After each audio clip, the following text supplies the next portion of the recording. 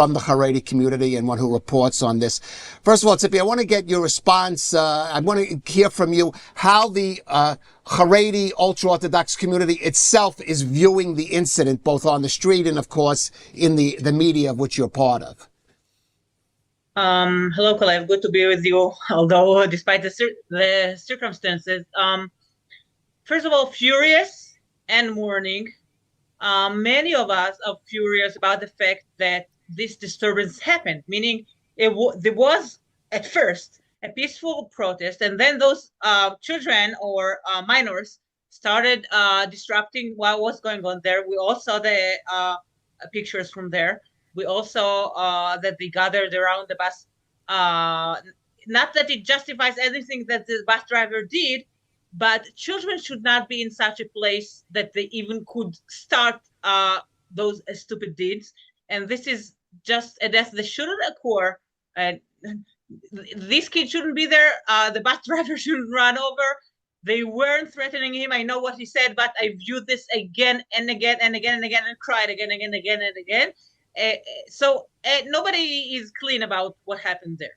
And many people were speaking against it. A Rosh Yeshiva, a head of a yeshiva in Bet Shemesh wrote about it, that they were disregarding human lives while letting this disrupt going on. And after the boy was ran over, they didn't stop the protest and they went on with it.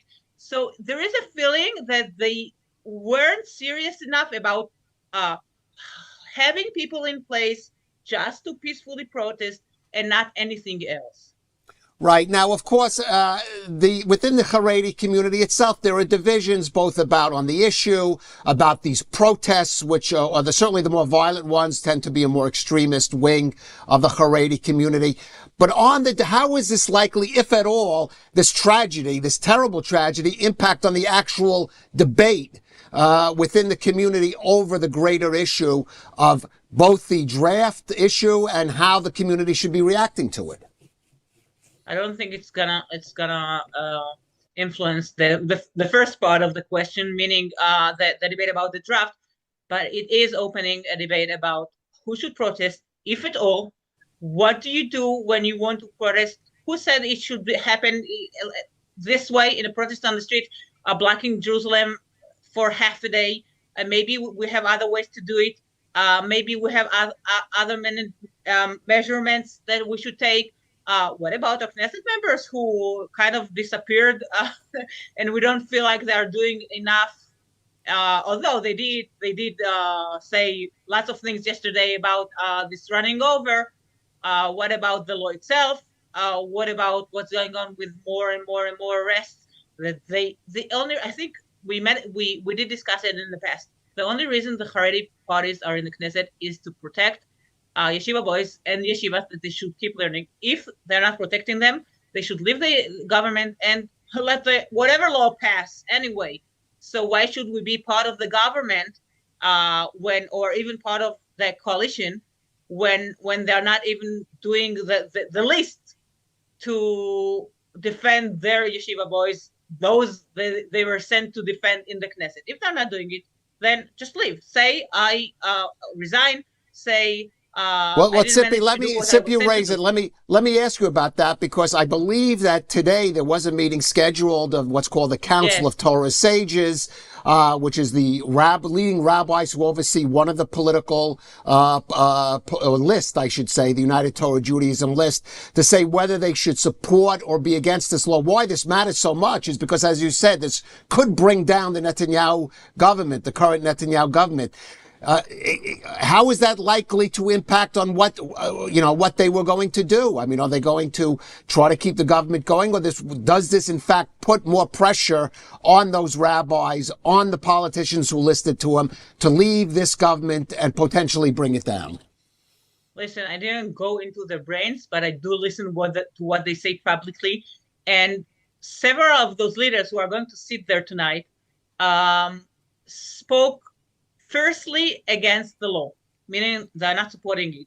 So unless they're going to hear from the Knesset members that there is some kind of a way that something else will happen, I don't see that it's going into preserving it in any way, because nobody feels right now under the current legal circumstances and current legal system that they're going to get a support for any law that will be satisfying enough, let's say, for the leaders of United Torah Judaism and Shas. Right. Let me ask you, on the bigger issue, this division in Israeli society between the ultra-Orthodox community and I won't even say religious, really, because there are many in the religious community in the Zionist, what we call Zionist camp that support this enlistment. How this might impact on that split, and it's going to be very controversial. The driver was reportedly charged with aggravated homicide, but that's only a police recommendation. The state there may be a decision that he acted to save his own life, which is going to be very controversial, and with the Haredi community. Is this kind of event likely to perhaps bring about maybe more understanding, as some like President Herzog has called for, or more division between the ultra-Orthodox community and the rest of Israeli society? Listen, most of the people who are, I would define sane, spoke against this yesterday. People understand that when you protest, nothing like this should happen, and no matter what you are protesting about. So there is some kind of understanding that this shouldn't happen, and then they go on and say, but I don't support what they protested for. I don't think it's going to bring an understanding, because there's not really any dialogue, any talk between the several parts of the Israeli society that is really happening right now. Our political leaders are talking in slogans and not really trying to promote what they believe in. And I'm talking about all of political leaders, not that in that case, not just the Haredi leaders. So it's only people-to-people events that happen here and there, and I do take part in some events like this, that where people try to at least understand each other. It doesn't happen on the public level. It doesn't happen on the political level, and then I think that the rift is going to be deeper and deeper. All right. Well, I'm sorry to hear that, and of course, we mourn the death, this tragic and totally unnecessary death of this young man. Tzipi Yarom, thank you for joining us on ILTV. Thank you, Kalev. Let's move on to diplomatic news. The U.S. Special Envoy to Syria, Tom Barrack, is calling the latest talks between Israel and Syria a breakthrough, signaling a potential shift in one of the region's most sensitive fronts. Now, in an interview with the Jerusalem Post, Barrack said the meeting reflects a shared desire to move from decades of hostility towards cooperation, transparency, and stability. According to Barrack, the new Syrian government has made clear it does not seek conflict with Israel and wants a relationship based on respect and coexistence, a marked departure certainly from the past. Now, the talks mediated by the United States included senior Israeli, Syrian, and American officials and resulted in an agreement to establish a joint intelligence sharing mechanism that's a real-time coordination channel aimed at preventing escalation and misunderstandings. And also for the first time, the sides agreed to open parallel talks on civilian issues, including energy, health, and agriculture, alongside security discussions. U.S. officials described the meeting as positive and constructive, while cautioning that many issues remain unresolved, but say a new diplomatic path may now be opening. And in other diplomatic news, Israeli Foreign Minister Gideon Sa'ar is in Somaliland at the head of a high-level Israeli delegation. This is just 11 days after Israel formally recognized the African Republic as an independent state. Sa'ar was warmly received in the capital, Hargeisa, by senior Somaliland officials and met there with President Abdirahman Mohammed Abdullahi in what is the first official state visit by an Israeli leader there. Israel is the only country in the world to officially recognize Somaliland, which broke away from Somalia in 1999. Sa'ar called the visit a great privilege and said it sends a clear message. Israel is determined to rapidly advance diplomatic, economic, and strategic ties with Somaliland. The Foreign Minister said the talks cover the full spectrum of relations, stressing that Israel's decision to recognize Somaliland is not directed against anyone, but aimed at promoting the well-being of both peoples. Here's Sa'ar and the Somaliland president. We agreed on the mutual appointment of ambassadors and the opening of embassies. We will get that done soon. We agreed to work together to promote relations between our countries for the sake of mutual prosperity. We want to build an enduring and warm friendship, not only between governments, also between the people of Somaliland and the people of Israel. An evolving relationship between the Republic of Somaliland and the State of Israel. It reflects not only political recognition, but also a shared commitment to transform that recognition into a substantive, forward-looking, and strategic partnership. We see this partnership not as a symbolic, but as practical, institutional, and result-oriented, one that contributes to stability, prosperity, and shared interest. Now, Saar also made clear that only Israel decides whom it recognizes and with whom it maintains diplomatic relations. During the visit, the Somaliland president accepted Prime Minister Netanyahu's invitation to visit Jerusalem. Somaliland is home to more than 6 million people, and it sits in a strategic location in the Horn of Africa, right across from Yemen, adding some geopolitical weight to Israel's historic move. And moving to Iran, where demonstrators clashed with security forces inside Tehran's Grand Bazaar as the protests there have entered their 11th day, with reports emerging of a sharp rise in casualties, in arrests, and also an execution linked to Israel. According to the human rights activist news agency, at least 36 people have now been killed in connection with the demonstrations. The group says 34 of the dead were protesters, with 2 members of Iran's security and law enforcement forces also killed. Now, the protests have spread to 92 cities across 27 provinces, underscoring the scale of the unrest. Activists say at least 2,076 people have been arrested. That is nearly double the number reported just a day earlier. Meanwhile, Iranian authorities confirmed the execution of a man who was accused of spying for Israel. Iran's judiciary identified him as Ali al-Dastani, saying he was convicted of espionage for Israel's Mossad agency and executed after approval by the Iranian Supreme Court.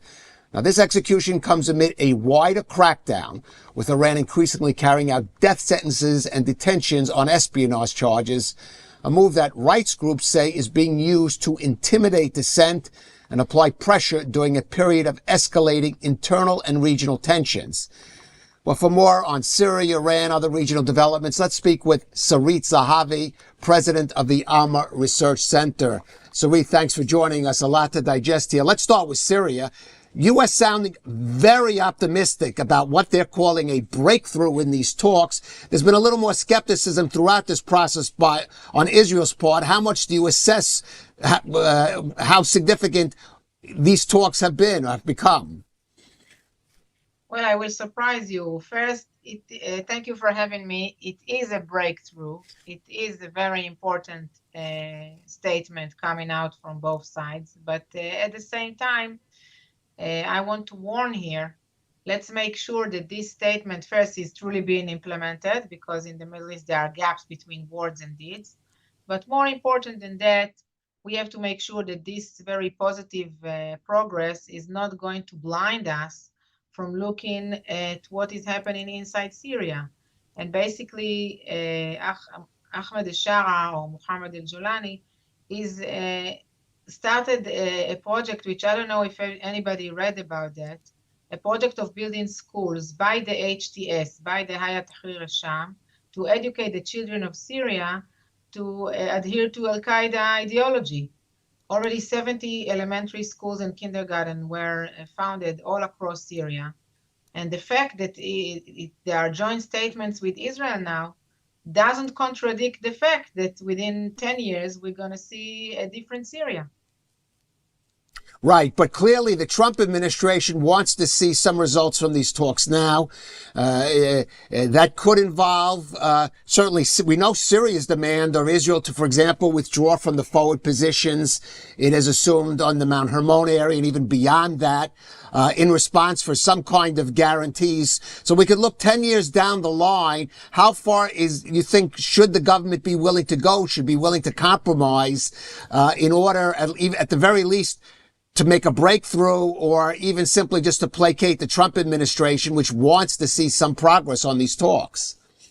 I think that the first phase is to make sure that this statement is being implemented. In this statement, what you see is the establishment of a mechanism that creates a dialogue between the two countries, first and foremost around counterterrorism. And there is a lot of work around that and a lot of basic for collaboration, either against ISIS or against Iranian shipments of weapons to the hands of Hezbollah. That here there is clearly a joint interest, and I think this is the joint interest that was identified by the Americans, and this is what they worked on. All other issues, especially with regard of Israeli withdrawal from the buffer zone and even from the Hermon, here I think we should be very, very careful because, as I've said, Ahmed Shara is not exactly building a friendly Syria to Israel. Those who watch the celebration of 1 year to the revolution, Israel is defined as the enemy, Hamas is defined as a friend, and everybody were talking about anti-Semitic slogans that were chanted in the streets of Syria. We should be very, very careful of giving up our security only in the name of satisfying somebody or writing nice agreements. Right, and you talked about this program of Islamization throughout Syria that President al-Shara is pursuing. That, of course, has to be concern for Syria's of concern to the minorities, religious minorities in Syria, in particular, of course, the Druze people. And again, this is an issue that how far in these talks there's Israel's security, but how far can Israel go to fulfill its promises on ensuring security of, say, the Druze community in Syria? In what parameters can Israel set in order to advance that issue? First, yes, Israel demands that the progress in the relationship between Israel and Syria will include making sure that the Druze of Syria are safe. What can we do? We demand a humanitarian corridor from the Druze area in the south to Damascus, enabling the Druze to live normal life and not to be under the control of Ahmed Shara forces to block the road or open it whenever they want. Yes, the Druze of Syria had their own October 7th with a massacre that was carried out by the forces of Ahmed Shara, some of them, by the way, with uniforms, but wearing patches of ISIS. And we want to make sure that this is not happening again. I want to make it very, very clear. It's not only about the Druze of Israel versus the Druze of Syria. It's a clear understanding of Israel that a minority that will be massacred 80 kilometers from our border, and we will enable it, we will end up with having those radical players on our border. And that's why it's very important for us to make sure that these communities, which are only 80 kilometers from the Israeli border, are safe. Right. I want to go back to your statement where you said that, for example, there is a shared interest between Syria and Israel when it comes to Iran. I mean, there is a saying, it's an old saying elsewhere, but certainly in the Middle East, the enemy of my enemy is my friend. And the question is that how much should Israel could benefit from having Syria at least having a security cooperation, joining a kind of anti-Iran access to break that sort of that Shia crescent of terror that we've talked about. How much should Israel be willing to compromise on some of these other issues to achieve that security goal? Maybe we should switch the sentence and say that the one who is my friend today is my enemy tomorrow, and vice versa. Okay. The enemy of my enemy is my friend. Syria is much more complicated than that. There are so many players there, so many different interests. I think we should not try to conclude one area to another. And the bottom line is we do share a specific interest with Ahmed al-Shara, but at the same time, we do understand that Ahmed al-Shara does not deny his terrorist past. He's denying being a terrorist, but he's not asking, forgiveness from anybody. In Forum Doha in Qatar 2 weeks ago, when he was asked by Christian Amanpour from CNN what his response to the claims that he is a terrorist, he said, "I'm not the terrorist. Those who killed children in Afghanistan and Iraq are the terrorists," and he actually meant the Americans and the British. He didn't change. He didn't change his ideology. He's just very pragmatic. And as we learned from Hamas, reaching our hands to somebody that is very much radical, but at the same time very pragmatic, is not going to bring us to very good places. And that's why I'm saying it's okay to have the joint statement. It's okay to collaborate where we have shared interests, but to define him as a friend, I think this is going too far.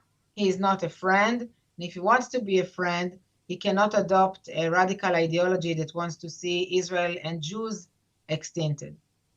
Right.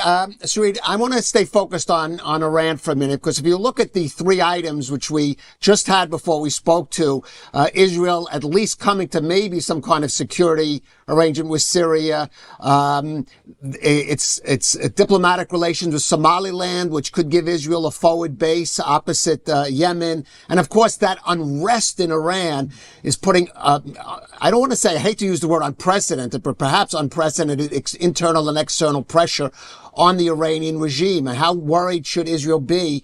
We certainly heard the rhetoric from some Iranian officials the last couple of days that Iran could lash out at the Zionist enemy as it really comes under this pressure from both inside and out. Look, in Iran, we are very well experienced in more than 20 years of protests all over the country that brought nothing. So I believe that one day we will wake up in the morning and we will learn that the Islamic Republic of Iran just fell. I hope we will not have to assist that, but I'm not sure it will happen without external assistance.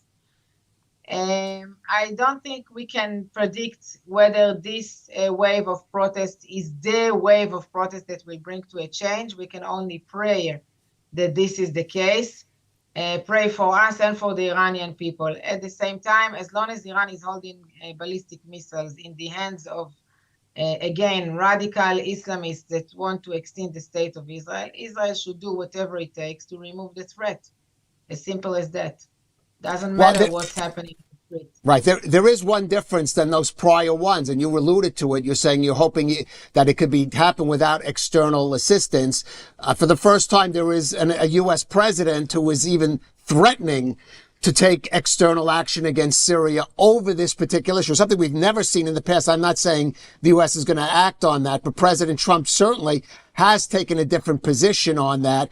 I want to ask you about that, how you think that may impact, and what should Israel and the U.S. be doing? I mean, you alluded to maybe Israel having to take military action against Iran's ballistic missile program. One could wonder if this is the right time or not to do that.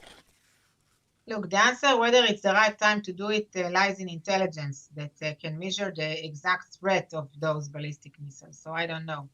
As for President Trump, I agree with you that his statement was extremely important. First and foremost, to give the courage to the people to come out to the street to feel that they are not alone. I've been saying for years that Israel cannot be the one and should not be the one to overthrow the Islamic Republic regime. It's in the hands of the Iranian people. At the same time, international community with the leadership of the United States can influence those processes greatly with attacks, but not only with attacks. Today, there are many different ways to do it, not only in Iran, by the way. And I think that this could be very effective if the United States will decide that one of its missions is to change a regime in Iran. They can make it happen. And this is very important because it will bring a change all over the Middle East. We are saying again and again and again that in Lebanon, for instance, we will not see a thorough change as long as Iran continues to send money and supply and weapons to Hezbollah. This is a very good example. Well, again, you mentioned Hezbollah. I know you closely watch the northern border there. There is some speculation, concern that Iran could, again, under this internal, external pressure, have one of its proxies, particularly Hezbollah, lash out at Israel as a distraction. You see that as a likelihood? This is an option, even though I want to remind everybody that in the 12 days war, Hezbollah didn't do anything. So it's an option. We should be prepared. Even though I'm not sure that Hezbollah, his first priority now is to launch attacks against Israel. His first priority now is to rebuild its military power. They are doing that as we speak, and Israel is fighting that as we speak. So maybe there will be a pressure by Iran on Hezbollah to respond. Until today, they failed to do so. We have to be prepared for this scenario, that's for sure. All right, Sarit Zahavi from the Institute, thank you for joining us on ILTV. Thank you. And another security news, the IDF carried out a raid at Birzeit University near Ramallah aimed at preventing a pro-terror gathering and disrupting activity linked to Hamas-aligned student groups on campus. According to the Army, intelligence indicated that a gathering in support of terrorism was expected to take place at the university. IDF troops and border police entered the area as the event began, using crowd dispersal measures and firing warning shots before successfully disbanding the crowd. Now, the IDF says that later a separate and more serious disturbance developed involving hundreds of suspects. Now, during that incident, stones and rocks were thrown at Israeli forces from rooftops, creating what the Army described as an immediate threat to life. Troops responded with additional riot control measures and live fire that was aimed at central violent instigators.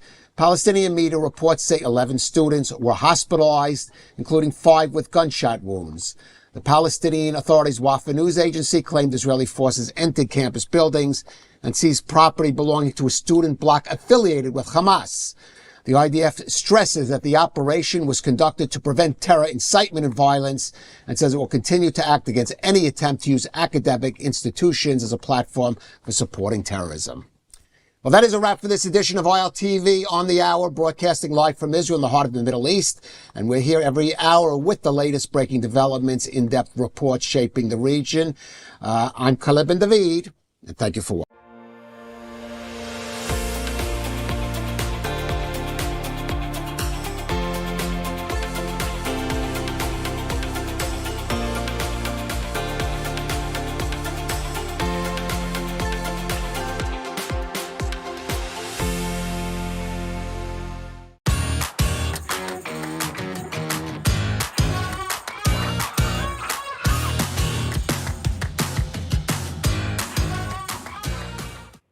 Welcome to Insider. I'm your host, Mayan Hoffman.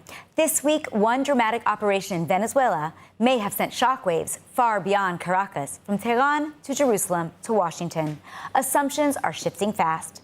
What does it mean for Iran's protests, Israel's next move, and Trump's global strategy?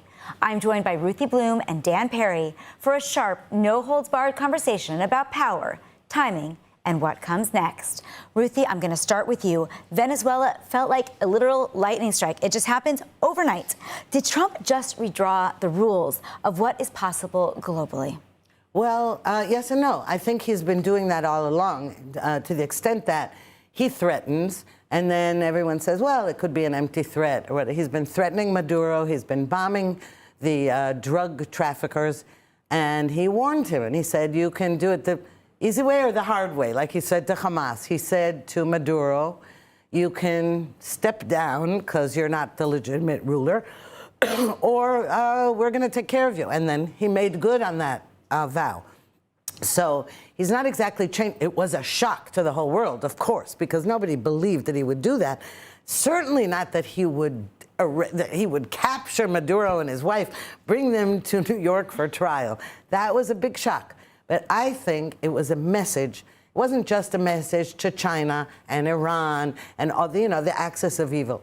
It was also, in my opinion, a message to the part of the Republican Party that is trying to pull him away from interventionism in the world. And I think that was a clear message to the Tucker Carlsons of his party as well. Dan, do you agree? And can you also hone in a little bit on the question of Iran? And was Venezuela a message to Iran as well? But respond to Ruthie first.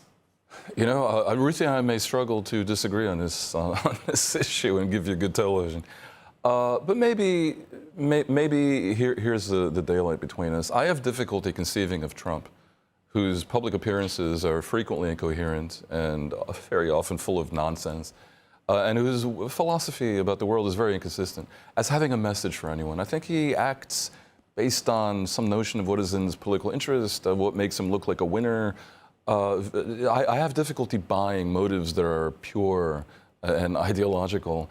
And when it comes to regime change, Trump has been all over the map. I mean, his original posture was that the U.S. was wrong in getting involved in forever wars in other people's countries with other people's interests. Indeed, just last month, his national security strategy openly disdained the idea of promoting democracy, correctly noting that in some cases it was attempted as an imposition on societies that maybe weren't ready for it in various ways. So the idea that he's trying to impose democracy on another country strikes me as fantastical. On the other hand, sure, regime change had been attempted in the past by the U.S. and other countries, but it had largely been discredited because of the traumas of Iraq and Afghanistan. And I actually have bemoaned that. I, in recent years, have criticized the Biden administration, before that Obama, for being so weak on the global stage, which left a vacuum that was filled by jihadists and bad faith players of every kind, from dictatorships in the Arab world and elsewhere to Putin, and we see the result, and it might embolden China. So it would be hypocritical of me to criticize this action. The problem lies elsewhere in the fact that after the rather impressive lightning strike that abducted Maduro, ridiculous and kind of comic as that may be, we see two problems. One is that they haven't really changed the regime. It looks like Trump is inclined to maintain the Chavista regime and do deals with them. And the second is, if you're going to be basically interfering in other countries' affairs with very dubious legality, and we can get into the arguments, but trust me, the bottom line is it's dubious in terms of legality. You don't want to appear like a usurper hours later on international television saying we need access to their oil. That was ugly and very, very foolish. So as for Iran, sure. If I was the Iranian regime right now, I'd be thinking, well, maybe with, success comes more appetite, and they might be emboldened to actually interfere. And the real message, and I can get into this later, is vis-a-vis the Iranian army. The Iranian army is a very important player here. Can I spend a second on that? Spend 1 minute, but I want to give Ruthie. The Iranian army is not really part of the theocratic regime. They're very different from the Revolutionary Guards, and they played a very pivotal role in 1979 when, indeed, the Shah was drummed out of Iran, but there was not clarity about what would happen. A month or two later, Ayatollah Khomeini returns from France, and within months, they set up a referendum on whether the Iranian people want a theocracy, and it was completely faked. And 99% supposedly voted in favor, and the catastrophic result lies before us in ruins. The army enabled that because they were timid. I have no doubt the army regrets having allowed that to happen. Now, many revolutions that we consider to be revolutions were actually in a one way or another military coups. I've seen that personally in Romania in 1989 and in Egypt in 2011. Usually, in reality, it's the army betraying the dictator. In theory, that could happen in Iran as well, and Trump's actions and statements may give them something to think about. For sure. Now, I want to go back, though, to Trump's actions, because in some sense he opened a Pandora's box. You know, you talked about it. It was this sweeping move. He brings the president over to the United States. Now he has to meet these expectations. He needs to get access potentially to that oil. He needs to hopefully have regime change in Venezuela and actually have this impact the rest of the world. Can he stand up to it, or is this actually a little bit dangerous to kind of open this can of worms but not be able to actually carry through? Well, of course it's dangerous, but here's what I think. I think that, you mentioned the jihadists, Dan. It's interesting because Latin America is not jihadist, but has housed Hezbollah and terrorists, paid for them and housed them. But their culture, Latin American culture, is different from radical Islamist culture, all right? So, and that's crucial here. Because aside from whether the regime is still the Chavist regime, and that's true, I mean, that's what happened with the Soviet Union. It fell, but then you have Putin, who's actually left over from Soviet Russia. And a big nostalgist. Right, exactly. And that is a problem. But what is important here, in my opinion, is his attack on Hezbollah, on the drug trafficking, on the terrorists. That is what ties in to Gaza and Iran and everywhere else. That part of it is very crucial. So that's why I'm optimistic about it. It's a message to them, but not just a message. It actually has weakened them very, very severely. It weakens Iran when Hezbollah is already severely weakened in Lebanon. But what about all the money it gets from Latin America? And when he said to Colombia and Mexico and he said, watch out, because you're next. And Cuba, don't think that you're immune from. And that, to me, is a positive move in relation to jihadism, actually. Interesting. I would also say that it's not indefensible when he chooses to retain bits and pieces, well, the essence of the regime, at least for a while, because that could be framed as the learning of a lesson from what happened in Iraq. In Iraq, we deposed a dictator who probably was the essence of his dictatorship. But we went on to destroy the Ba'ath Party, and that left a vacuum, the result of which was complete incoherent government in Iraq for years, and the rise of al-Qaeda in the country, and eventually the mutation of Islamic State. That is now seen as a mistake. So leaving Chavismo in place, at least for a while, can be seen as a practical concession to reality, the kind of thing that, in fact, perhaps Trump should be applauded for. The real issue here is whether Marco Rubio is playing a significant role, and of course, Trump is making noises like Rubio now runs the country. That's probably unrealistic. And it may be that Rubio himself is driven to an unhealthy degree by his own obsession with Cuba because his parents come from Cuba. But on the other hand, Cuba is, on the other hand, Rubio may be the only standard Republican normal in this administration. he can be trusted in ways that Trump and Pam Bondi and the others just cannot. And maybe Rubio will be the author of a rational transition. But now, one of the other things that I think was rather surprising was the fact that Israel actually was unaware that this was going to go on. Not that Israel has to be privy to everything the United States is going to do, but it certainly seems to work the other way around. And as we mentioned, there is some impact or some reverberations around the Middle East and some of our allies and enemies who are impacted by this move. So are you surprised that Israel was surprised? And how could Netanyahu have been more prepared for this to happen over the weekend? I don't believe he was surprised. The same way that I don't believe necessarily the U.S. was surprised by Israel's attack on Qatar. This is public theater. It's in everyone's interest that Trump should, project that he's not in any way the tool of Israel. I strongly suspect that there was at least an indication, but I can't prove it. What I can say is Netanyahu's main interest here is the weakening of Hezbollah and Hamas. And as Ruthie said, the money train that does go through, in some cases, Latin America, and alongside Cuba, Venezuela is, in fact, by any measure, Venezuela is was the main player. They're weakening Hezbollah and global jihadism, implicitly weakens Iran. Venezuela was potentially a part of Iran's sanctions busting. Weakening Iran is an excellent thing for Israel. I would add, weakening the Iranian regime is an excellent thing for the Iranian people. Many Iranians right now are begging Israel to get involved. And there is pressure on both Israel and America to seize the moment because of the riots in Iran post the June humiliation that they suffered could create a real opening. So, Ruthie, turning to you just for a moment when we talk about the protests in Iran, obviously they're gaining more and more steam day by day. And on the other hand, the Iranian government is kind of crushing them more and more day by day, certainly after the attack that happens in Venezuela. So at what point do we see these protests as actually being strategically significant? As Dan mentioned, during the 12-day war, there was actually a call for Israel to help to bring about regime change. But in fact, Trump put a stop to that and said, no, not now. Is something different today? And do you feel that these protests might have more impact than meets the eye? Well, what's different is that this time, even though the protesters are being gunned down by the Revolutionary Guards and the Basij militias, the whole structure there is so weakened, and I think that has emboldened the Iranians. One of the things that the Iranian people saw after the 12-day war was that Iran was more of a paper tiger than they had imagined. And years ago, Bernard Lewis, the he was a real expert on Iran and the whole Middle East. He said, you know, if you attack Iran, and even if nuclear facilities, if you attack Iran, the Iranian people will rally around the regime. And at that time I said, well, then screw them if they're going to rally around the regime. We have to worry about our interests. Right now, I think they're not rallying around. After the 12-day war, they didn't do that. Because what they saw was, they had assumed, like the rest of us, that, uh-oh, if you attack Iran, you're poking the bear, and we're going to be in big trouble. And what we saw is it didn't happen. That emboldened the Iranian people. But I also want to make one point about Trump and Netanyahu. Trump said at his press conference about Venezuela, he said two things that were interesting. He said he didn't let Congress know because he was afraid of leaks. That's why he said Congress leaks.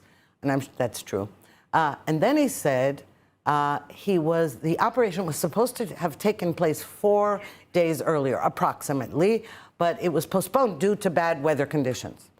Is it interesting in a contrast with President Carter's attempt at rescuing the hostages, yes, where the bad weather conditions were what botched the whole thing. Anyway, he said it should have taken place 4 days earlier. Now, the 4 days earlier were exactly when Netanyahu was at Mar-a-Lago. So my guess is that Netanyahu did know that something was in the works. Exactly. Also, I think, and we have no proof, but I think that it's no accident that it coincided. And also, I think that Trump learned a lot from Israel's type of prowess. It's not that I'm saying that the Israeli army is more mighty than the American army. No, it's not. But there is something about the calculations about how you do a strike. And, you know, he said there were 150 aircraft, whatever. Israel also prepared in that way, in a clever way. And I think that the U.S. Army learned a lot from Israel and maybe was even along the way coordinating it to some extent. Well, where Israel excels is in covert operations that require cleverness and not necessarily scale. Right. America's advantage, of course, is scale. So Israel's actions over the past several years, its successes, really have been victories of that sort. And it shows a kind of daring and cleverness that also, alongside the PR hit that Israel took in the past 2 years, have created a lot of admiration. This type of landscape, where you're talking about covert operations and various little skullduggeries, as opposed to military invasion, need to be kept secret, need to be kept to a tight circle. Like Ruthie, I'm almost sure that Netanyahu was told about it at Mar-a-Lago, but I can't prove it. But of course, the timing strongly suggests it. And Trump would be right in saying such an action, as opposed to seeking approval for a military invasion, can't be one where you advise Congress in advance. Of course it cannot be. I assure you that Netanyahu did not advise the Knesset about the beeper operation with Hezbollah. So let me ask you this. You know, even former Defense Minister Benny Gantz is calling on us to take advantage of this opportunity and to carry out some kind of attack inside Iran or to help with the regime change. Do you think that time is right for an attack? And if we would attack Iran right now, especially the growing ballistic missile arsenal, which we know is actually the greater threat than the nuclear arsenal right now, what would that look like? Would it be done with U.S. collaboration? Do you have a vision for that?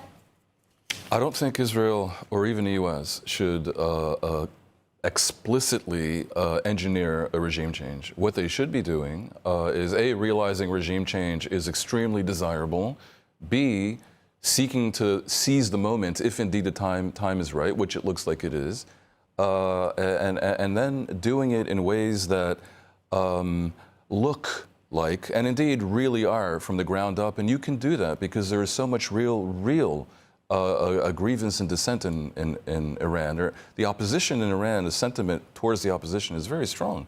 The support even for the Crown Prince Pahlavi is very, very strong.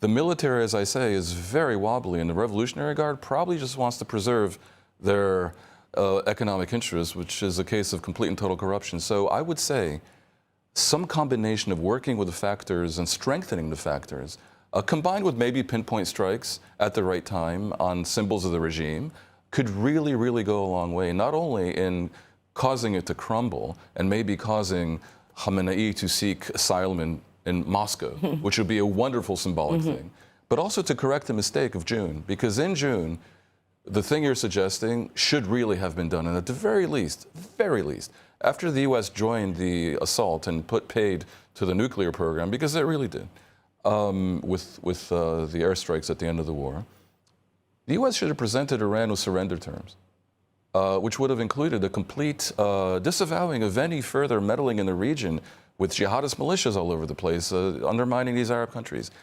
That should have been non-negotiable at that point when the regime was supremely weak and was about to collapse anyway. Instead, Trump, impetuous and impatient and eager to declare victory, walked away from the whole thing. I think if he knows anything, he knows that was a mistake, and this would be a chance to correct it. Well, and certainly as we're seeing that Iran is already beginning to funnel money back to Hezbollah, back to Hamas, and beefing up its own missiles. We're going to end up where we started if we don't take something now. Ruthie, did you want to say something? Yeah, I wanted to say that though, you know, nobody wants us to have to go back to war again and again and again. But here's the thing. If we don't preempt against the ballistic missiles, here's a possible scenario. There are rumors that the Ayatollah Khamenei is about to, or is hedging about whether to escape to Russia. And there are also rumors that Revolutionary Guards are beginning to defect. Now, again, we don't know if these are true. These are rumors. Spread also in the Arab media, by the way. Now, if that's true, it's possible that Khamenei would say, you know what, Hail Mary, I'm just on my way to Russia. I'm going to launch ballistic missiles at Israel, or, you know, in other words, or at Europe. He could do that one last, that kind of jihad, put on a big show. And so that's why I think it's very important to preempt that. Because if we don't, we're going to be back in that same situation where we're always waiting to see whether the enemy really means it. I mean, going back to the conceptia of October 7th, you know, are they really going to do it just because they said so? And Khamenei has been saying so. Well, I doubt that they're in a position to do this at this point because their ballistic missile program, alongside their nuclear program, has been pretty well trashed. Of course, it should not be allowed to be rebuilt, obviously. Well, and we know that it is being rebuilt already. We also know that dual-use materials are working their way into Iran in order to be able to... We don't think they've reestablished anything like that. Of course, but we know that they're unraveled. No, but they do have ballistic missiles that are operational. They still have some, yes. But Israel knows where they are. Symbolism matters in such cases in history. Just like the last major symbol was Ayatollah Khomeini returning on a plane from France. If Khomeini flees Iran, the chances that regime survives are very, very low, much lower than the chances that Chavismo can survive the abduction of Maduro. Khamenei is such a symbol that, and the regime is so brittle anyway, that his departure would probably mean a very quick military coup and some version of Pahlavi returning or the opposition returning, massive Western influx, helping the country with investments and with intelligence operations. I think that would be the end. So it's not so fast that he's going to do this, but it's possible and it should be encouraged. So behind the scenes, every maneuver should be done to encourage that one thing to happen, the flight of Khamenei.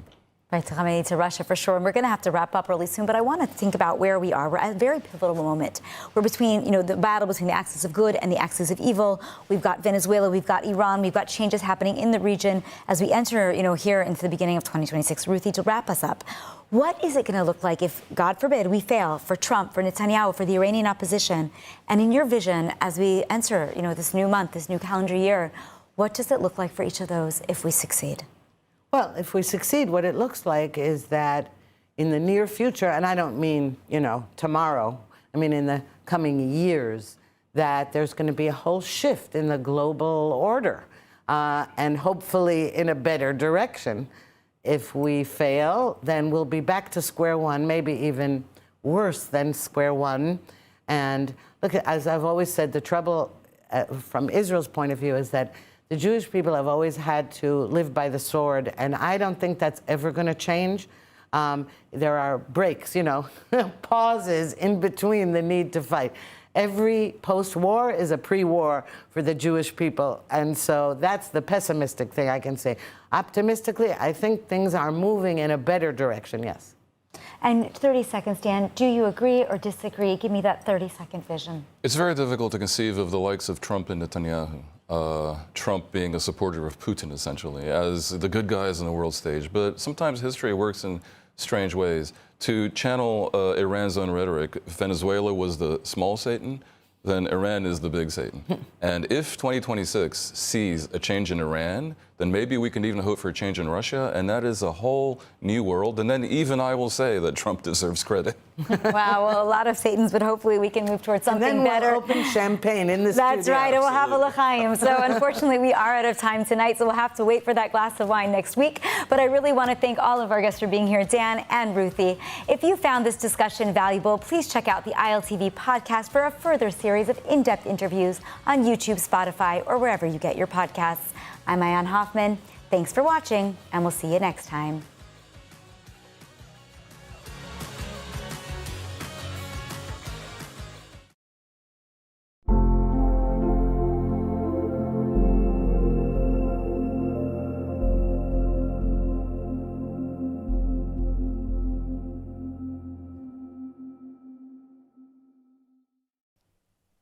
Well, thanks to Jewish National Fund USA, a record 90 college students are spending their winter break volunteering across Israel's north and south, restoring communities and strengthening their connection to Israel.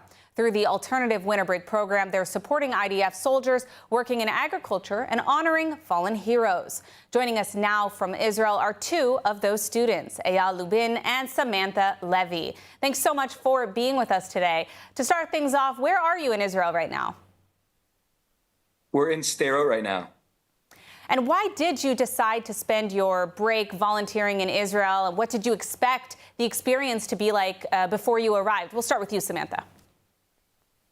My grandparents and parents always ingrained in me the importance of volunteering in Israel and contributing to the community. So I just thought I'd give back and come on the JNF trip. And Eyal? Very similar. I've always been intending. I spent a year here in yeshiva on a gap year, and I've always intended on coming back and giving back to the community and being able to volunteer here as much as possible. And thankfully, through JNF, I've been able to do so. Well, we're certainly glad to have you here. Now that you are here in Israel, how does the reality compare to what you had imagined, and how does it feel to see the impact that you're having on the country's north and south communities? It's really, really amazing. We've started the trip. We went all the way from the north, and now we're making our way down south. And being able to see the impact that we as students have been able to make, giving back to the community, and being able to watch our impact really show its deep causes and deep roots is amazing. And we keep giving back as much as possible, and we keep receiving as much as we're giving. Now, Samantha, how do you think this experience will influence your Zionist identity and leadership back on campus? It's taught me to be more proactive and to just really go for it. I think JNF is like the living, breathing proof of that if you think something is like unattainable, it really is. And Eyal? Yeah, I mean, I try to do as much as I can on campus for fellow Jewish students, and I think this trip has just really strengthened within me and given me a reinvigorated spirit to return to campus during the next semester and try to bring more energy and more positive enthusiasm about Judaism, about Zionism, about Israel as much as possible. Well, that's definitely not something to be taken for granted. We know it's not an easy time right now for Jewish students on campus. Now, with several days still left in the program that you're doing now, what are you most excited to experience before you head home? We'll start with you, Eyal. Okay.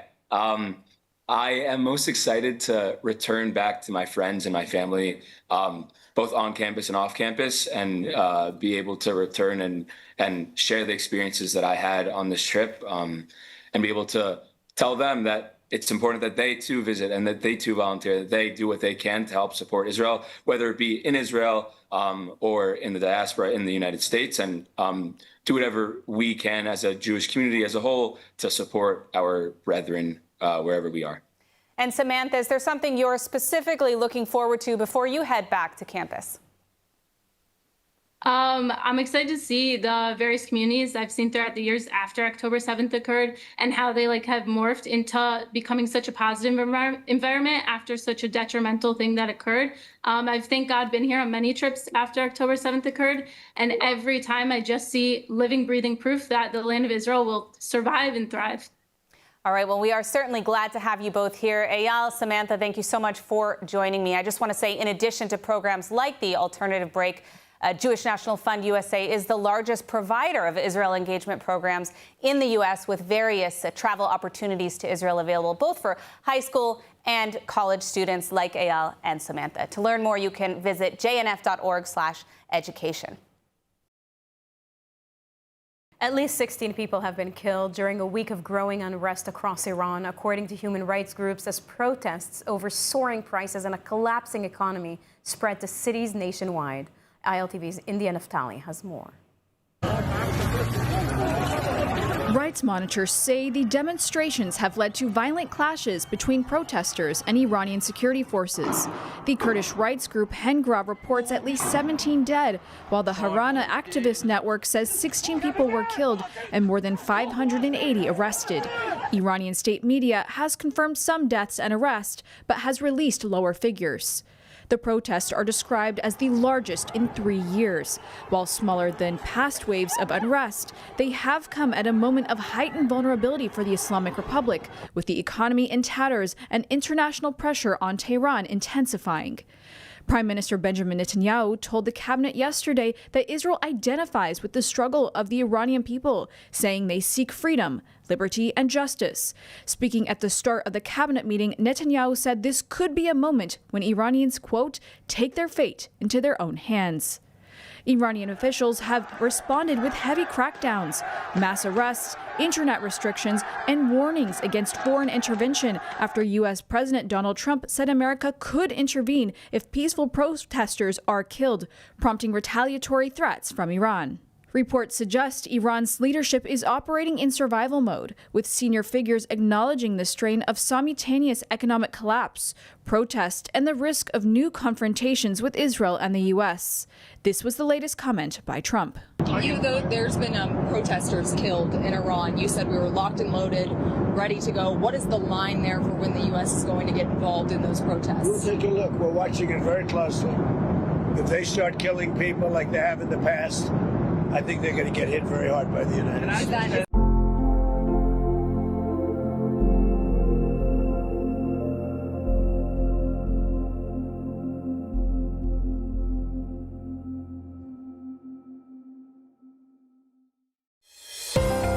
Israel's only English news channel, bringing you the headlines that matter every hour, straight from the center of where it's all unfolding.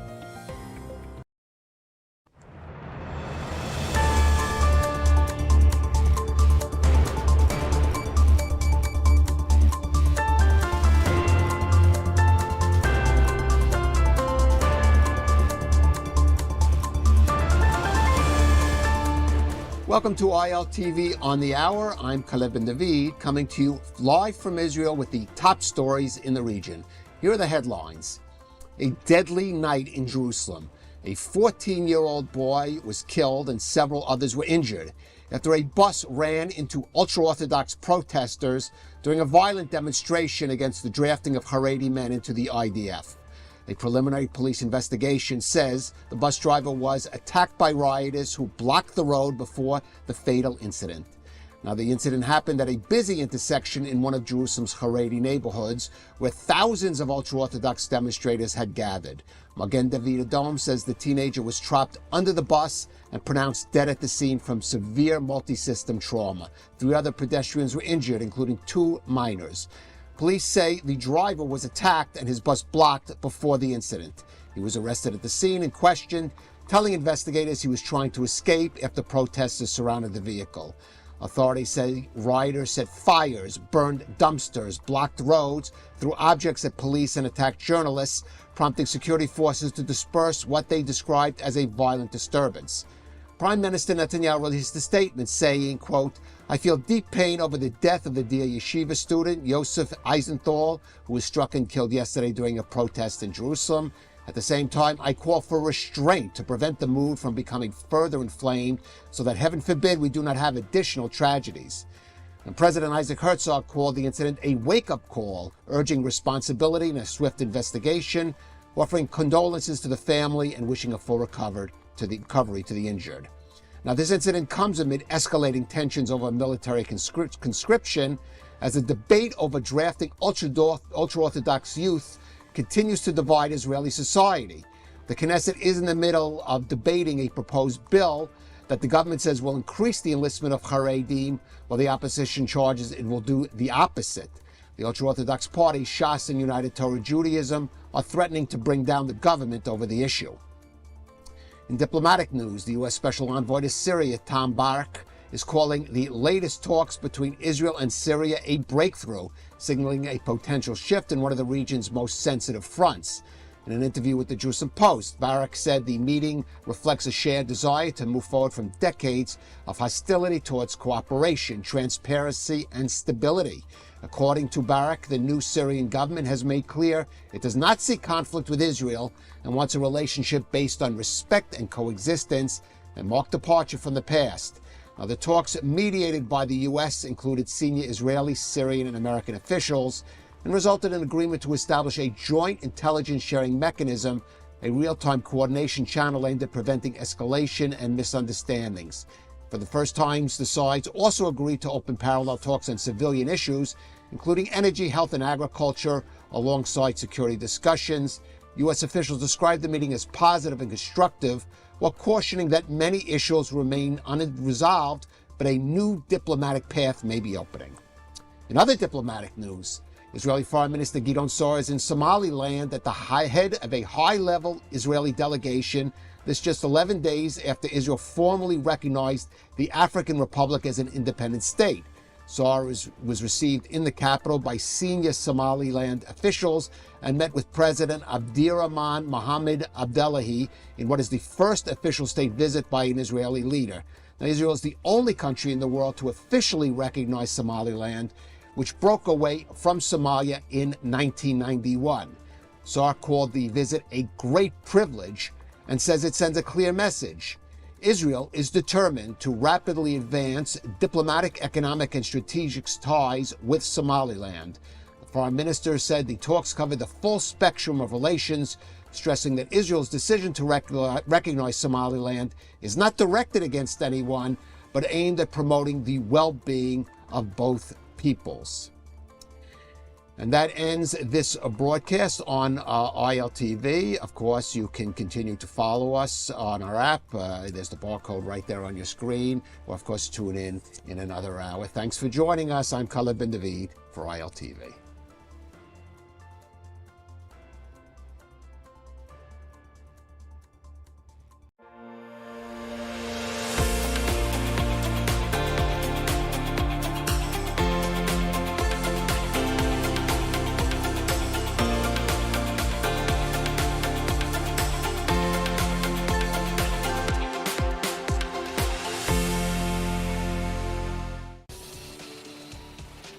Welcome to ILTV's Israel Daily. I'm Emily Schrader, and coming up in today's newscast, Iranian protesters continue nationwide as the Islamic Republic kills dozens. IDF resumes strikes on Hezbollah leaders and terror infrastructure in Lebanon. Despite political controversy, ultra-Orthodox enlistment in the IDF breaks records.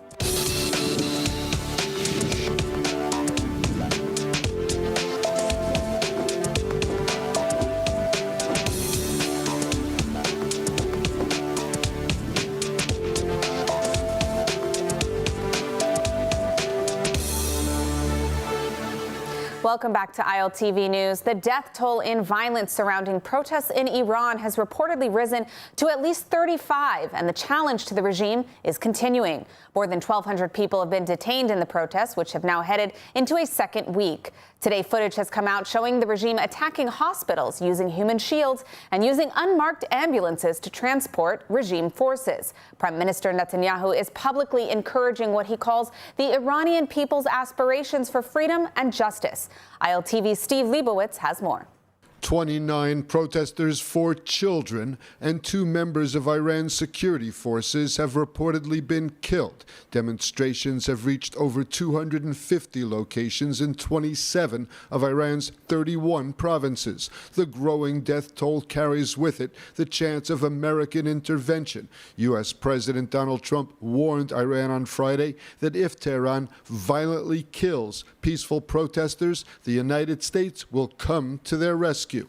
While it remains unclear how and if Trump will intervene, the comments took on new importance after the U.S. military on Saturday captured Venezuelan President Nicolas Maduro, a longtime ally of Tehran. Tehran called remarks in Washington and Jerusalem incitement. اقداماتی یا اظهاراتی که امثال نخست وزیر رژیم صهیونیستی یا برخی از مقام‌های رادیکال آمریکایی، مقام‌های تندرو آمریکایی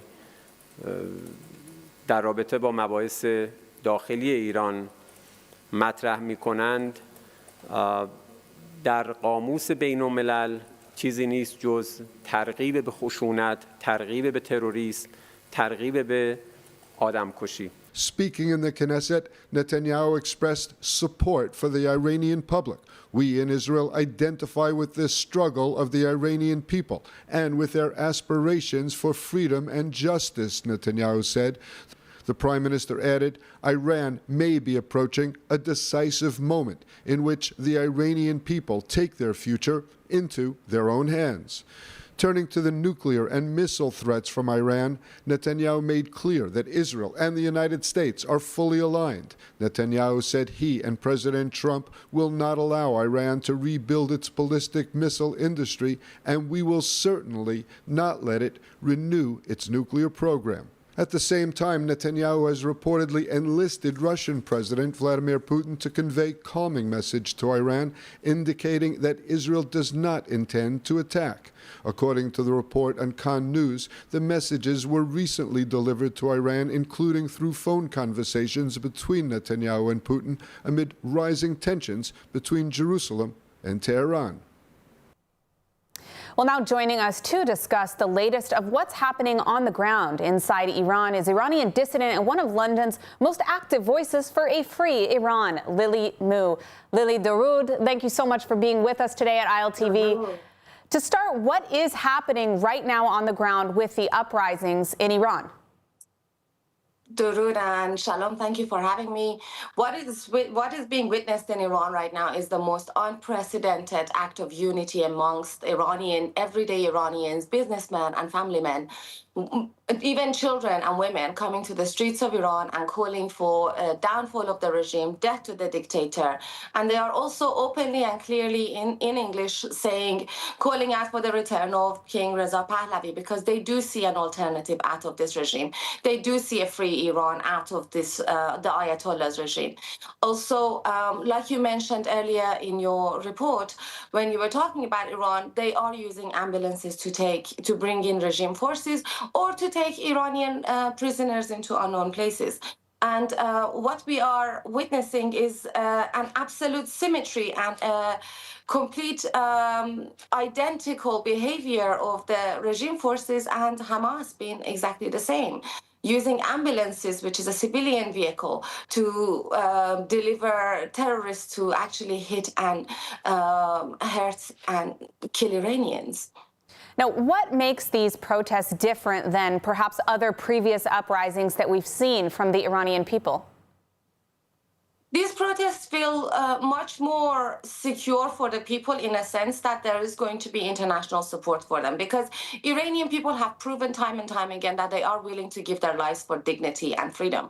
But this time they truly know that after the 12-day war and the depletion of the proxies of the Islamic Republic, there is only way forward and there is only a downfall for the regime. Iranian people have collectively come together and they have chosen their alternative and a transition and a leader of opposition for a transition period. They have made it clear that this is not just an uprising for economic crisis, even though the economy of the country has completely collapsed and the value of the real has completely collapsed. It's an absolute insult on a wealthy nation of Iran, and it's an absolute insult on Iranian people to see their men, women, and children being killed while their brave acts of resistance is being ignored in the international community. So we Iranians truly appreciate the allyship and the work that our Israeli friends and American friends are doing in order to send the word of Iranian people out there into the international community. We all know there is a blackout on Iran, and we all know somehow the news of Iranian people is not important enough. While our civilians die, it's only important for a certain group of self-appointed saviors of the international community to go and put their fists in the air and call for the freedom of a dictator from New York into Venezuela, while Venezuelan people are screaming in joy and their tears are flooding with joy into the world right now. So congratulations to the Venezuelans. Hopefully Iran next. Now, we've seen calls across many provinces inside Iran for the return of the Shah. How prevalent is this sentiment? And do you think that Crown Prince Reza Pahlavi is getting the support that he needs from Western nations to make this revolution actually succeed and get this Islamic Republic out of power? I believe the support the Crown Prince has from the American administration has been apparent over the past 3 years, and we are very happy and proud of that. We just hope that this time, unlike the 12-day war, when Iranians truly believe that the Shah of Iran is going to have a chance to return in June into our beautiful country and time for rebuilding will happen, this time hopefully with the actions that President Trump took against the Venezuelan leader, we know that international law is actually being practiced by some world leaders today, and hopefully it will be practiced for the Iranian people. Iranian people deserve to have freedom, and they are calling for the Pahlavi. Let us not forget, even a simple alliance with Pahlavi family is called treason and is punishable by death by this regime. Now, we are running out of time, but I do want to ask you before I let you go, what is the most important thing for the world, the Western world, to know right now about this movement, about these protests inside Iran? Iranian people are fighting with their bare chest against bullets. Iranian people deserve to be free, and this is their only chance. This is the only chance that the world will be free of the tyrannic and terrorist-supporting and terrorist-facilitating regime of the Ayatollah. I urge the international community to take action and join President Donald Trump in their practice of international law, R2P, responsibility to protect and help Iranian people get rid of this regime once and for all. We have lost enough bodies, we have lost enough people, even our children are being shot. And let's not forget, more than 2,000 people, Iranians, have been executed in the last year alone. That's right. Well, we will continue to keep you updated on this story as it develops. I want to thank you, Lily Mu, for all your activism and for speaking with us today. Thank you for your unity. Well, Foreign Minister Gideon Sa'ar has arrived in Somaliland, marking the first official visit by an Israeli cabinet member since Jerusalem last month became the first nation in the world to recognize the republic as an independent state. According to Somaliland's information ministry, Sa'ar was received at the airport by senior officials and is scheduled to meet with President Abdirahman Mohamed Abdullahi in the capital, Hargeisa. The moment comes 1 month after Israel became the first UN member state to formally recognize Somaliland, a move that sparked sharp condemnation from Somalia, criticism across the Middle East and Africa, and a rebuke from the European Union. Somaliland declared independence from Somalia back in 1991, but has struggled for international recognition until Israel's decision. The region is considered strategically significant, sitting across the Gulf of Aden from Yemen, where Islamic Republic-backed Houthi forces hold territory, adding a major security dimension to Israel's diplomatic move. Well, dramatic developments in Syria. Multiple assassination attempts on President Ahmed al-Shara thwarted with the help of Israel. An anonymous Syrian official claims Israel played a role in keeping their president alive. Why? Well, our correspondent Alec Pollard is here with me in studio to break it down. Alec, what are the latest developments from Syria? Right, so we have this anonymous source in Syria, a senior official, who says that Israel played a role in basically providing that information, saying there was a real and present Iranian plot to assassinate President al-Shara. There was also a second assassination attempt, or let's say attempts and goals of ISIS to try to knock off al-Shara there in Syria. So he is in a precarious situation. And certainly Israel doesn't want to see the Iranians get their claws back into Syria. Remember, the former president, Bashar al-Assad, was basically an ally of Iran, and al-Shara is not. The former president, Bashar al-Assad, was in that Shia axis, supporting Hezbollah, providing weapons transfers to Hezbollah. And this new president, al-Shara, seems to be wanting to stay away from that axis and also to work with the United States and maybe even with Israel. But there is an important point here to make, which is that Israeli officials, security defense establishment, are not under any real illusions regarding al-Shara. He is a jihadist in a suit. That's basically the understanding of everyone. You don't spend your entire adult life fighting for groups like Al-Qaeda and Al-Nusra Front and then one day become a liberal democracy lover and a friend of the Jews. That's not the case. So there are no illusions. But in the meanwhile, it seems like he's focused on stabilizing Syria.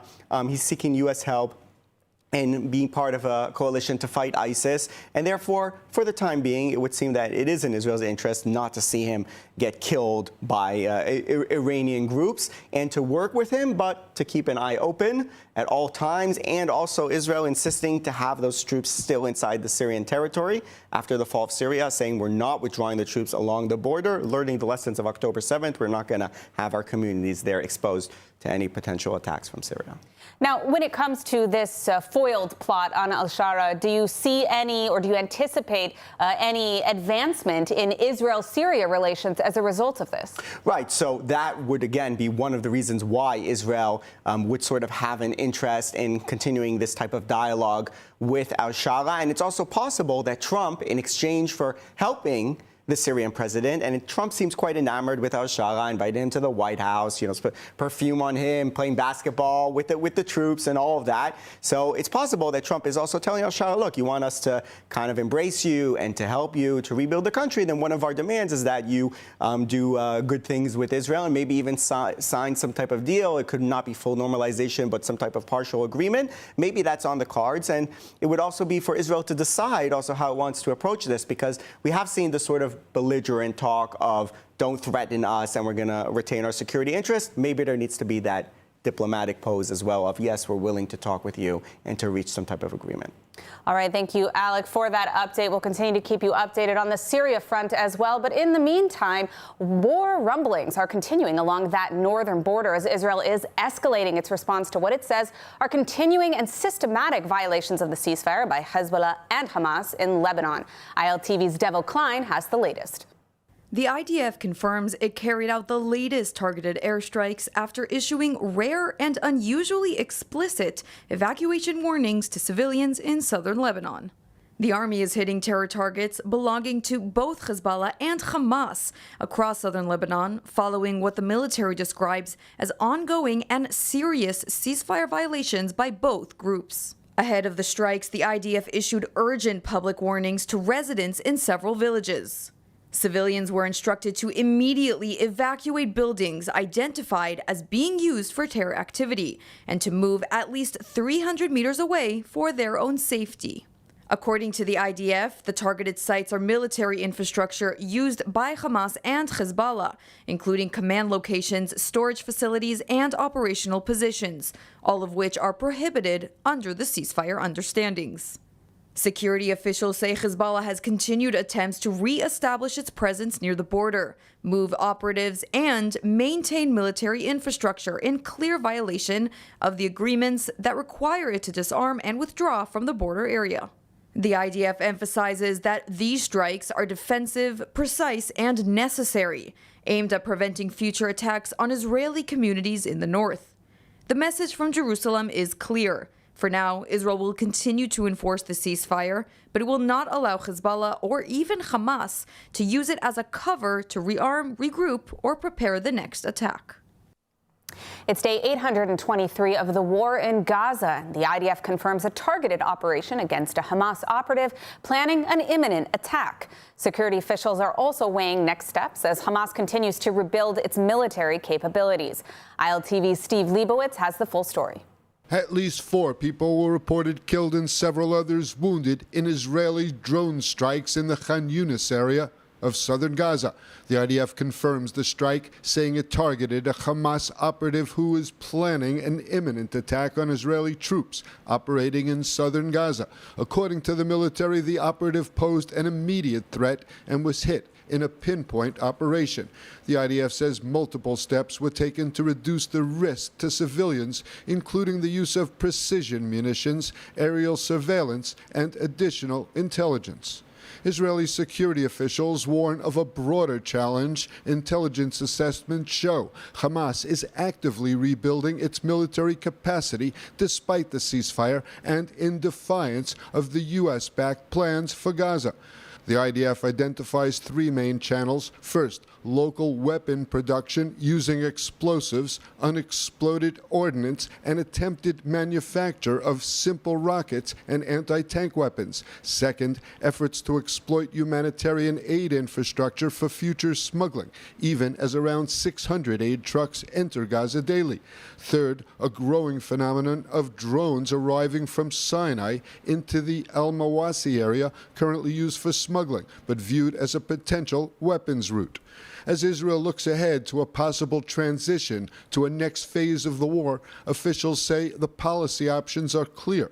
Maintain the ceasefire where possible, but act forcefully and preemptively when Hamas poses a direct threat, and above all, prevent the terror group from rearming for the next round.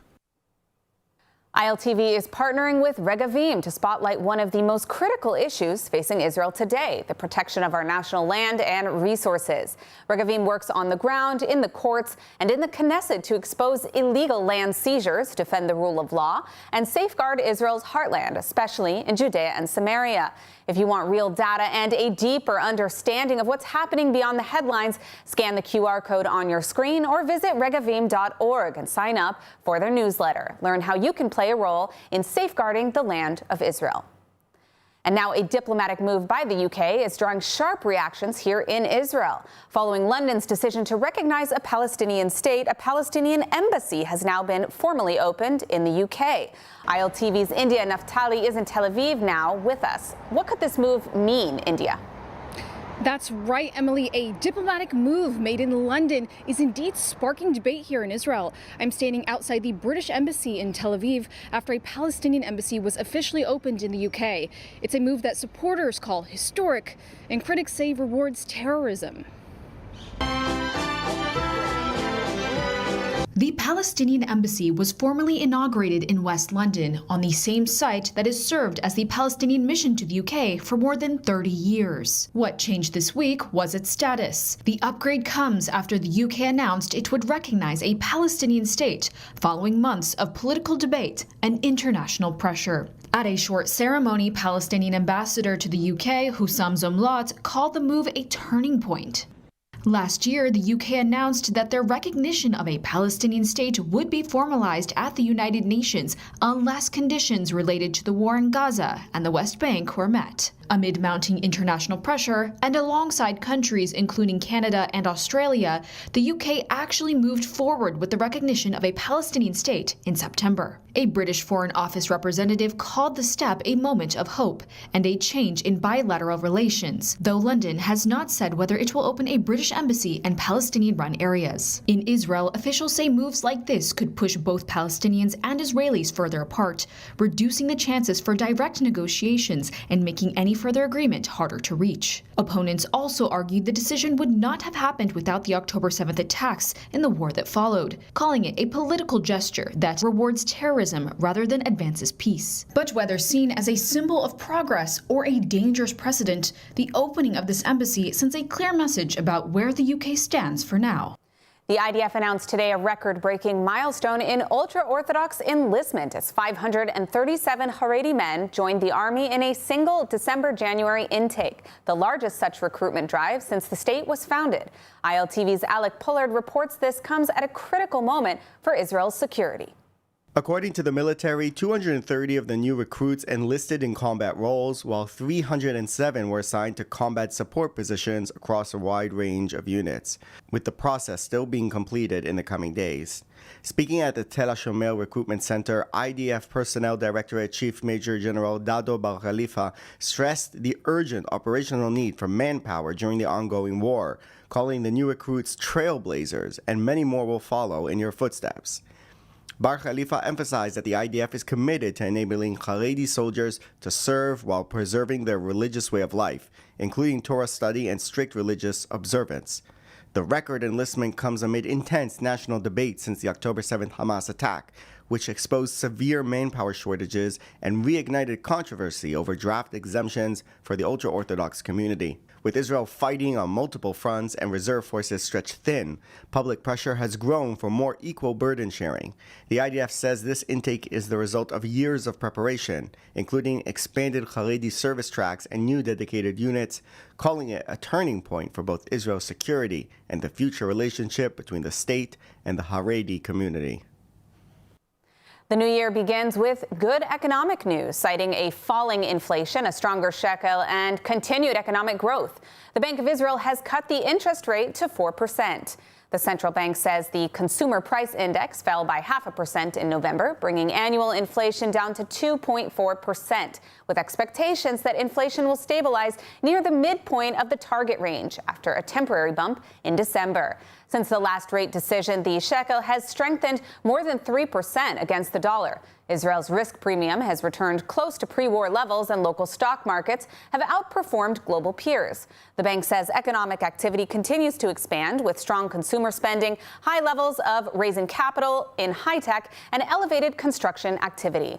The labor market remains tight, but it is showing signs of easing, with moderating wage pressures and fewer workers absent due to reserve duty. Governor Amir Yaron said the decision reflects greater economic stability, while stressing that the future rate moves will depend on inflation, growth, geopolitical developments, and fiscal conditions. A proud moment for Israeli basketball as Deni Avdia has been named the NBA's Western Conference Player of the Week. The Israeli forward is enjoying a breakout season with the Portland Trail Blazers, and this latest honor confirms his rise among the league's elite. Over the past week, Avdia put up staggering numbers, a 34-point performance followed by a triple-double in back-to-back games. He averaged nearly 27 points, more than 8 rebounds, and almost 10 assists per game. Avdia is among the top vote-getters ahead of the NBA All-Star Game, an unprecedented achievement for an Israeli player. The All-Star selections will be announced next week, and Deni is expected to be on the team. From Tel Aviv to Portland, Deni Avdia is making basketball history and putting an Israeli player at the front of the NBA stage. And now let's take a look at the weather forecast. Partly cloudy skies are expected around most of the country tonight, with temperatures reaching lows of 12 degrees Celsius or 53 degrees Fahrenheit. Then tomorrow we'll see sunny skies alongside steady temperatures, seeing highs of 22 degrees Celsius or 71 degrees Fahrenheit. That's a wrap for today's news. For the latest updates from Israel on all your devices, be sure to follow our ILTV channels and keep up with us on social media. That's ILTV_Israel on all platforms. Stay informed with the latest news straight from the heart of Israel. I'm Emily Schrader. Be well, and thank you for watching.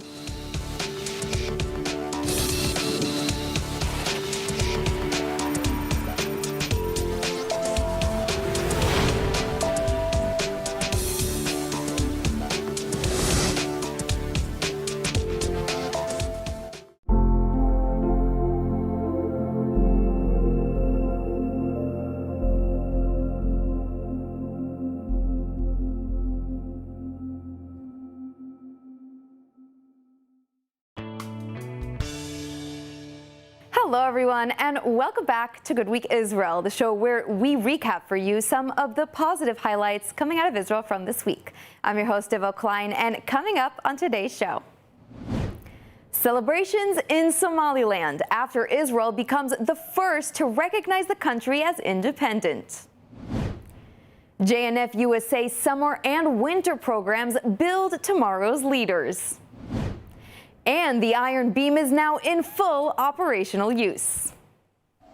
This week, Netanyahu returned from his summit in Mar-a-Lago, where the Israeli prime minister broke all conventions and awarded President Trump with the Israel Prize. Trump is now the very first non-Israeli recipient of the prize. Just ahead of the Mar-a-Lago summit, U.S. President Donald Trump was informed that he had been awarded the Israel Prize, Israel's top civilian honor for his special contribution to the Jewish people. Education Minister Yoav Kish informed Trump during a phone call. Trump thanked Kish and said he would consider attending the Independence Day ceremony in Israel to receive the award. Netanyahu explained that since Trump has broken so many conventions, Israel decided to as well, to award the Israel Prize to a non-Israeli. Netanyahu said it would honor us, Mr. President, if you could visit Israel on Israel's Independence Day. Well, President Trump has broken so many conventions to the surprise of people, and then they figure out, oh, well, maybe, he was right after all. So we decided to break a convention too, or create a new one, and that is to award the Israel Prize, which in almost our 80 years, we've never awarded it to a non-Israeli, and we're going to award it this year to President Trump. This was announced formally over lunch by our Minister of Education, who's responsible for the Israel Prize. Is going to be awarded to President Donald J. Trump for his tremendous contributions to Israel and the Jewish people. And Israel this week became the very first state to officially recognize Somaliland as an independent state. Now, this controversial diplomatic move actively opens the door for future cooperation. Have a look. Israel has taken a historic and highly controversial diplomatic step, becoming the first country in the world to formally recognize the Republic of Somaliland as an independent state, more than 3 decades after it broke away from Somalia. Prime Minister Benjamin Netanyahu and Foreign Minister Gideon Saar signed the declaration on Friday, with Somaliland President Abdirahman Mohamed Abdullahi signing for his country. Netanyahu called the move historic, saying it opens the door to cooperation in economics, agriculture, and development, and invited Abdullahi for an official visit to Israel. Mr. Prime Minister. It's good to talk to you, and before anything else, I want you to know that I'm signing now, as we speak, Israel's official recognition of Somaliland and its right of self-determination. Our friendship is seminal and historic.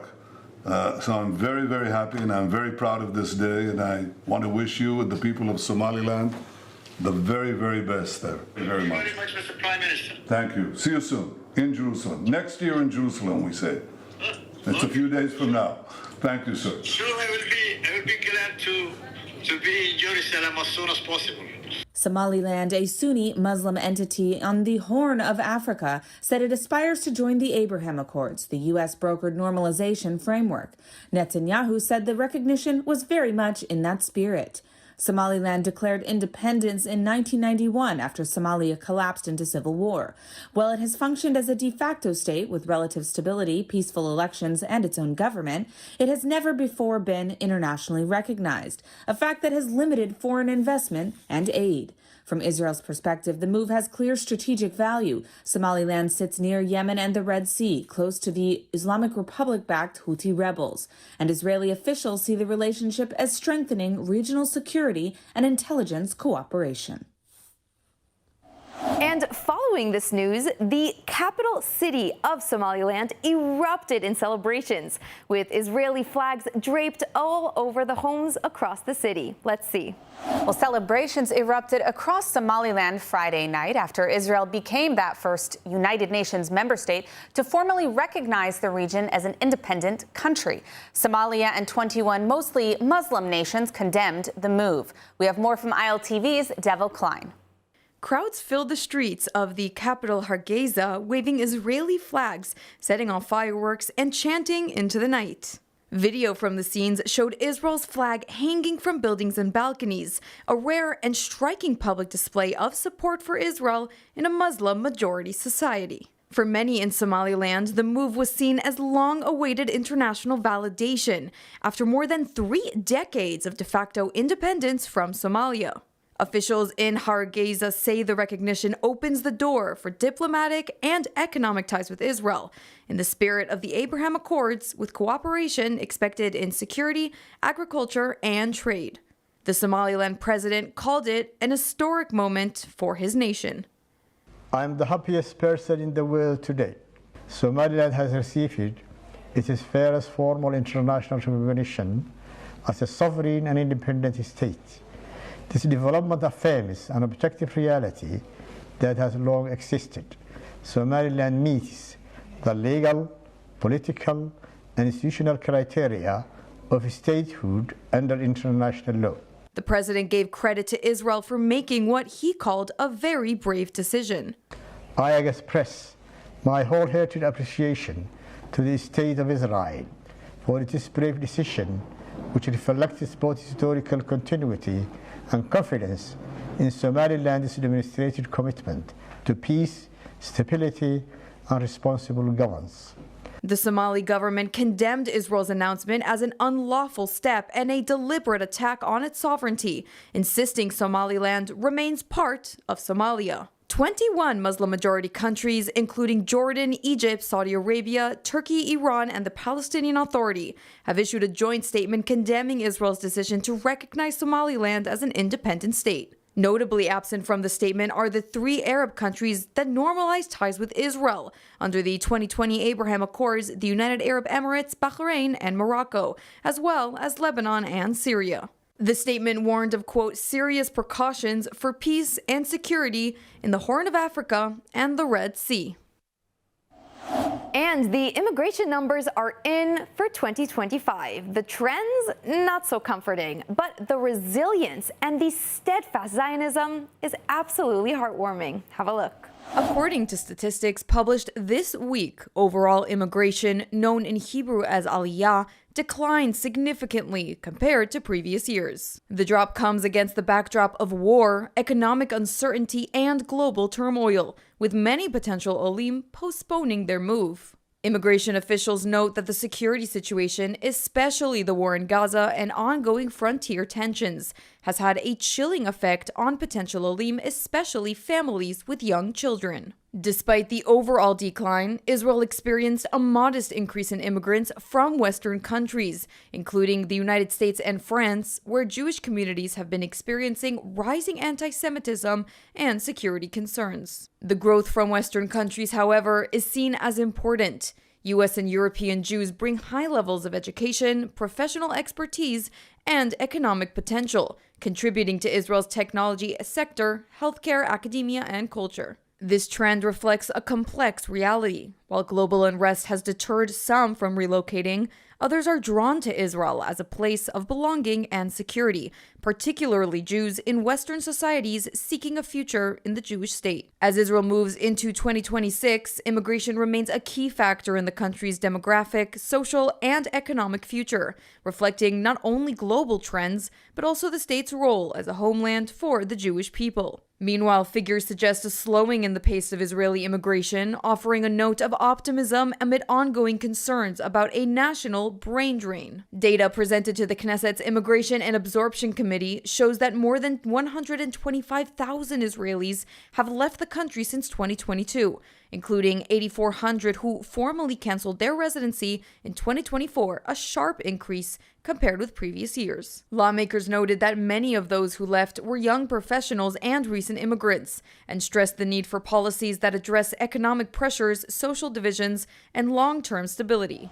This winter break, hundreds of college students are volunteering across Israel. Now, ILTV spoke to 2 of the JNF USA volunteers to hear from them firsthand why coming to Israel is the right move. Have a look. Well, thanks to Jewish National Fund USA, a record 90 college students are spending their winter break volunteering across Israel's north and south, restoring communities and strengthening their connection to Israel. Through the alternative winter break program, they're supporting IDF soldiers working in agriculture and honoring fallen heroes. Joining us now from Israel are two of those students, Eyal Lubin and Samantha Levy. Thanks so much for being with us today. To start things off, where are you in Israel right now? We're in Sderot right now. And why did you decide to spend your break volunteering in Israel? And what did you expect the experience to be like before you arrived? We'll start with you, Samantha. My grandparents and parents always ingrained in me the importance of volunteering in Israel and contributing to the community. So I just thought I'd give back and come on the JNF trip. And Eyal? Very similar. I've always been intending. I spent a year here in yeshiva on a gap year, and I've always intended on coming back and giving back to the community and being able to volunteer here as much as possible. And thankfully, through JNF, I've been able to do so. Well, we're certainly glad to have you here. Now that you are here in Israel, how does the reality compare to what you had imagined, and how does it feel to see the impact that you're having on the country's north and south communities? It's really, really amazing. We've started the trip. We went all the way from the north, and now we're making our way down south. And being able to see the impact that we as students have been able to make, giving back to the community, and being able to watch our impact really show its deep causes and deep roots is amazing. And we keep giving back as much as possible, and we keep receiving as much as we're giving. Now, Samantha, how do you think this experience will influence your Zionist identity and leadership back on campus? It's taught me to be more proactive and to just really go for it. I think JNF is like the living, breathing proof of that if you think something is like unattainable, it really is. And Eyal? Yeah, I mean, I try to do as much as I can on campus for fellow Jewish students. And I think this trip has just really strengthened within me and given me a reinvigorated spirit to return to campus during the next semester and try to bring more energy and more positive enthusiasm about Judaism, about Zionism, about Israel as much as possible. Well, that's definitely not something to be taken for granted. We know it's not an easy time right now for Jewish students on campus. Now, with several days still left in the program that you're doing now, what are you most excited to experience before you head home? We'll start with you, Eyal. Okay.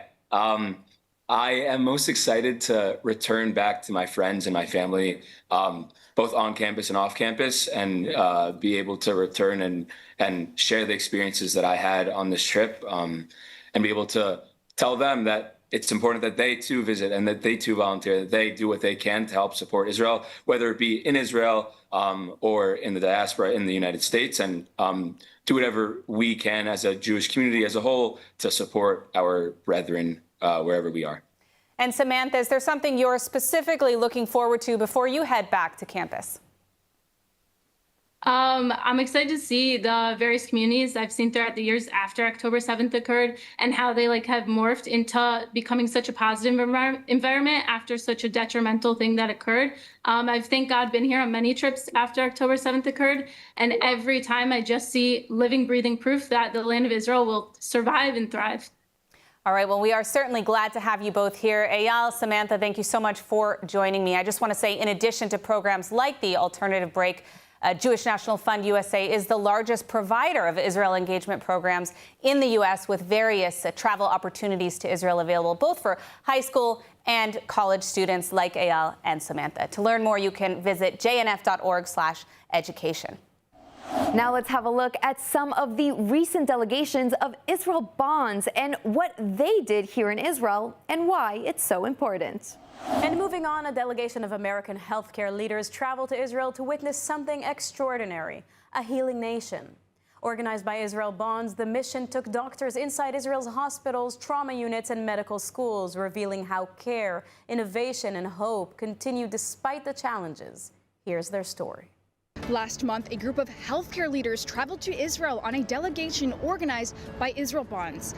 They came to see firsthand Israel's medical institutions in the aftermath of the October 7th attacks, and to see how the country, even through war, continued to care for its citizens and even advance world-class medical practices. This is my second delegation that I've led for Israel Bonds since October 7th.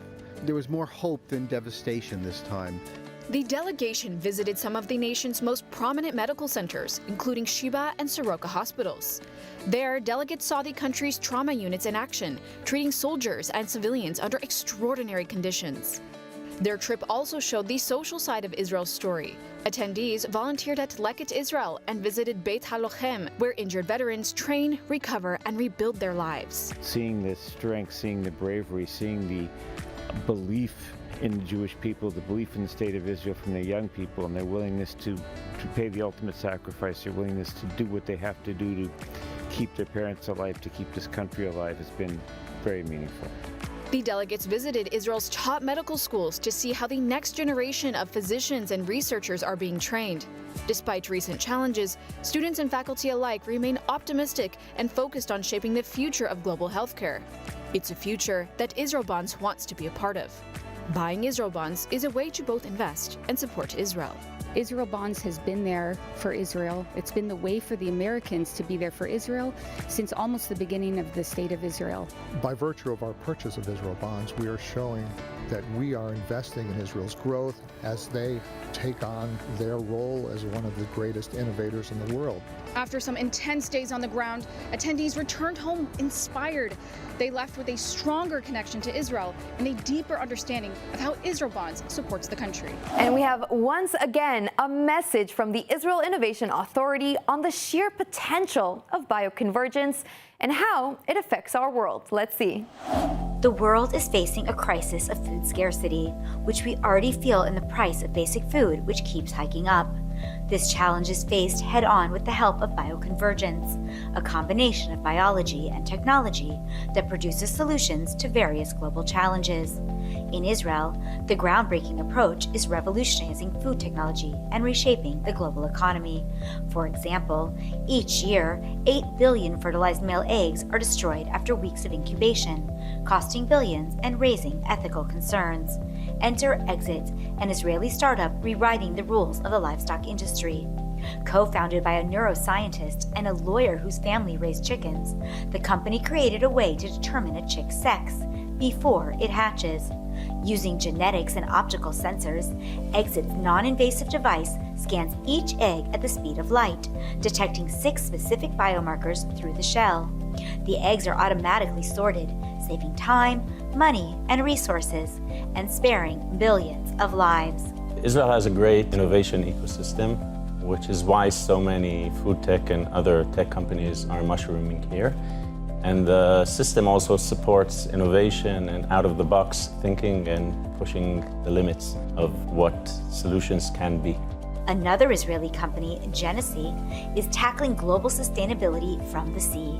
By harnessing macroalgae, they produce high-quality plant-based proteins for the food industry, reducing deforestation, conserving fresh water, and offering a sustainable source of nutrition. Bioconvergence is quite a complex thing because we connect here engineering, science, biology, medicine, food tech, agriculture, so many things which are coming together, and the actual role is to solve real problems. Both companies credit Israeli Innovation Authority and its National Bioconvergence Program for driving this new wave of breakthroughs. The program invests directly in pioneering projects, builds cutting-edge research infrastructure, and ensures the right talent enters the industry. By fostering collaboration and streamlining regulation, it helps companies bring products from the lab to the global market faster than ever. Bioconvergence is more than science. It's the fusion of biology, creativity, technology, and purpose. From sustainable protein to ethical farming, Israel's innovators are proving that when biology meets technology, the future of food is already here and knows no boundaries. To learn more about Israel's Bioconvergence program, visit the website.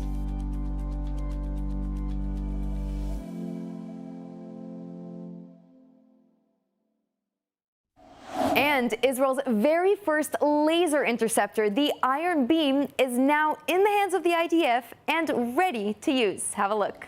The Iron Beam system, developed by Rafael Advanced Defense Systems, has successfully intercepted rockets, mortar shells, and drones during extensive testing, and from today, it's in full operational use by the Israeli Air Force. The Iron Beam will be integrated into Israel's multi-layered air defense array, alongside the Iron Dome, David Sling, and the Arrow 3 systems. Defense Minister Israel Katz called the handover a historic occasion, saying this is the first time anywhere in the world that a high-power laser interception system has reached operational maturity, adding that it changes the rules of the game and sends a clear message to Israel's enemies. Defense Ministry Director General Amir Bar'am said the delivery marks the transition from development to serial production and is expected to significantly improve Israel's defense capabilities while dramatically lowering the cost of air defense against expensive aerial threats. Air Force Commander Major General Tomer Bar called the moment especially significant, saying Iron Beam is a critical addition to the air defense battle proven during the war. The system is also known as Or Eitan, named in memory of Captain Eitan Oster, killed in combat in southern Lebanon in 2024, whose father, one of the system's developers, recited the Shehecheyanu blessing at the ceremony. And what weekly wrap of good news is complete without mentioning one of the strongest representations of Israel in the world of sports? I am, of course, talking about Dani Avdija, who is, without a doubt, having his strongest season ever with the Portland Trail Blazers. Now, the All-Stars game, which is a mini tournament collecting the very best in basketball, is just around the corner, and the votes submitted by fans who they want to see in the game are in. Check this out. In the Western Conference, Avdija is ranked 7th with 600,000 votes, passing huge names like Kevin Durant and even LeBron James. They are ranked 8th and 9th. Now, with this vote and his current form, Avdija is currently on track to becoming the very first ever Israeli to play in the All-Stars game. An incredible achievement for Israel and Israeli basketball. And that is all for today's Good Week Israel. I hope we've helped to deliver some positive news that you get to now take with you into this week ahead. As always, I am Deva Klein. Take care, and thank you so much for watching.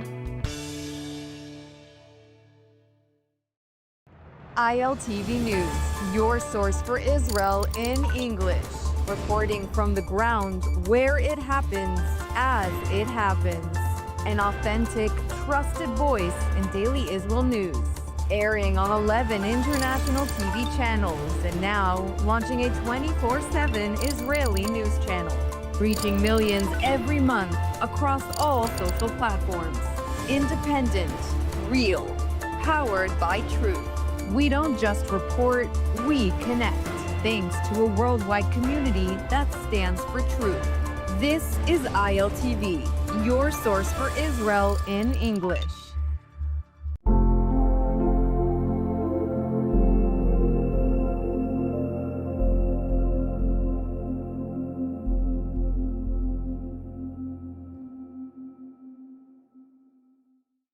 Kolel Chabad is the oldest continuously operating charity in Israel. For over 200 years, the organization has been providing food, housing, and critical support to families and individuals in need. ILTV's Lidar Gravelazi was joined by Executive Director Zalman Duchman to discuss their recent operations. Have a look. For over 200 years, Kolel Chabad has been a lifeline for those in need across Israel, providing food, medical care, and critical social support. Joining us now all the way from New York is Zalman Duchman, an executive director of Kolel Chabad, to share how the organization is continuing its mission of compassion and care, especially during these challenging times. Thank you so much for joining us. Thank you for having me. So Kolel Chabad has been serving the community for decades, well, more than decades. What makes the organization's mission so vital today? Kolel Chabad is the oldest continuously operating charity in Israel, the oldest continuous Jewish charity, started in 1788 by the first Chabad Rebbe, Reb Shneur Zalman. And we've been working through ever since, continuously operating, serving the land of Israel, working from the diaspora, raising money within the diaspora to serve the land of Israel. Over the past 2 years, we've experienced the war, etc. And I think that what is most vital today is the continued long-term support, that we're here for the long run. during the war, there was emotional outpour of support from the lovers of Israel. And obviously, there's the flip side that we see very strongly. But those people that love and care for Israel have been there, outspoken with their voices and their dollar supporting Israel. And now that we hope that we're going to enter a time of quiet, that we have to remember that has to continue. And this is something that represents Kol Chabad specifically, that there's a lot of pop-up programs that popped up during the war, but now we're in it for the long haul. Absolutely, for another 200 years and beyond. And what are some of the biggest challenges of those you serve that they're facing right now, you know, and how is Kolel Chabad addressing them? One of the most affected populations, besides the many widows and the orphans and families and the trauma, is the elderly. The elderly population, especially those people that this is not their first war, especially Holocaust survivors, that their childhood was during a war and the traumas that it affected them. People don't know, but there's over 100,000 Holocaust survivors still living in Israel. And this is really, so to speak, our last opportunity to see them off their last years in dignity. And we've been with this generation for a very long time. And I think it's it's a very vulnerable population as they age and as they get older.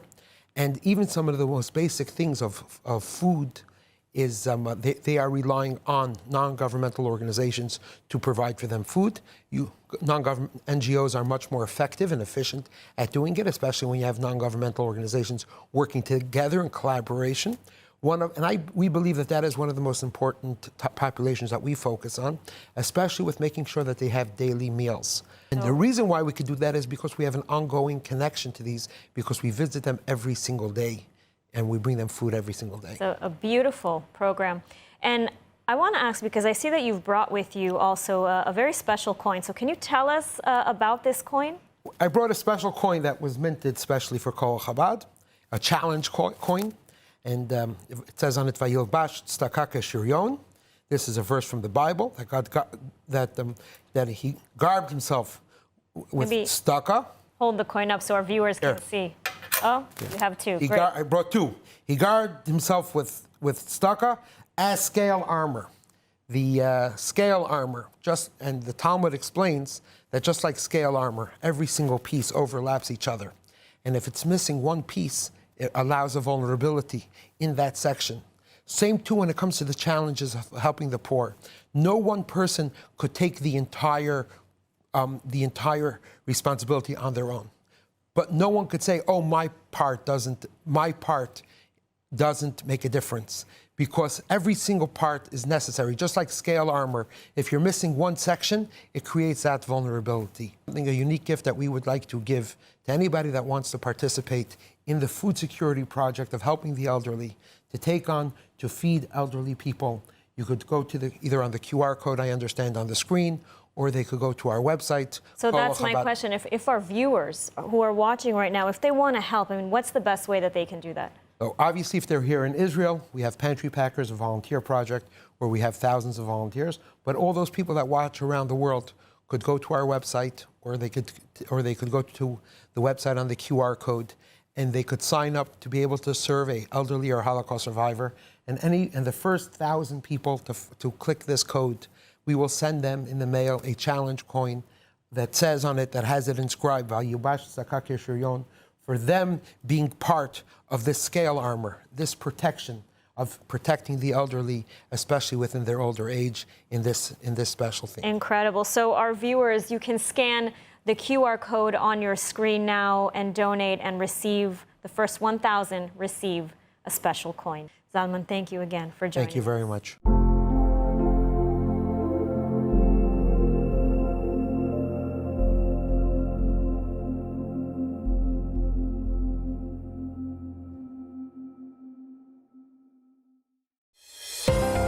Israel's only English news channel, bringing you the headlines that matter every hour, straight from the center of where it's all unfolding.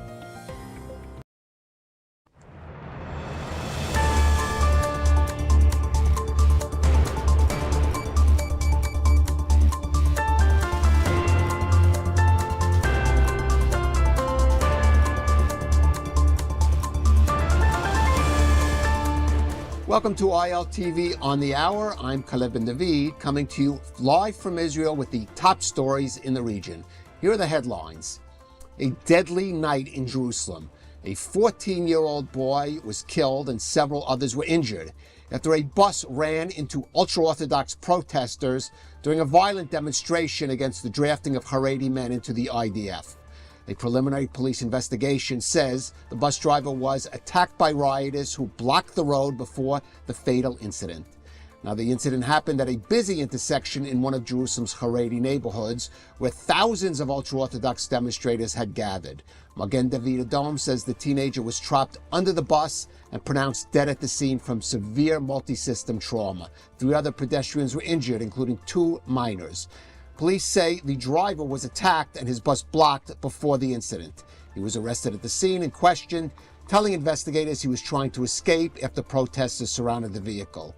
Authorities say rioters set fires, burned dumpsters, blocked roads, threw objects at police and attacked journalists, prompting security forces to disperse what they described as a violent disturbance. Prime Minister Netanyahu released a statement saying, quote, "I feel deep pain over the death of the dear yeshiva student, Yosef Eisenthal, who was struck and killed yesterday during a protest in Jerusalem. At the same time, I call for restraint to prevent the mood from becoming further inflamed so that, heaven forbid, we do not have additional tragedies." And President Isaac Herzog called the incident a wake-up call, urging responsibility and a swift investigation, offering condolences to the family and wishing a full recovery to the injured. Now, this incident comes amid escalating tensions over military conscription as the debate over drafting ultra-Orthodox youth continues to divide Israeli society. The Knesset is in the middle of debating a proposed bill that the government says will increase the enlistment of Haredim, while the opposition charges it will do the opposite. The ultra-Orthodox party, Shas and United Torah Judaism, are threatening to bring down the government over the issue. In diplomatic news, the U.S. Special Envoy to Syria, Tom Barak, is calling the latest talks between Israel and Syria a breakthrough, signaling a potential shift in one of the region's most sensitive fronts. In an interview with the Jerusalem Post, Barak said the meeting reflects a shared desire to move forward from decades of hostility towards cooperation, transparency, and stability.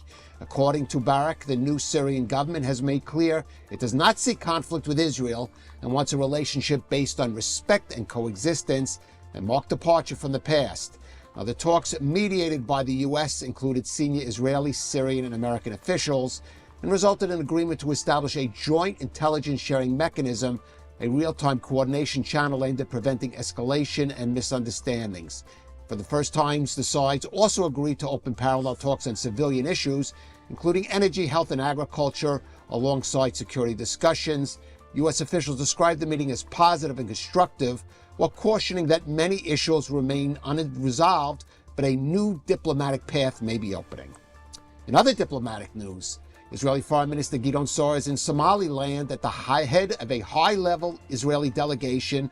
This just 11 days after Israel formally recognized the African Republic as an independent state. Sa'ar was received in the capital by senior Somaliland officials and met with President Abdirahman Mohamed Abdullahi in what is the first official state visit by an Israeli leader. Now, Israel is the only country in the world to officially recognize Somaliland, which broke away from Somalia in 1991. Sa'ar called the visit a great privilege and says it sends a clear message. Israel is determined to rapidly advance diplomatic, economic, and strategic ties with Somaliland. The foreign minister said the talks covered the full spectrum of relations, stressing that Israel's decision to recognize Somaliland is not directed against anyone, but aimed at promoting the well-being of both peoples. And that ends this broadcast on ILTV. Of course, you can continue to follow us on our app. There's the barcode right there on your screen. Or, of course, tune in another hour. Thanks for joining us. I'm Caleb Ben David for ILTV.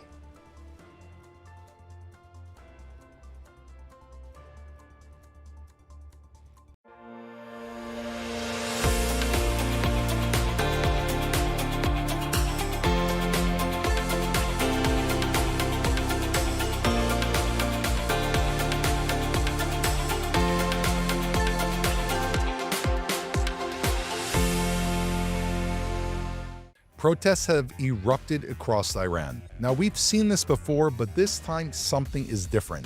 The protests didn't start on college campuses, and they didn't start in the street. They began in the bazaar in Tehran. It was the shopkeepers and the shop owners that started this one. Why is that unique? Because in 1979, the Iranian Revolution, which brought this regime to power, began with the same shopkeepers. Is this possibly the beginning of the end of the Iranian regime? To answer this question, I am joined by my dear friend and returning guest, Dr. Harold Rode. Dr. Rode was a Pentagon official, and in the U.S. Department of Defense, he specialized in Islam and Iran. There is no one that knows Iran or Persia better than Harold.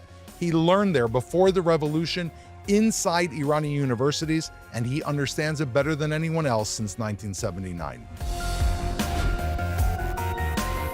To answer these questions, we're now going to speak to my dear friend Harold. Harold, great to have you. Doron, it's wonderful being here, and I hope I live up to the introduction you just gave me. Well, if anybody understands just a fragment of what you've done in your life, Harold, then they'll know that what I said is correct. Thank you. You know, Harold, it began just 3 days ago, and now we're seeing protests throughout the streets. We're seeing tear gas. We're seeing people running. We're seeing Iranian individuals standing in front of the IRGC guards as they charge down the street, just sitting there in quiet protest.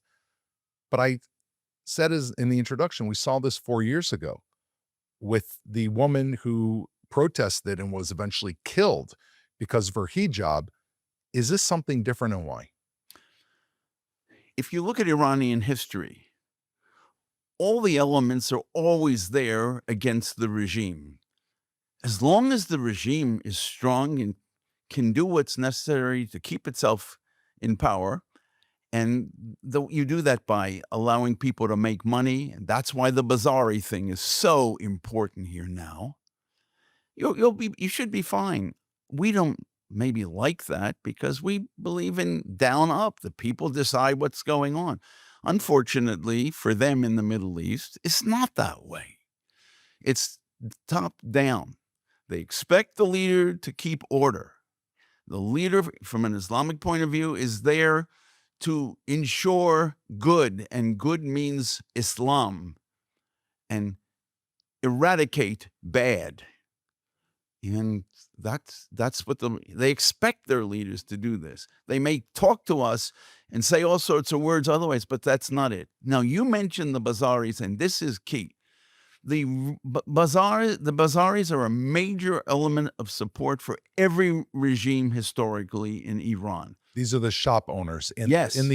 Specifically in the bazaar in Tehran?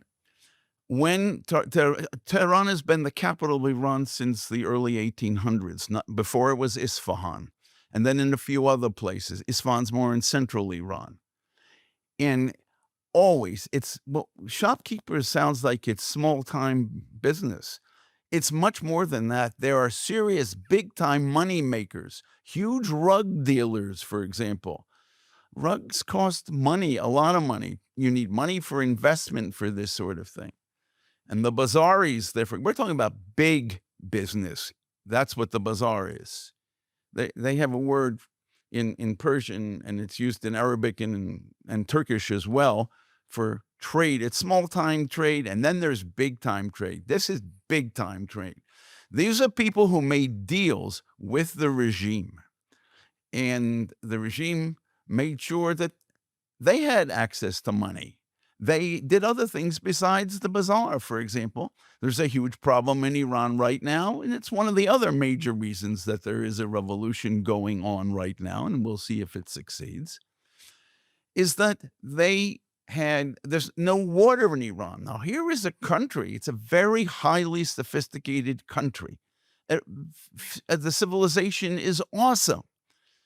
They managed to take a desert, which most of Iran is desert, and they found ways to use underground water, and they knew how to preserve the water for next year into the future.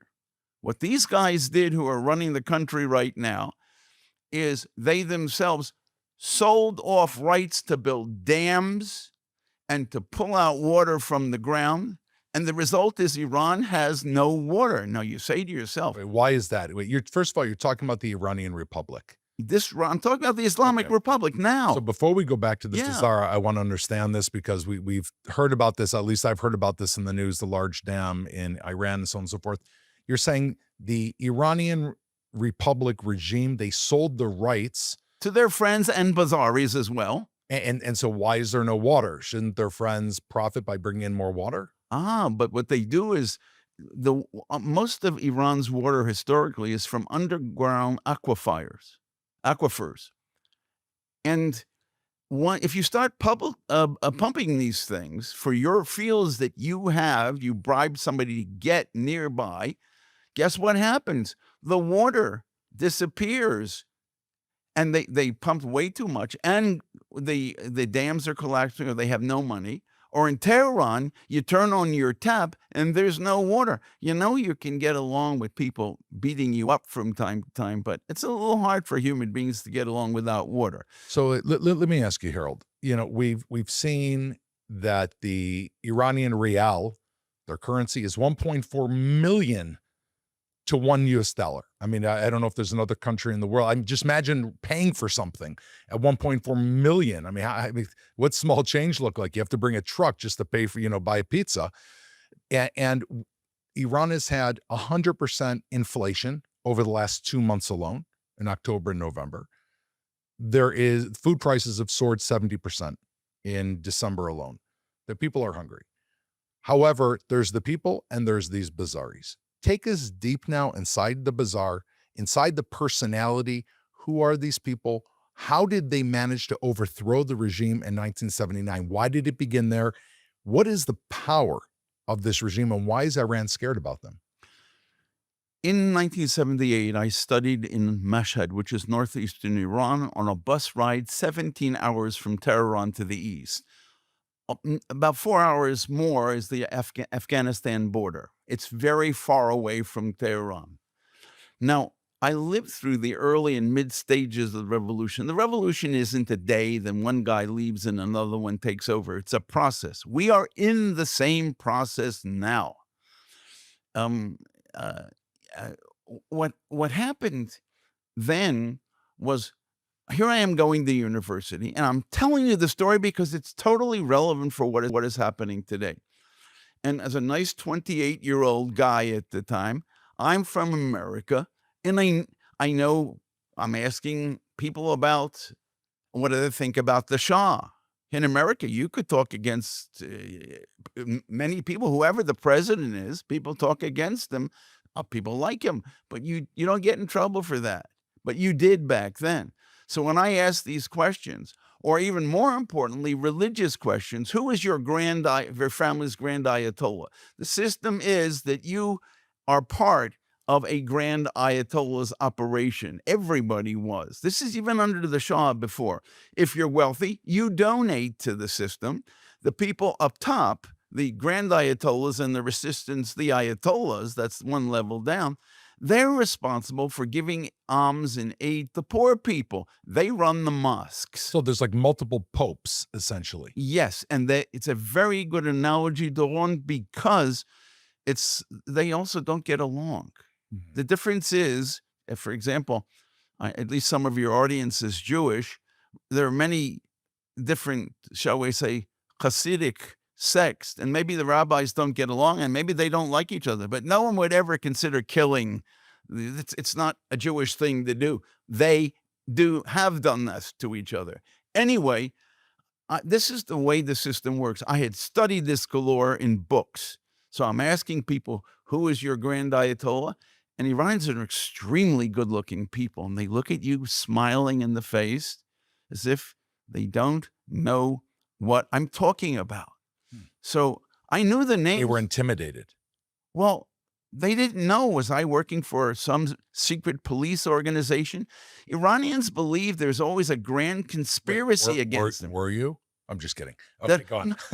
If I was working, I mean, later on, you did end up working for the Pentagon. So that's much later. Okay, so why? So they weren't sure They didn't know who I was. They thought Why you could be a share spy. that information? They may end up, maybe none of that. Maybe I'm a spy for the Iranian Secret Service. Not only foreigners, they didn't know. I mean, Harold, you look like the grandfather everybody would want to love. So you'd be the perfect spy, I have to say. Yeah, well, I got along with it. They're wonderful people. Anyway, they looked at me as if they didn't know what I was talking about. I mentioned the names of 6 grand ayatollahs, and you will see this is absolutely relevant for today. I knew the name of 6 grand ayatollahs. One was Khomeini, who ended up leading the Iran after the Shah left. And they all looked at me with the most kind and sweet faces, and they had no idea, as if they said they had no idea who these names were. That's like asking a Christian, who is Jesus? And they look at you and say, never heard of him. It's not possible. Or a Jew, Moses, or Abraham. And why is that significant at that time period? And how did that lead to you sensing there was going to be an overthrow? What happened was, all of a sudden, when the Shah was not doing what was necessary to keep himself in power, which means reminding him who was boss. You send in the police to knock a few heads. I'm not for that. I'm just describing the way the society works. And he wasn't paying off a lot of people, correct? That's what I've read. Well, no one knows these things. Okay, and it would not surprise He was ill. He was sick. But no one knew that he was sick, including the CIA. When the Iranians will tell you today, highly educated Iranians, since he had cancer, the reason why the CIA wanted to bring in a religious leader, meaning Khomeini, is because that he would be anti-communist, because religious leaders have to be anti-communist, which are atheists. That's a bunch of garbage, what I just said, from a point of what is true, but that's what Iranians believe. They also believe this sort of thing is going on right now. But here is why this is important. I mentioned Khomeini, who I knew very little about, but I knew his name. And all of a sudden, my fellow students, when they sense, and I did not, they saw that the Shah wasn't doing what is necessary to keep himself in power, they're out in the streets yelling, "Death to the Shah, long live Khomeini." Now, as a nice American who grew up, I'm culturally American. And I was really angry because they lied to me. Or did they? We'll see. And this is, again, all what's happening right now. And that's why I'm encouraged. I go back to the dorms. I'm furious at these guys. I mentioned Khomeini, and they looked as if I had no idea. And they're yelling, "Long live Khomeini." You asked them about Khomeini. They looked at you blank face. They didn't know who he was. And in the drop of a dime, they're in the streets yelling for Khomeini. Yes. Okay, so you go back to the dorm. And all of a sudden, there are knocks on my door. I'm furious. I open the door. There are 5, 6 Iranian guys. I'm angry. They lied to me. Americans don't like when you lie to them. I'm completely wrong, but I don't know it yet. They come in, they close the door, and they ask me in Persian, "Khomeini ki hai?" Who is Khomeini? Oh my God. These are the same guys yelling for him. Oh my God. And I'm saying, what the hell is going on here? They're asking you to tell them about Khomeini. Why did they come to me? They remembered that I mentioned his name. They hadn't a clue who he was, but they began to see he looked the new idol to worship. It's called Bot Parast, bowing down to Buddha. It's not Buddha, the head of the Buddhist religion, shall we say, or whatever, philosophy. They're statues of him. And you bow down to strong men, and you kick and do other things to weak men. So word went out on the street that Khomeini was strong, and therefore he immediately rose up to gain the allegiance of the masses without them even knowing who he is, his background. They just knew he was powerful. Exactly. And that leads us to where we are today.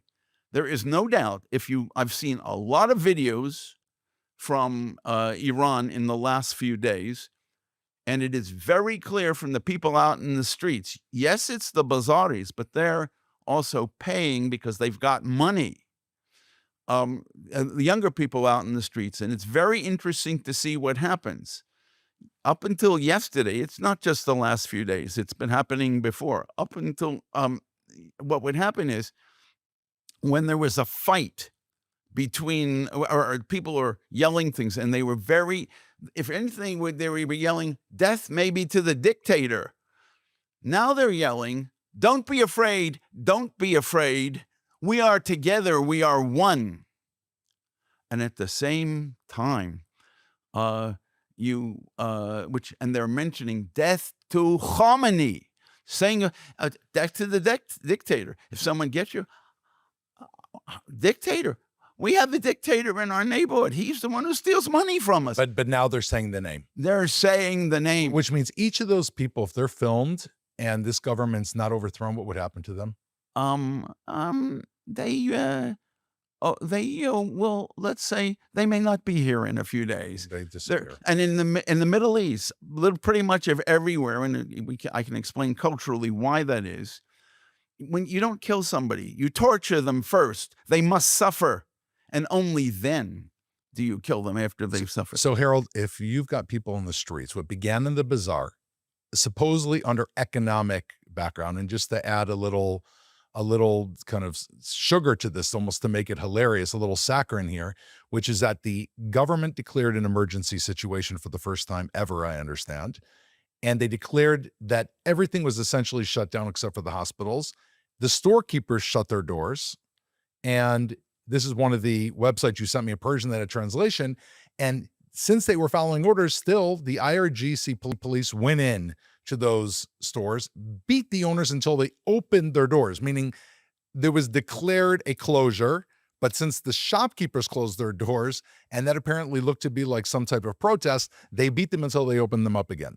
So it began supposedly under economic terms. Now you're saying it's spilled out into a different area. Explain this. It's very hard to explain this to Americans because we have no cultural background to understand what's going in, how they're thinking about things. Death to long live Khomeini, you're yelling at for someone you have no clue who he is. But that's how it works. You go where power is. Yesterday, they began shooting into crowds. The problem with the bazaris, they first, and to just look at it from their point of view, the reason that they began to shutter their doors for their shops is that whatever the inflation is galloping so far, so fast that if you sell something in the morning, by the evening, that whatever money you got isn't worth what the good was. And so it's in your own, remember, these people are, their own interest matters.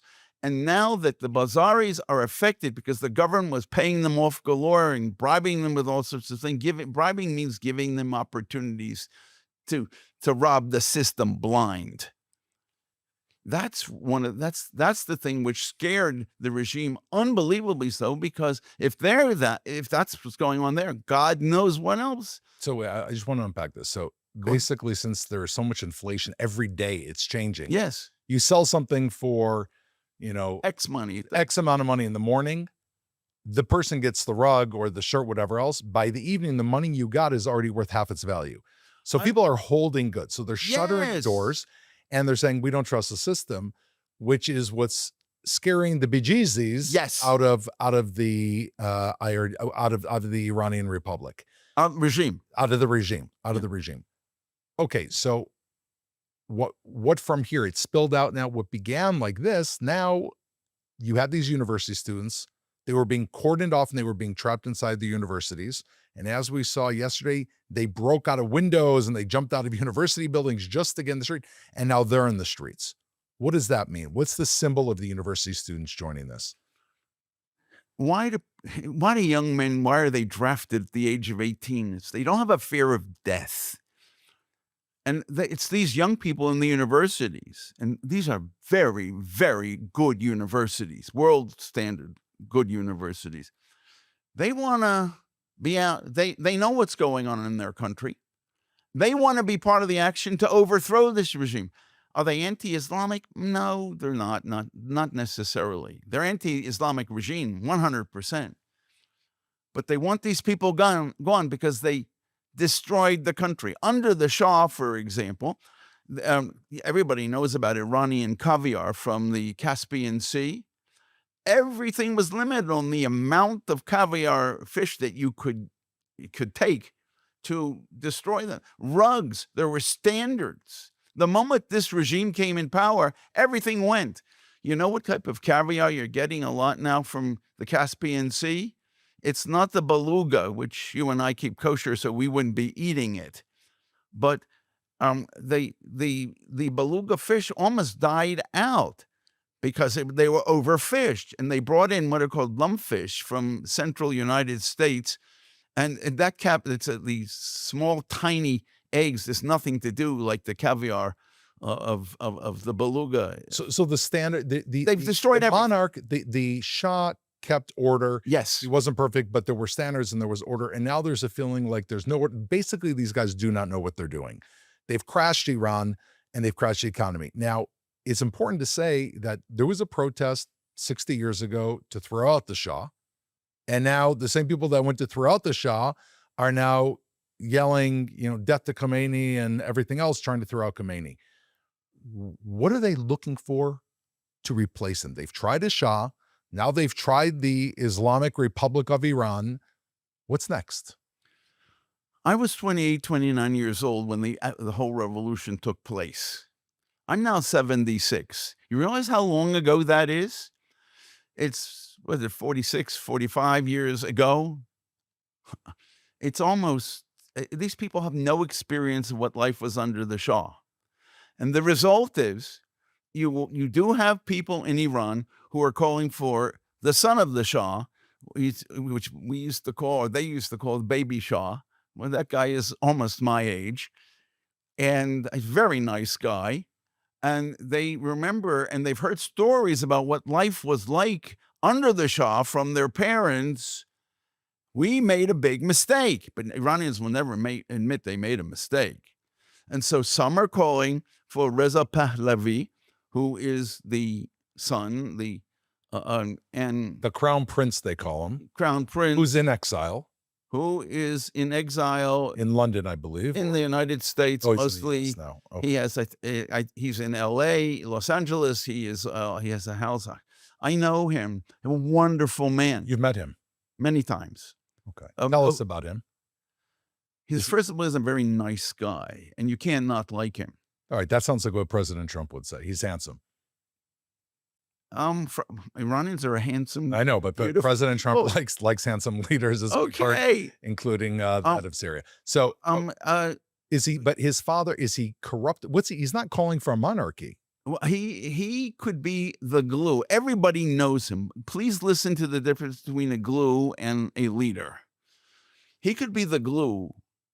They want to keep their country together. Most of these minorities, for example, the largest, probably, we don't really know for sure, the largest group in Iran are not Persians, but Azerbaijanis, Azeris. There's very hard to know the difference between the two because so much of the upper class of Iran, including Khomeini himself, his father is Azeri.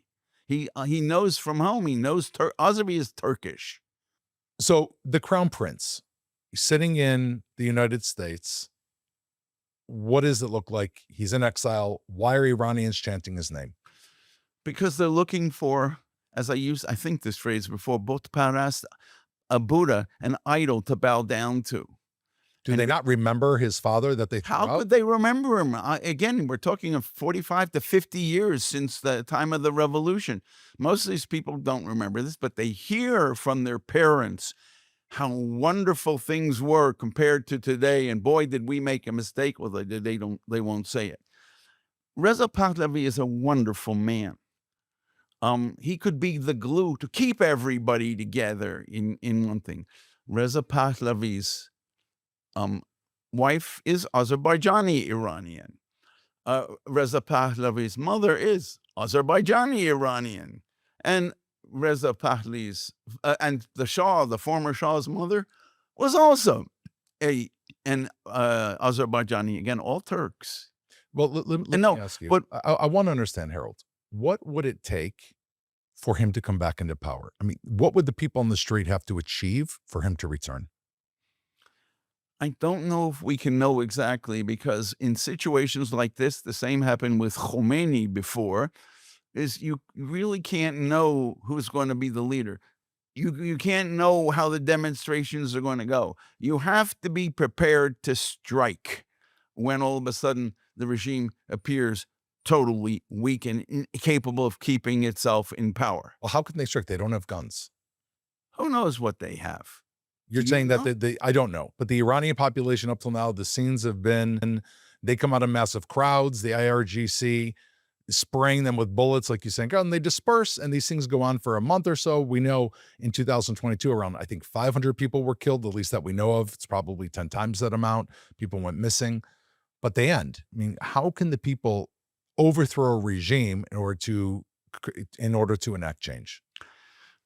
When there were other groups back when I lived in Iran during early, again, as I said, in mid stages of the revolution, that were there besides Khomeini. We didn't know it was going to be Khomeini, but there were forces, and I cannot tell you who they are because I don't know, who engineered this. And how did they do this? The only massive system, there wasn't an internet, there weren't computers the way we have today, was the mosque system. Mosques. Yes, and so Khomeini, who could stand up against the rest of the grand ayatollahs because they were afraid of him, he comes in and all of a sudden everybody moves towards him. But there were National Front leaders, all sorts of organizations. The communists were very active. Was he the most radical? I don't know what that means, the word radical. They were all, let's say, God forbid, there's someone standing here, which there is not, and you hate him for X, Y, and Z reasons, and I hate him for A, B, C reasons. We don't, but that doesn't mean that who's more radical. I see it my way. You see it your way. This is how they think. I don't know I don't want to use those words, even though I do, because I think it confuses people. We're trying to understand the Middle East in terms of Western terms. Which is power. It's based on power. Absolutely. Let me ask you the following. Yeah. So the people, you're saying there could be forces here. We didn't understand in the past exactly what was going to happen. There's one coincidence here that seems to be impossible for it to be a coincidence, which is this began on Saturday, this past week. And at the exact same time that Prime Minister Netanyahu was packing his bags to fly to President Trump to Mar-a-Lago to meet with him, mostly to speak about Iran and what's going to happen with Iran. He presented him with a series of intelligence documents, one about Ron Gavili's body in Gaza and another one about Iran and their enrichment of uranium and the rebuilding of the nuclear program and their ballistic missiles. Is there some type of coordination here? From an Iranian point of view, and that's all I can tell you, the answer is absolutely. This is the grand conspiracy against the regime. That's tuta'e bozorg is the Persian phrase. You hear conspiracies, we think you're nuts when people talk about those things. But that's how they see it. This, if you wish, when did this start? It didn't start 3 days ago. The 12-day war. What happened in the 12-day war? June, Israel's war, where we, over the course of 12 days, struck Iran's nuclear program, obliterated much of it. Okay, so what happened? Israel and America, from an Iranian point of view, they were working together. Now, what did Israel do? It didn't just take out the nuclear program. Most of the general staff, most of the military leaders, a lot of the senior civilian leaders, they're with Allah now. That Israel arranged. And then America comes in and does what Israel couldn't do. And of course, first of all, the head of the non-Muslim world. You have to understand Muslims versus non-Muslims. It doesn't mean that's the only division in the world, but from their point of view, that's what. Now, who's head of the non-Muslim world? It's the President of the United States. It's President Trump. And he clearly coordinated, I'm thinking Iranianly, if you wish here. They coordinated. Israel did all the beginning work. Trump then did the cherry on the cake, the icing on the, on the cake. They were clearly one. All the non-Muslims are working against the Muslims. That's the now. That started then, and it's wow. And then if you notice two things, beforehand, what both Netanyahu and Trump were saying were Iran has got to disarm and it's got to no more nuclear and all that. But after they had their powwow, their talks, and they're giving this joint news conference, it was very clear. We are united against the mullahs on this, and if they don't, Trump is threatening them. He is the head of the non-Muslim world. And oh my God. Oh my. Now, that strengthens the people. He didn't say anything about a revolution. He didn't, neither did Netanyahu.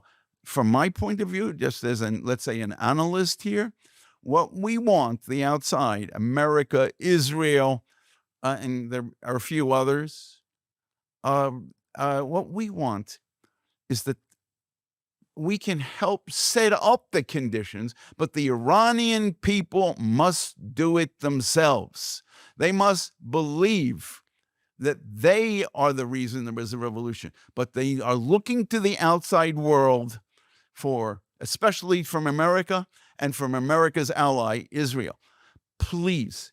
And the reason why the previous revolts, and there have been many against this regime, they never worked, is usually the American president who runs the world, he's Allah's assistant on earth. He runs the world, and each time, Iranians have their own type of democracy and all that.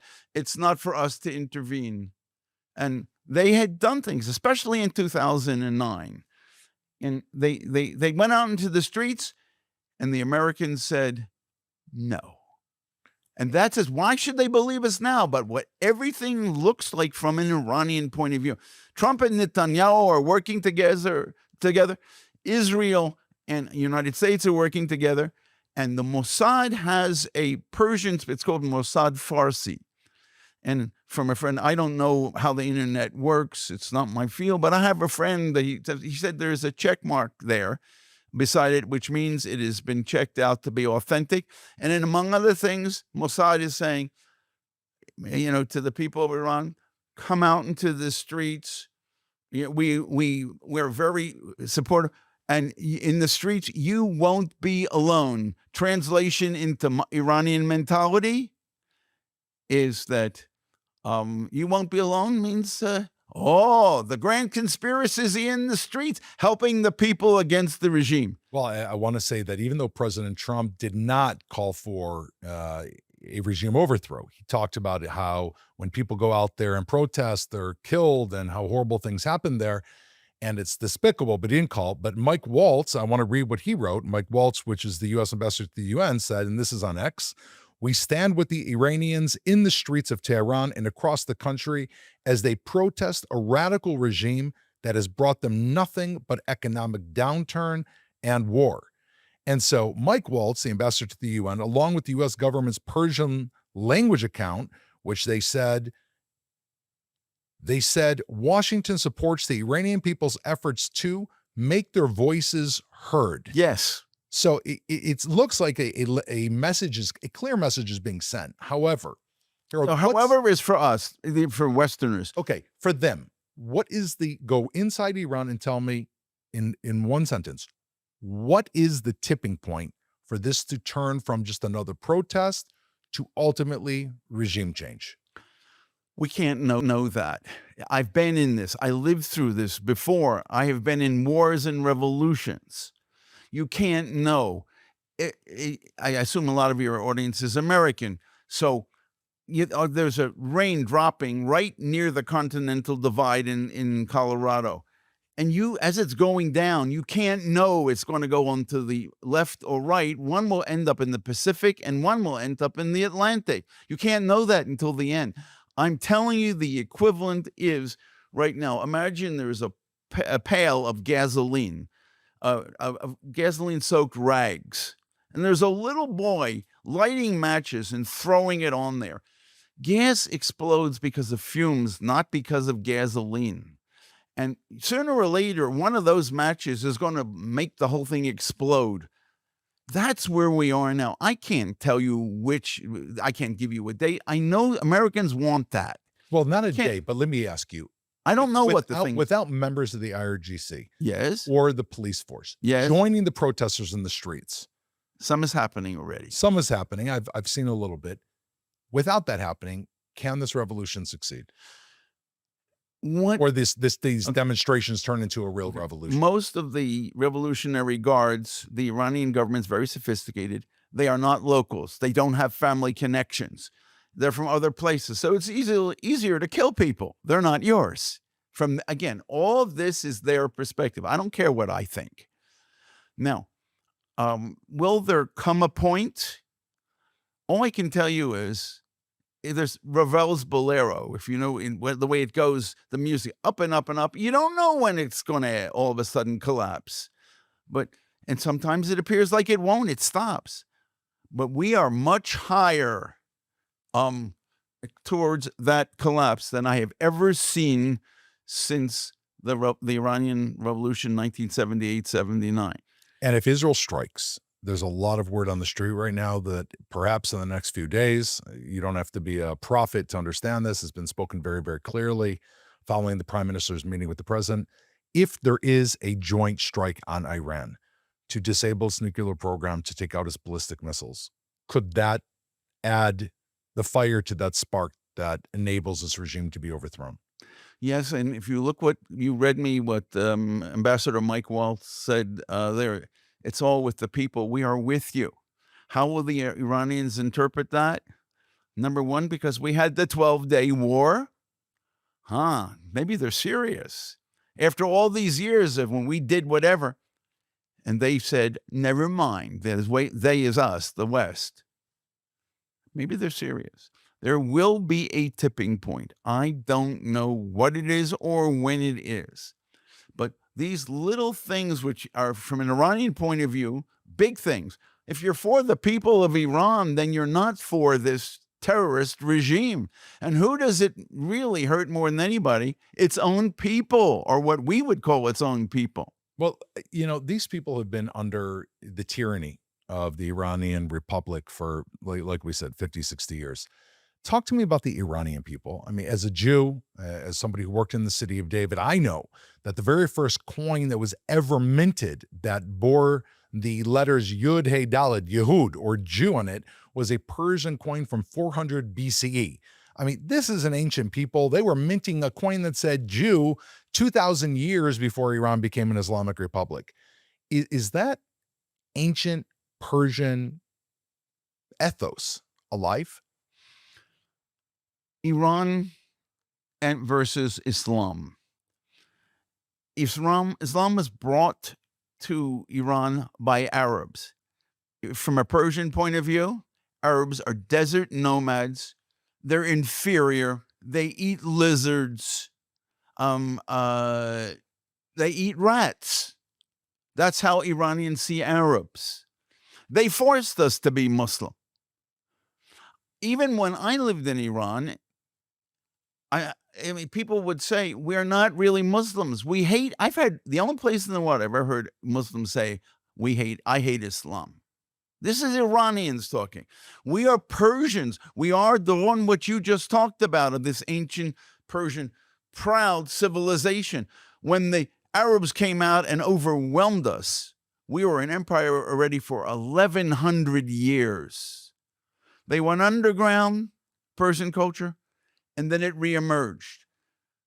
I wrote an article. I'm happy I can send to you, and if your listeners want to get in touch with it, you can have it. It's on the eternal battle between Islam and Persian culture in Iran. It's oil and water. The two of them don't mix. You can mix them for 1,000 years. And what happens when you turn off you stop mixing? They separate. Are you saying the people on the streets right now, that there's a sense of this ancient glory? Yes. Restoring absolutely Persian identity. In Islam, the period before their prophet Muhammad existed is called the period of ignorance, Jahiliyyah. In Iran, the period before Islam, no one knows the word jahiliyyah, but everywhere else they know that word. It's an Arabic word. Jahil is an ignoramus in Arabic, the period of the ignoramuses. They're very proud of their pre-Islamic culture, very proud. They are Iranians, and when you call them Arabs, they get mad. Well, they are not Arabs.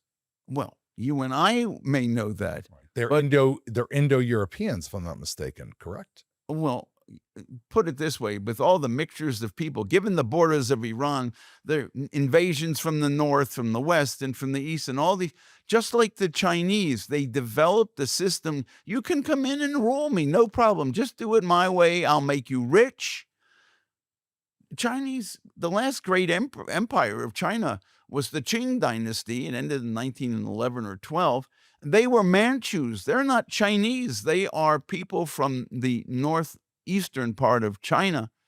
But they were culturally, they became totally Chinese. That's who the rulers are of Iran as well. Totally Persian culture, but they could be of very different ethnic groups. So come in, rule me, no problem. Do it my way. And I'm going to shut up and I'm going to be quiet until I see an opportunity to pounce. And then you, Mr. Arab, you don't have you don't know what's awaiting you. And you think that is part of the driving factor? 100%. We're sick and tired of the Arab Islamic yoke. Does that mean they want to leave Islam? Islam is a culture. Only one part of it is religion. We think, oh, how religious is somebody. That means he's more anti us in the West. No. People, I'll give you an example from Turkey because it's unbelievable. It's simple that I think everybody can understand. There are a lot of people who hate Erdogan and the Islamic, I want to call them fascists, that are running their country right now. They were brought up under this and taught Islam. They will tell you, we aren't Muslims. We are now theists. We believe in God. But what has remained is interesting. Under Erdogan and all that, they hated Israel because Israel had stolen, from their point of view, Islamic territory. It was the Muslims, what became the Muslims, conquered that in 637, 638 AD CE. So this is Muslim territory. Right. We have to explain that once a territory falls under Muslim control, it really can never be ceded. It belongs to them. Even look, Spain from 712 to 1492 was run by the Muslims. Well, it's run by Muslims again now as well. So. I know, but that's their answer. They have patience and they know how to wait. What I'm saying is the hatred of Israel among the young people of Turkey today who are theists. Now it's for imperialist reasons. They're this, they're that, what they're doing to the Palestinians. They have no idea, these young, bright people. I'm saying this is Islamic culture. We have that in Iran as well. The difference is that Iran has really suffered from serious, let's call mullah rule, and they have really destroyed a lot of Islam in the people's eyes. But that doesn't mean they don't see Jews, Christians, and whatever is still other and not like us. So I want to ask you one more question. There's this woman from the Iranian Economic Council, Fatima Maksudi. She's speaking kind of on behalf of the regime about the economic situation. And most of the regime, it's very interesting, is acknowledging the protests right now. And they've asked to meet with the protest leaders as opposed to the past. And she said, when President Trump calls Prime Minister Netanyahu, or Bibi, she called him, and invites him for a cup of coffee, Iranian markets crash. And that's what's causing this. It's not about long-term economic issues, which of course we know is not true, because Iran has been, as you mentioned, in a corrupt decline for decades.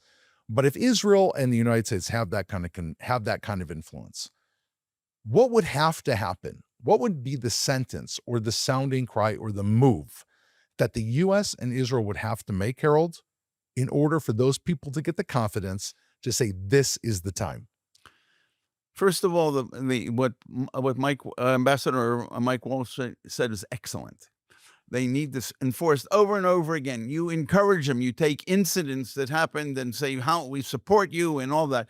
What does the word "we support you" means? From a conspiracy type people like the Iranians are who believe in these things, then that means America's helping. But just with words? Please. That's what you can. It's very important in the end, because things will go wrong after any revolution. If you finally get the president that you want in the United States, and he's doing things that you don't like. That's the way it is. We don't want to be blamed. They'll do a little blaming anyway. They must believe that they're in charge. But the thing of what you were talking about, the woman there, here is the woman who is part of the regime is saying what happens to the markets. It looks like the regime is giving in. But what is giving in the Middle East? It's a sign of weakness.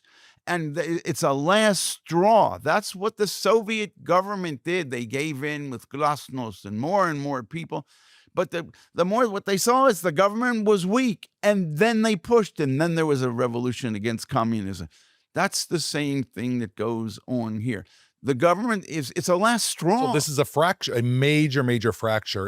Yes. In the base of the IRGC, of the Iranian regime. It's when they feel the need to try, come let us reason together. A nice, let's say, WASP American historic phrase. That they're in essence, you only negotiate and sit down with people after you win. And when you win, you dictate the terms. There is no concept of compromise. You give a little and I give a little in any of the Middle Eastern cultures. That's called weakness. Why am I going to talk with you? If I'm strong and looks like I'm winning, and I say, and you're losing, and I say, Dawn, let's sit down and talk. You're saying, Harold's weak. And then what do? When you're weak, you push. There is no such thing as what the Hebrew rahmanut, the word in Arabic. Mercy. Mercy. No accommodation is no compassion towards others. No compassion, no accommodation. Yeah, there are small instances here and there, but unfortunately, it is not part of Islamic culture. That is the reason why all over. Look at what they do to each other.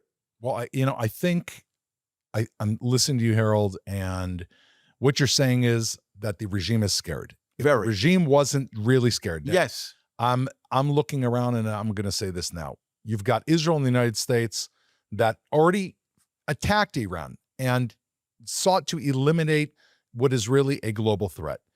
You've got Saudi Arabia, who are deathly scared of Iran. You've got the UAE, who's deathly scared of Iran. You've got many countries in the world that understand that Iran is an absolute nemesis.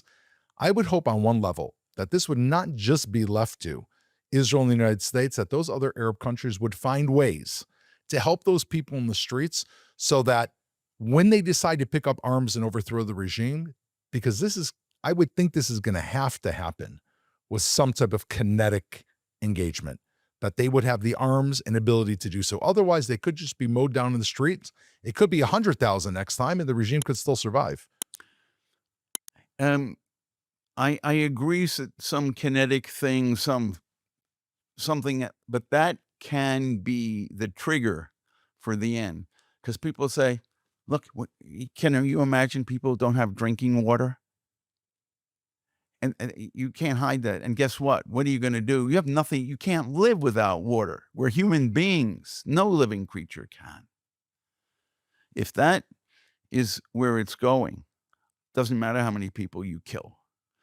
And because they have nothing to lose. And Shiite Islam is a martyr culture. What is it? They worship heroes who were killed, and most of the time by the Sunnis. And the regime is creating martyrs by doing this. And what happens is in Islam, you have a funeral. 40 days later, you have a memorial. And you can see throughout Iranian history, the governments have done their damnedest not to create martyrs, because it's like you have your funeral and it's quiet, but 40 days later, you're going to have people out in the streets. What they're most afraid of is crowds. You cannot control crowds. That's where we are. It's an unbelievably explosive situation at the moment. To me, the best thing that in the West, and it's only basically America and Israel, can do is, I like what more than what Trump said, but it's all in essence a form of the same. The Iranians understand the people, as opposed to what American presidents and senior officials said in the past, like, it's your problem and we're not going to get involved. They're saying, we're with you, with the people, and it keeps being emphasized and emphasized. And talk about glorious people, talk about martyrs. So we're at a turning point. Yes, and if we use their culture, we in the West can do it. Help the people. As a former Defense Department person, career officer, Pentagon, Persia, Islam, is this the closest you've seen to that kind of turning point? Yes. Harold, I want to thank you very much for joining us today. This has been incredibly insightful. No one peels back the layers like you do. You know, even I go into this like a Western person, thinking about radicals, thinking about timeframes, but Iran is so nuanced, and I know this from my Iranian friends, that you bring out that nuance with enormous truth and honesty. And at the end of the day, it's understanding those nuances through you that are going to help us understand how the entire picture unfolds. So I want to turn to our audience at True East, and thank you for joining us. Send in your comments, send in questions. Harold and I will both be looking at those comments and questions, and let's see how the next 24, 48 hours or few weeks unfold. We may be seeing the end of the Islamic Republic of Iran.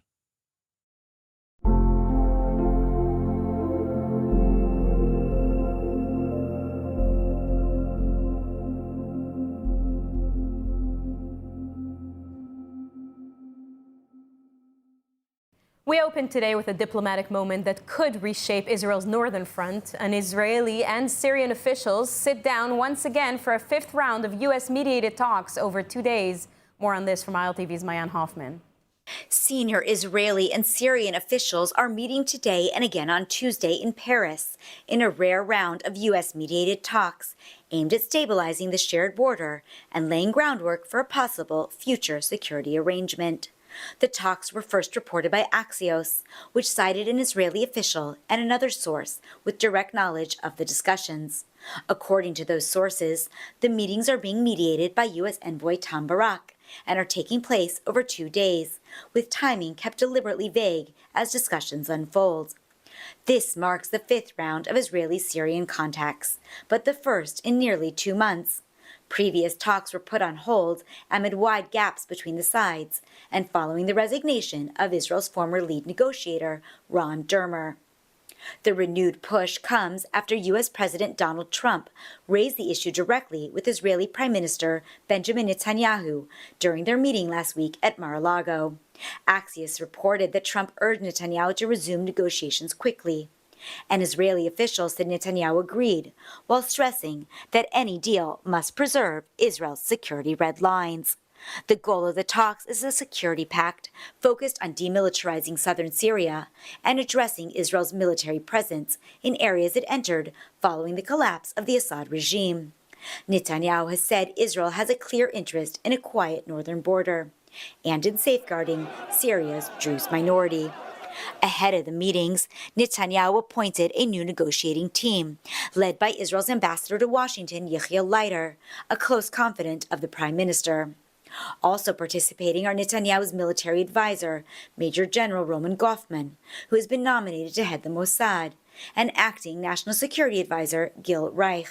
On the Syrian side, Foreign Minister Assad al-Shebani is expected to take part. Israeli broadcaster Khan previously reported that Washington and Jerusalem have reached understandings, allowing Israel continued freedom of action in Syria while pursuing a broader security framework. Still, officials caution that no final agreement is expected at this stage, and progress will depend on follow-up consultations after this week's meetings conclude.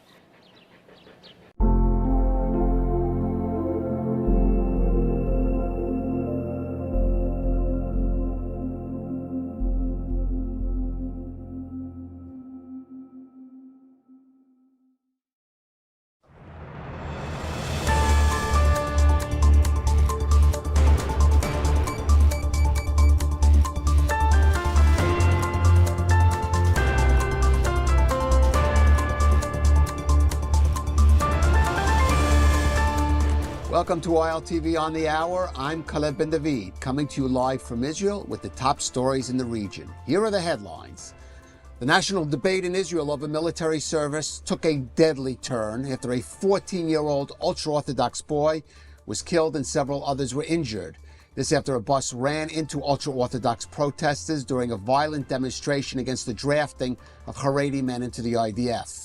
Now, the incident happened at a busy intersection in one of Jerusalem's Haredi neighborhoods, where thousands of ultra-Orthodox demonstrators had gathered. Magen David Adom say the teenager was trapped under the bus and pronounced dead at the scene. 3 other pedestrians were injured, including 2 minors. Police say the driver was attacked and his bus blocked before the incident. He was arrested at the scene and questioned, telling investigators he was trying to escape after protesters surrounded the vehicle and he had called for help. Now, the driver has been initially charged with negligent homicide. Rioters at the scene set fires, burned dumpsters, blocked roads, threw objects at police, and attacked journalists, prompting security forces to disperse what they called a violent disturbance. Prime Minister Benjamin Netanyahu released a statement saying, quote, "I feel deep pain over the death of the dear yeshiva student Yosef Eisenthal, who was struck and killed during a protest in Jerusalem. At the same time, I call for restraint to prevent the mood from becoming further inflamed so that, heaven forbid, we do not have additional tragedies." President Isaac Herzog called the incident a wake-up call, urging responsibility and a swift investigation, offering condolences to the family and wishing a full recovery to the injured. Now, the incident comes amid a Knesset debate over a proposed bill the government says will limit deferments and increase enlistment of Haredim, while the opposition charges it will do exactly the opposite. The ultra-Orthodox parties, Shas and United Torah Judaism, are threatening to bring down the government over this issue. And moving on, Israeli and Hamas sources have told journalists that the search has resumed for the body of IDF Sergeant Ran Gvili, the last remaining hostage in Gaza. Now, the search for Gvili's remains was suspended over the past 2 weeks due to heavy winter weather. Gvili was killed during the October 7th attack and his body taken into Gaza. The search is focused on his last known location in the North Gaza neighborhood of Zaytun, which is divided between Hamas and Israeli control. Hamas terrorists are reportedly searching for Gvili in sight of IDF positions along the so-called Yellow Line border. Israel has insisted that Phase 2 of the Gaza peace deal cannot proceed until Gvili is returned or accounted for. Well, the U.S. Special Envoy to Syria, Tom Barak, is calling the latest talks between Israel and Syria a breakthrough, signaling a potential shift in one of the region's most sensitive fronts. In an interview with the Jerusalem Post, Barak said the meeting reflects a shared desire to move from decades of hostility towards cooperation, transparency, and stability. According to Barak, the new Syrian government has made clear it does not seek conflict with Israel and wants a relationship based on respect and coexistence. This is a marked departure from the past. The talks, mediated by the United States, including senior Israeli, Syrian, and American officials, have resulted in an agreement to establish a joint intelligence sharing mechanism that is a real-time coordination channel which is aimed at preventing escalation and misunderstandings. And for the first time, the two sides also agreed to open parallel talks on civilian issues, including energy, health, and agriculture, alongside of security discussions. U.S. officials described the meeting as positive and constructive, while cautioning that many issues remain, but do say a new diplomatic path may now be opening. Meanwhile, Foreign Minister Gideon Saar is in Somaliland at the head of a high-level Israeli delegation just 11 days after Israel formally recognized the African Republic as an independent state. Saar was received in the capital by Somaliland officials, including the president, in the first official state visit there by an Israeli leader. Israel is, of course, the only country to recognize Somaliland, which broke away from Somalia in 1991. And that ends this update on ILTV. Stay with us for more news. I'm Caleb Ben David, and thank you for joining us.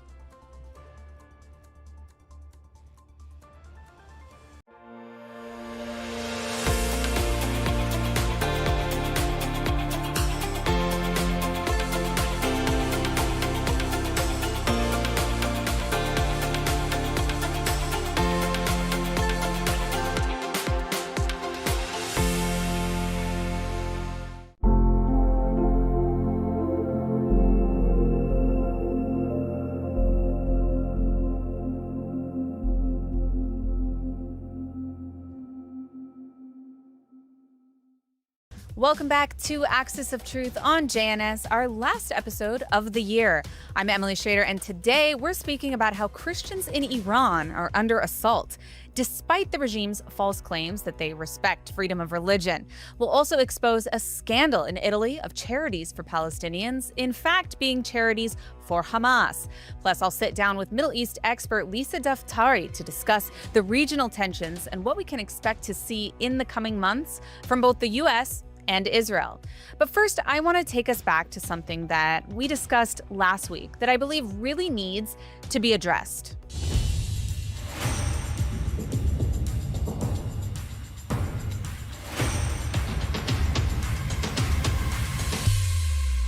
So last week, I broke down the loser ideology of modern Jew hatred that's being peddled around by Tucker Carlson and Candace Owens. But in her latest rant, Candace spread yet another libel that's been used for years now to drive a wedge between two historically oppressed minority groups in America that, frankly, have always been on the same side: the blacks and the Jews. Take a look. Wake up and learn the true history of slavery, because that wasn't exactly a white men sport, okay? Jewish people were the ones that were trading us. Jewish people were in control of the slave trade. They've buried a lot of it, but it's there, and you can find it. Jews are responsible for the slave trade. This claim is not just wrong, it's also a long debunked anti-Semitic libel. And yet here we are again, because anti-Semitism is always a mutating pathology that never needs facts, only bitter, useful idiots like Candace to keep it alive. Let's start with the origin of this myth. The idea that Jews ran or profited from the transatlantic slave trade doesn't come from serious historians.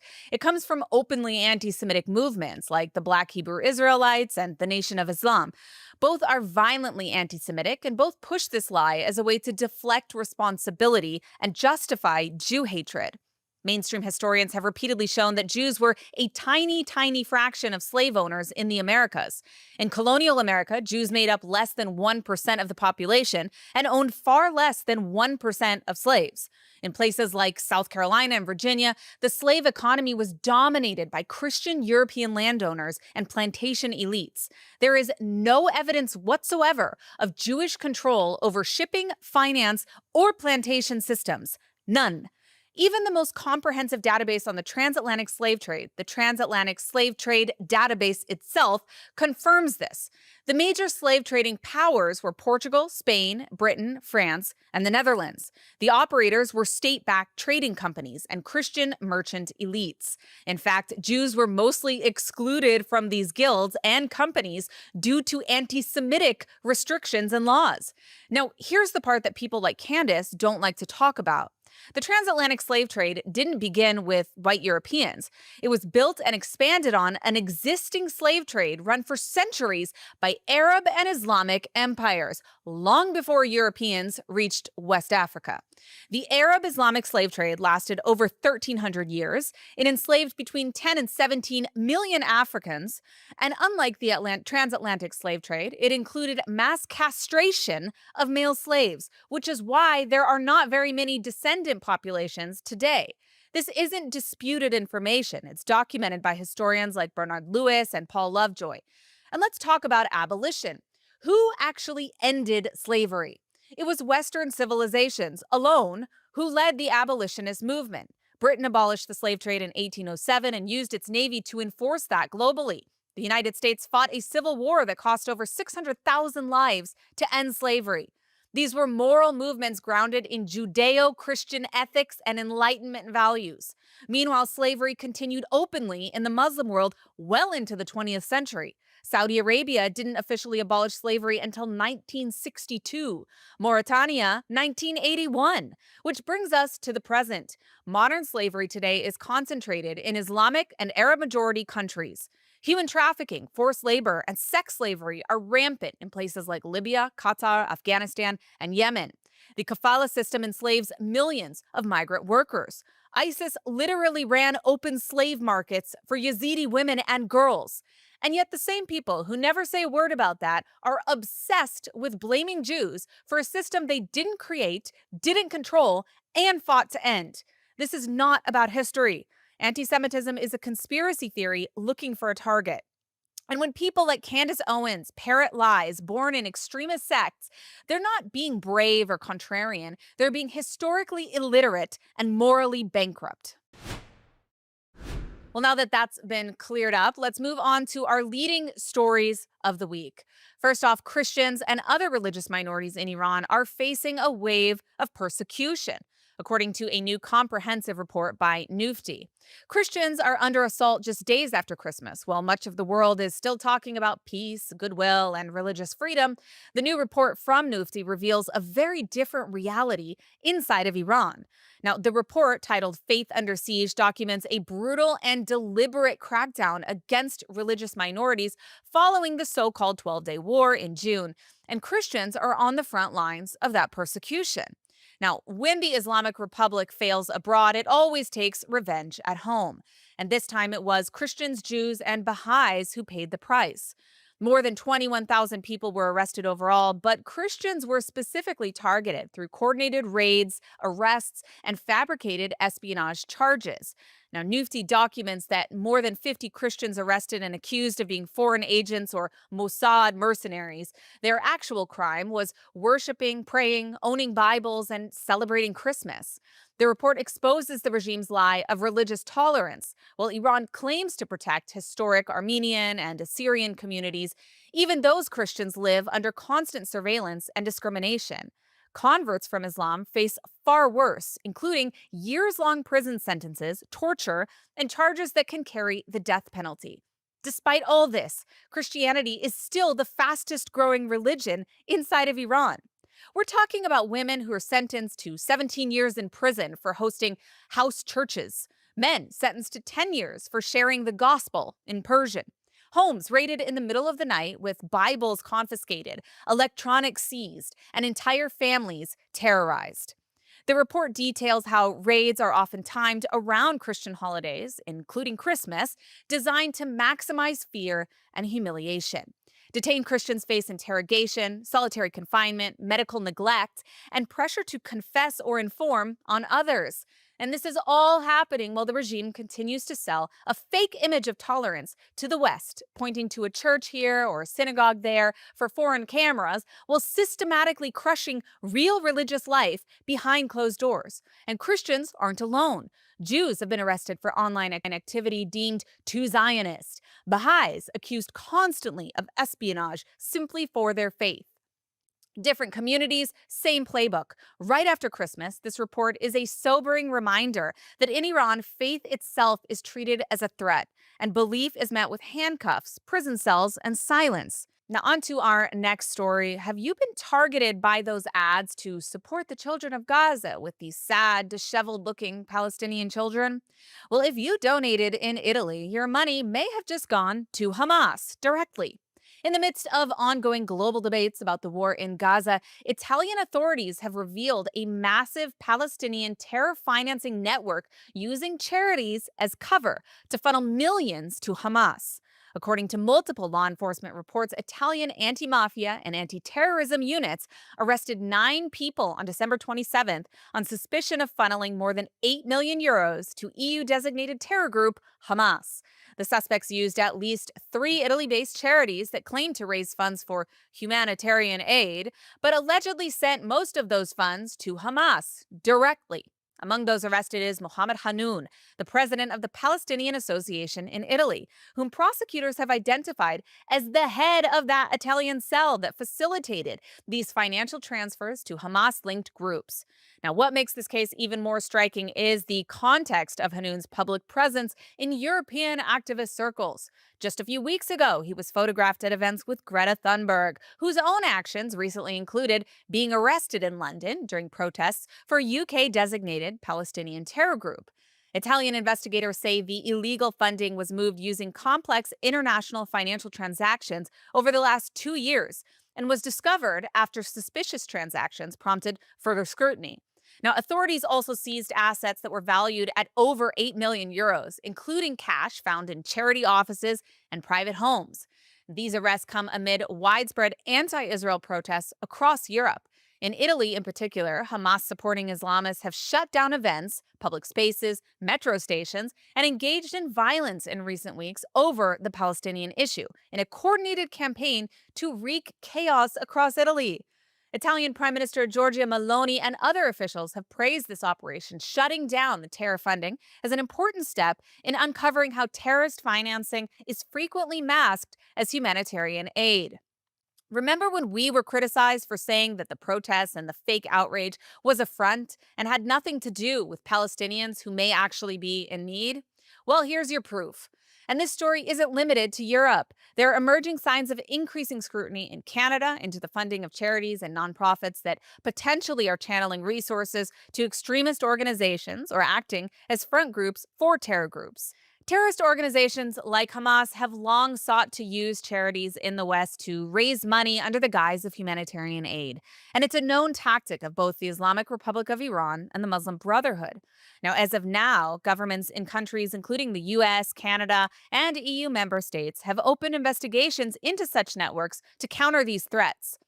Now, as 2025 comes to a close, the Islamic Republic of Iran is not reducing its military pressure or shaking off its role as a destabilizing force in the region. In fact, it's accelerating it. The Islamic Republic recently held nationwide ballistic and cruise missile drills, firing scores of projectiles into the Gulf of Oman and the Strait of Hormuz, in exercises meant to simulate attacks above water, below water, and in the air, warning against miscalculation and affirming its hostility towards Israel and the West. Israeli and Western officials are watching these drills with deep concern, not just as training, but as potential preparation for future aggression, rebuilding capabilities that could threaten Israel directly. Now, Israel's leadership is discussing defensive postures and potential responses as ballistic missile production and repair facilities are already being built up inside of Iran. At the same time, the Islamic Republic is seeking to bolster a tripartite security axis with Russia and China, powerful dictatorships that share their anti-Western goals and a willingness to circumvent international norms and sanctions. Now, this partnership includes joint naval drills off the coast of Iran and in the Indian Ocean, and warship deployments to BRICS maritime exercises in South Africa that are meant to project power and challenge U.S. and Western naval presence. But the marine security belt exercises with China and Russia aren't just symbolic. They symbol a geopolitical shift where the Islamic Republic is embracing a network of autocratic states to undermine Western alliances and reduce its own isolation.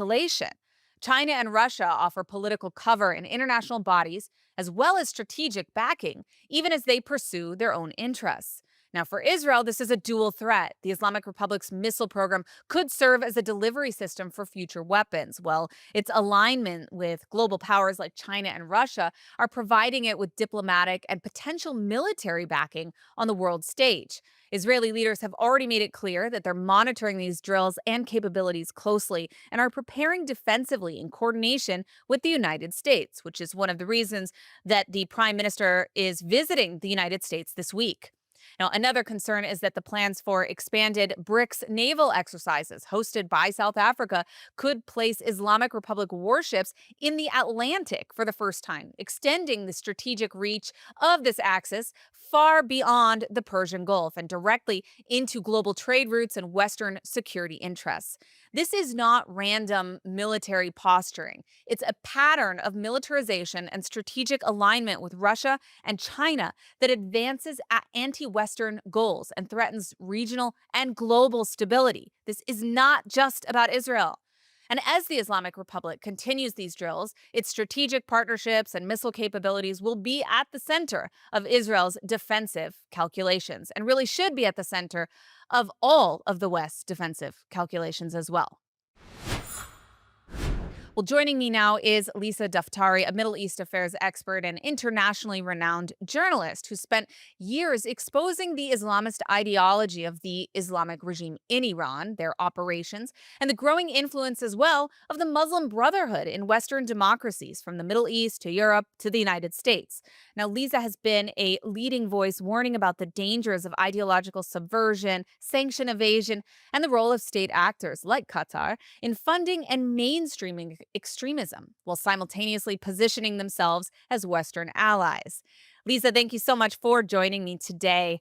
Now, for years, successive U.S. administrations have avoided any serious commitment, at least, to regime change in the Islamic Republic of Iran, even as the regime continues to oppress its own population, fund terrorism globally, destabilize the entire region, even attempted to assassinate President Trump.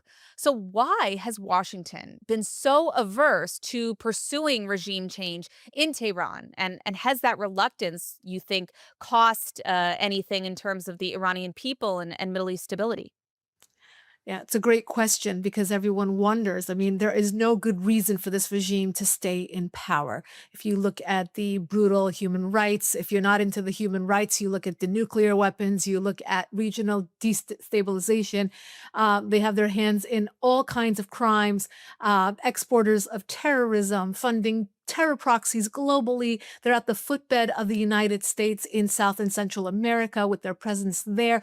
So, of course, then again, we come back to your question, why hasn't anything been done? Well, Republican and Democrat administrations have had a very knee-jerk reaction to regime change, the concept of regime change, because it has failed us so badly, because it has been applied in situations and in circumstances that it did not sustain. We were not able to bring about stability in the places where we tried that, whether it was in Afghanistan or it was in Iraq, even in Venezuela more recently, we had a failed attempt. So for that reason, there is this reluctance. What has that done? That has ping-ponged us between these two poor choices of bomb Iran or let Iran get the bomb. Whether you look at the Republicans or the Democrats, it has been very, very extreme. And of course, somewhere in the middle there, we have the Iranian people, which are the best option for the future of Iran, that they're the ones who make this circumstance, this example, very different than the other examples where regime change has been applied.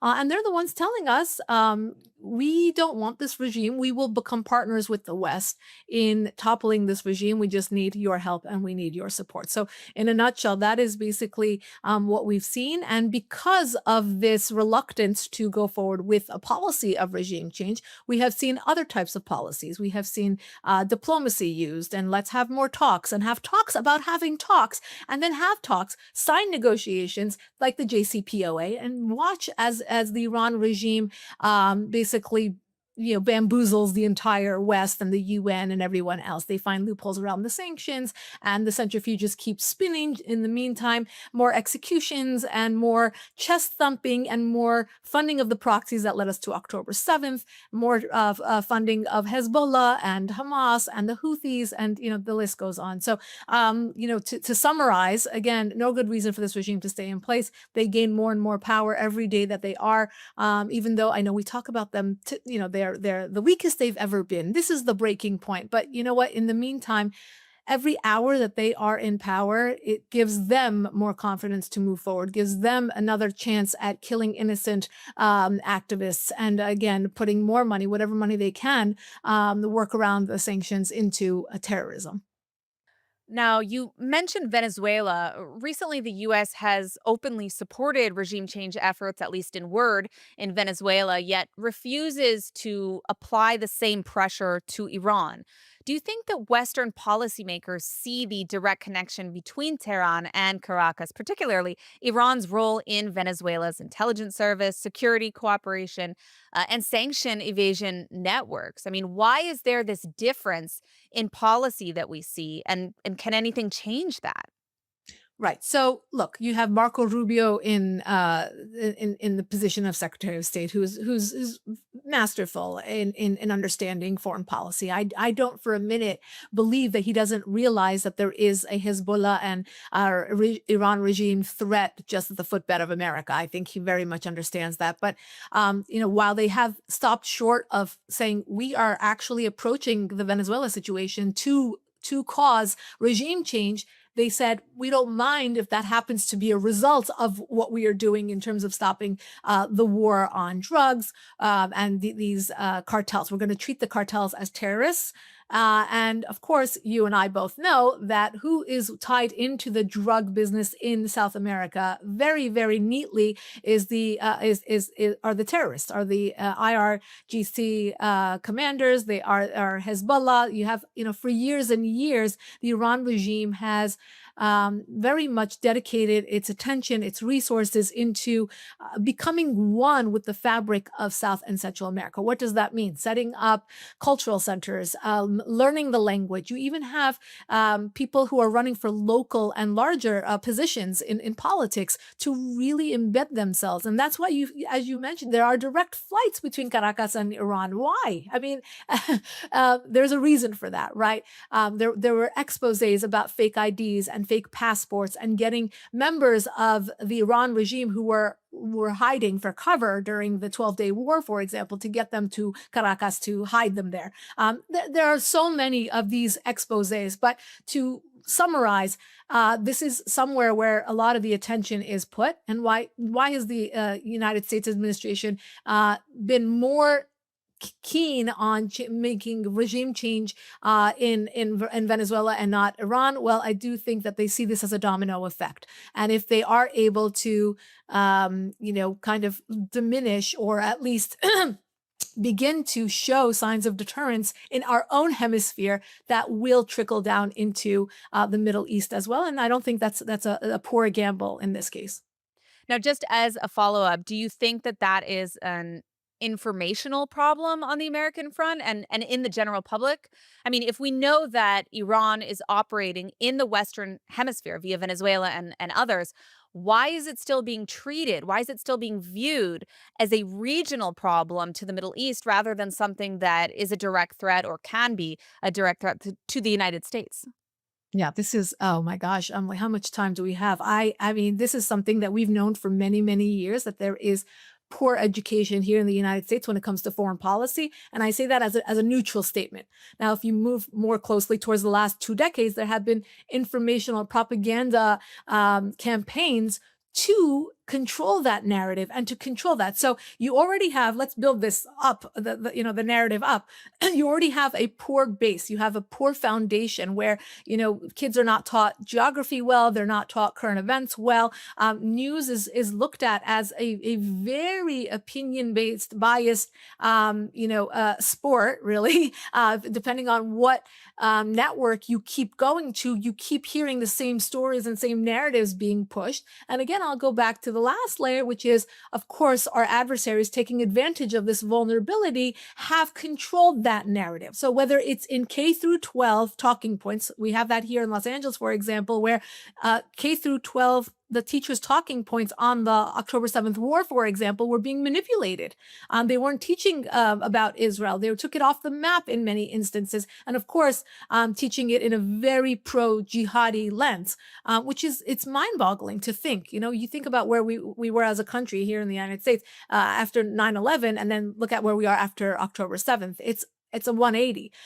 So yeah, you have K through 12, and then you have college, which is completely, I just wrote an op-ed last week about, we have to vet and shut down the Middle Eastern studies departments at these universities until we can really say for sure that we don't have extremists running these departments. And of course, when you have extremists running these departments, what are the talking points? What's the curriculum? What are these kids learning? And they're the ones who major in Middle Eastern studies, myself probably being the one exception, go on to espouse these talking points in positions of power, whether they join the State Department or the CIA or the FBI or go into criminal justice or go into teaching or whatever it may be. So there is a major problem of propaganda, of foreign money, whether it's the Russians, the Chinese, the Iran regime, the Qataris controlling the news, controlling social media, paying influencers, getting into the university system, getting into think tanks. So both in terms of formal and informal establishments and institutions here in the United States, we are completely compromised. And that's not that's not a fear-mongering kind of statement. You can dig deeper yourselves and to understand. I mean, where is the media getting its information, right? Why aren't we talking about the Iran's and regime's influence here in our hemisphere? Why shouldn't people know about that? Why shouldn't people know about the cover-up that we had under the Obama administration about stopping Hezbollah's, in its tracks while it was developing at that point its footprint in South America? So again, all the receipts are there. We have to just back up. And of course, and I hate to say this, but it's very difficult to fight this ideology. I mean, you look back at the Cold War ideology and how the United States and the West in terms of our own hemisphere was about to become compromised, and how we took a stand against that ideology. We are so far into this, into this campaign of becoming compromised, being bought out, being bought over, that people can't recognize the difference between propaganda and the truth. And that is a major, major issue. And that's the obstacle that's truly standing in the way of people understanding these threats. Well, I want to shift gears a little bit, although I do want to go back to the subversion issue because I think there's more to discuss about that.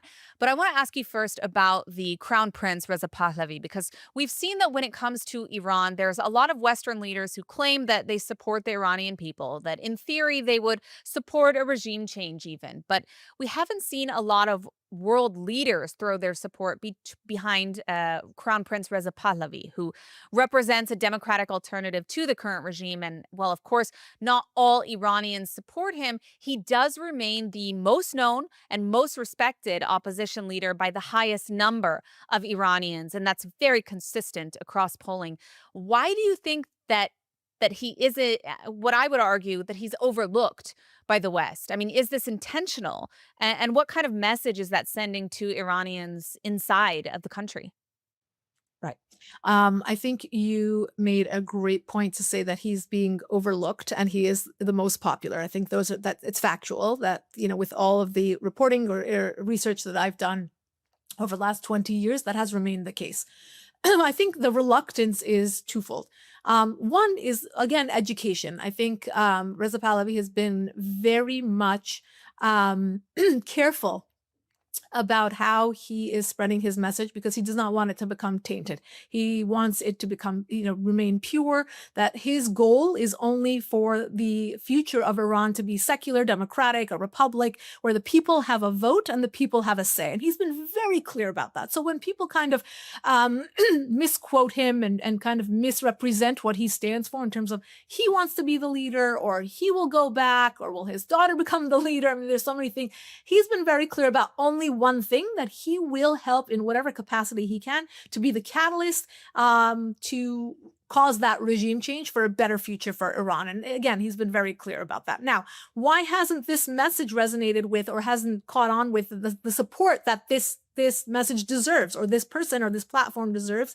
I think it's the reluctance, just like we said about regime change, about going back in time in history. When people think about the revolution that happened in 1979, I think there is, again, there could be more education about it. And there are a lot of misnomers. There are a lot of falsified facts about it. I mean, when we look at when the revolution happened, people think of the freedom fighters as those who toppled the Shah, when in reality now the narrative is flipped. It was back then too. I don't even want to get into that because that's like a whole 2-hour conversation. But the truth is, when you talk about occupied land, that was an occupation.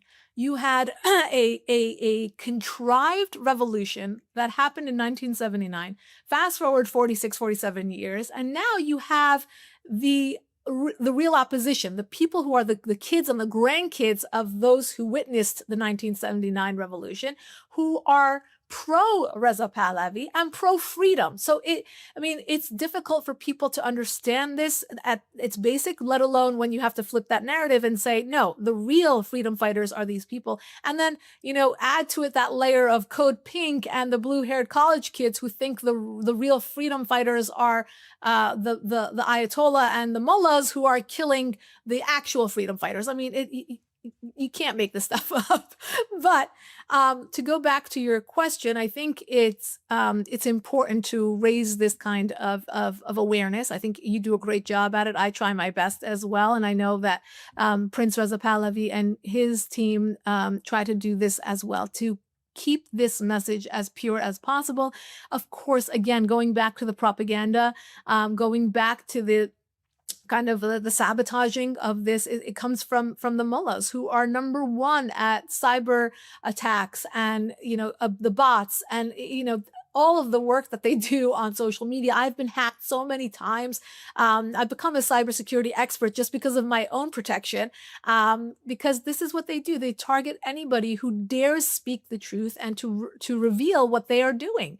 And that is, changing the narrative or shifting the narrative to be against Reza Pahlavi, to create this infighting among the opposition. But I do think one thing is absolutely true. And if anyone wants to walk away from this conversation, this interview, taking away one thing, is that the majority of 80 to 90 million people in Iran agree that they want a free, democratic, secular republic future for Iran. And that's a huge statement. And for the majority of those people to stand behind Reza Pahlavi as a symbolic figure for that change, I think the West needs to pay more attention to him and his message. Well, changing gears a bit, on Christmas, we saw that President Trump acted pretty decisively to defend persecuted Christians in Nigeria, striking ISIS on Christmas. Yet there seems to be a lot less urgency when it comes to Iranian Christians, and Christianity being actually the fastest growing religion inside of Iran. Now, of course, there's also massive persecution against other religious minorities who have faced the wrath of the Islamic Republic, including Baha'is, including some of the Jewish community. Why do we see this double standard persist on the political level? Is this more about geopolitics for the Trump administration, or is there some kind of discomfort with confronting the Islamic Republic itself? I mean, what is the limiting factor here? Why do they view attacks on Christians in Nigeria differently than they do on, attacks on Christians inside of Iran itself? Yeah, great question. And the persecution of Christians in Iran has been a major area of coverage for me for, again, about 22 years now, covering the different pastors that were imprisoned just for practicing Christianity. If you don't know, if you are an Assyrian or a Christian Armenian living in Iran, then you are able to practice, but not openly. But if you do convert away from Islam to Christianity, it is punishable by death. So you look at the number of people risking their lives just to celebrate Christmas or go to church. That's why there has been such a surge in underground churches, because a lot of Iranians don't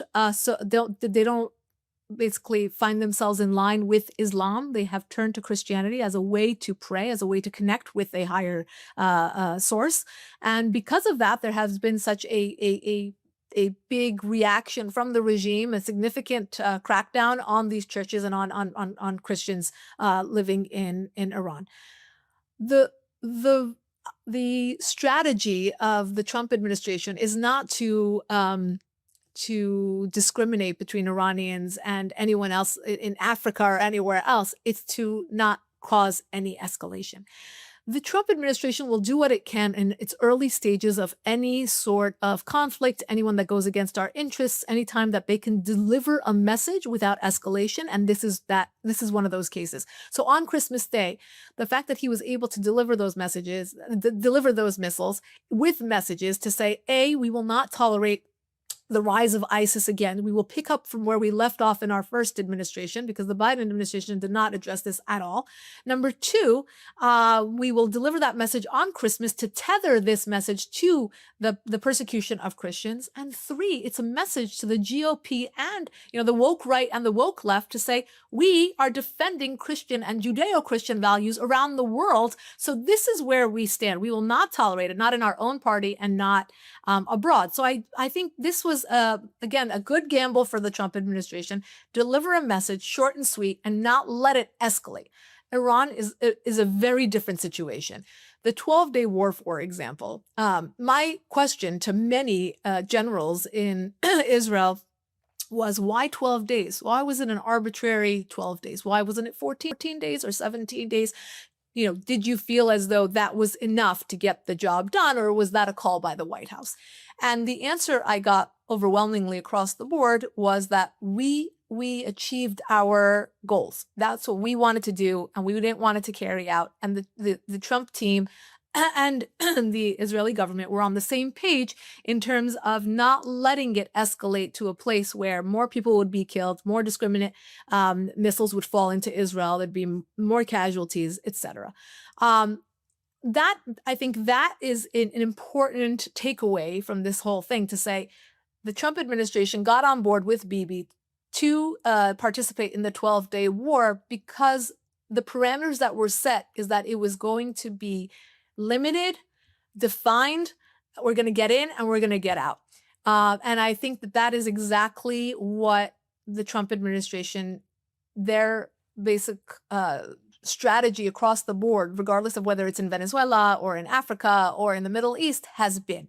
We're not going to let anything reach escalation. We're not getting boots on the ground. We're not going to let this escalate, but we will deliver a message loud and clear. And do you think that some of the policy we're seeing is impacted by the rifts that we're seeing within the right in America right now? I mean, some of the more isolationist ideology, because obviously if you're mowing the grass versus ripping it up and planting a new fresh layer of grass, you're not really dealing with the problem. You're kind of kicking the can down the road. So with this strategy, in your analysis, would it be short-sighted in at least some of these conflicts at least? It depends. Obviously, there's no one-size-fits-all, foreign policy that can be applied. And I think across the board, I am overgeneralizing how the Trump administration deals with many of these situations. But I think that is, a fair assessment to say they don't want escalation. They do want to deliver messages, and they do want to establish deterrence. The one thing we have to acknowledge is that this administration has only been in office for less than 1 year. They had a huge task of reestablishing American power on the global stage, reestablishing deterrence that was not there. It was lost for 4 years. Reintroducing ourselves to the Iran regime, reintroducing ourselves to Hamas and Hezbollah and to ISIS and to the Houthis. And, we're playing whack-a-mole, getting to all these different threats and reestablishing again that, there's a new sheriff in town, as the saying goes. What's happening in the far woke right, I mean, they wouldn't call themselves the far right, I would, but let's say the woke right, is the isolationist, the isolationist theory is an excuse. It's not real. Why? Because when you look at isolationists, they're not consistent across the board, only in cases that they want to pick and choose. So yes, let's not give aid to Israel because why should we be funding this war, blah, blah, blah, blah, blah. But then they agree with, another case where, the United States needs a seat at the table. It is naive to believe that the United States should isolate itself and not become the policeman of the world, as they like to say, because we will be eaten alive. And we saw that for 4 years, how much of a setback it was to this country, not only abroad, but here on U.S. soil.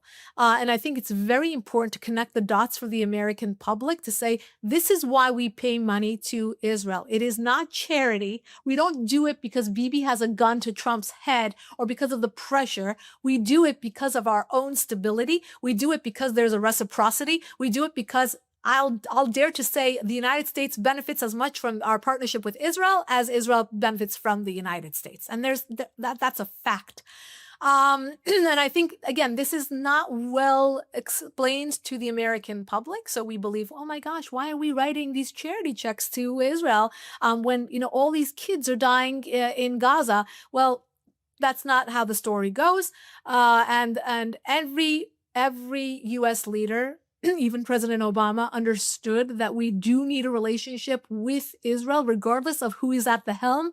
And that whole debacle between Bibi and Obama, it doesn't matter who's at the helm. It doesn't matter. Bibi won't always be around, and Obama wasn't always around. But that relationship between the two nations, whether Republican or Democrat, is in the White House, is very important. Whether there's a leftist or Bibi in Israel, is again, regardless of that, this relationship has to remain, or the entire stability of the Middle East, and will trickle into Europe as we're watching, will trickle into the United States as we're seeing. It's going to destabilize the entire world if we are naive to that relationship.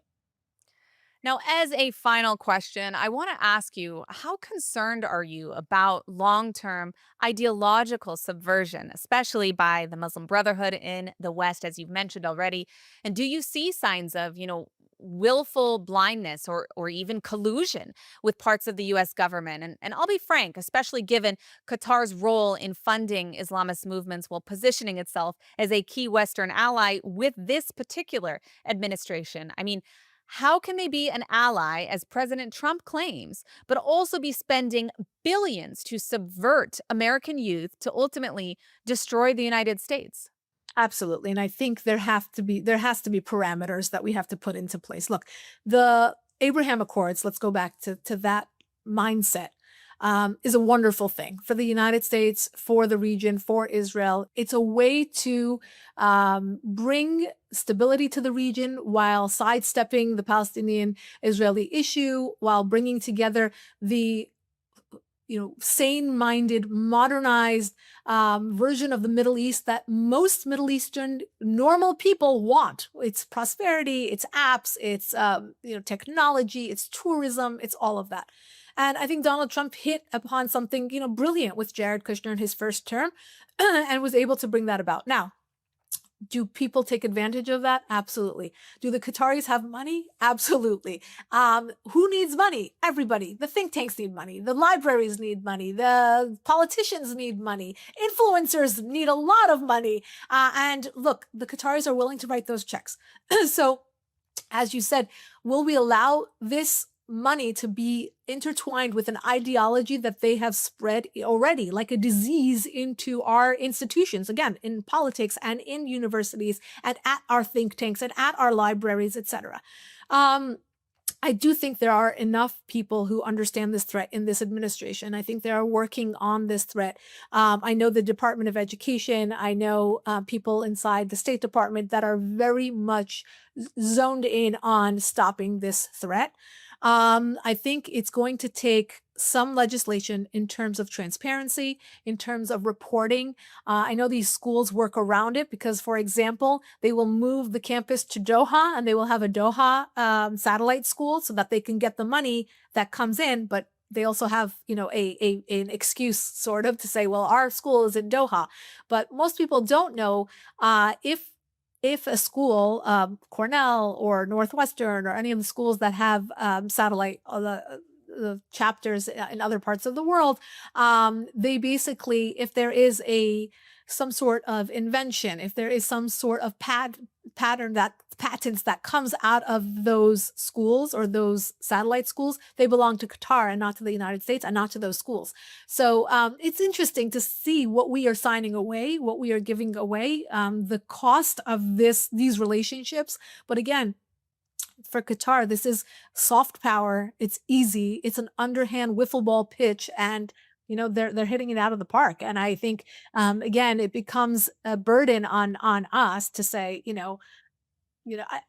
were you offered Qatari money? I was, and I had to say no, and it was a lot of good money. And I say that because it's difficult to say no to good money when you are in a field that doesn't make that much money and they're willing to pay you to, think a certain way or to speak a certain way and to use your platform for them and their talking points. So it's interesting to watch how this is unfolding here in the United States. But I do think left and right, we do have an issue when we are hijacked. I don't think there's no boundaries on which political party is going to be targeted.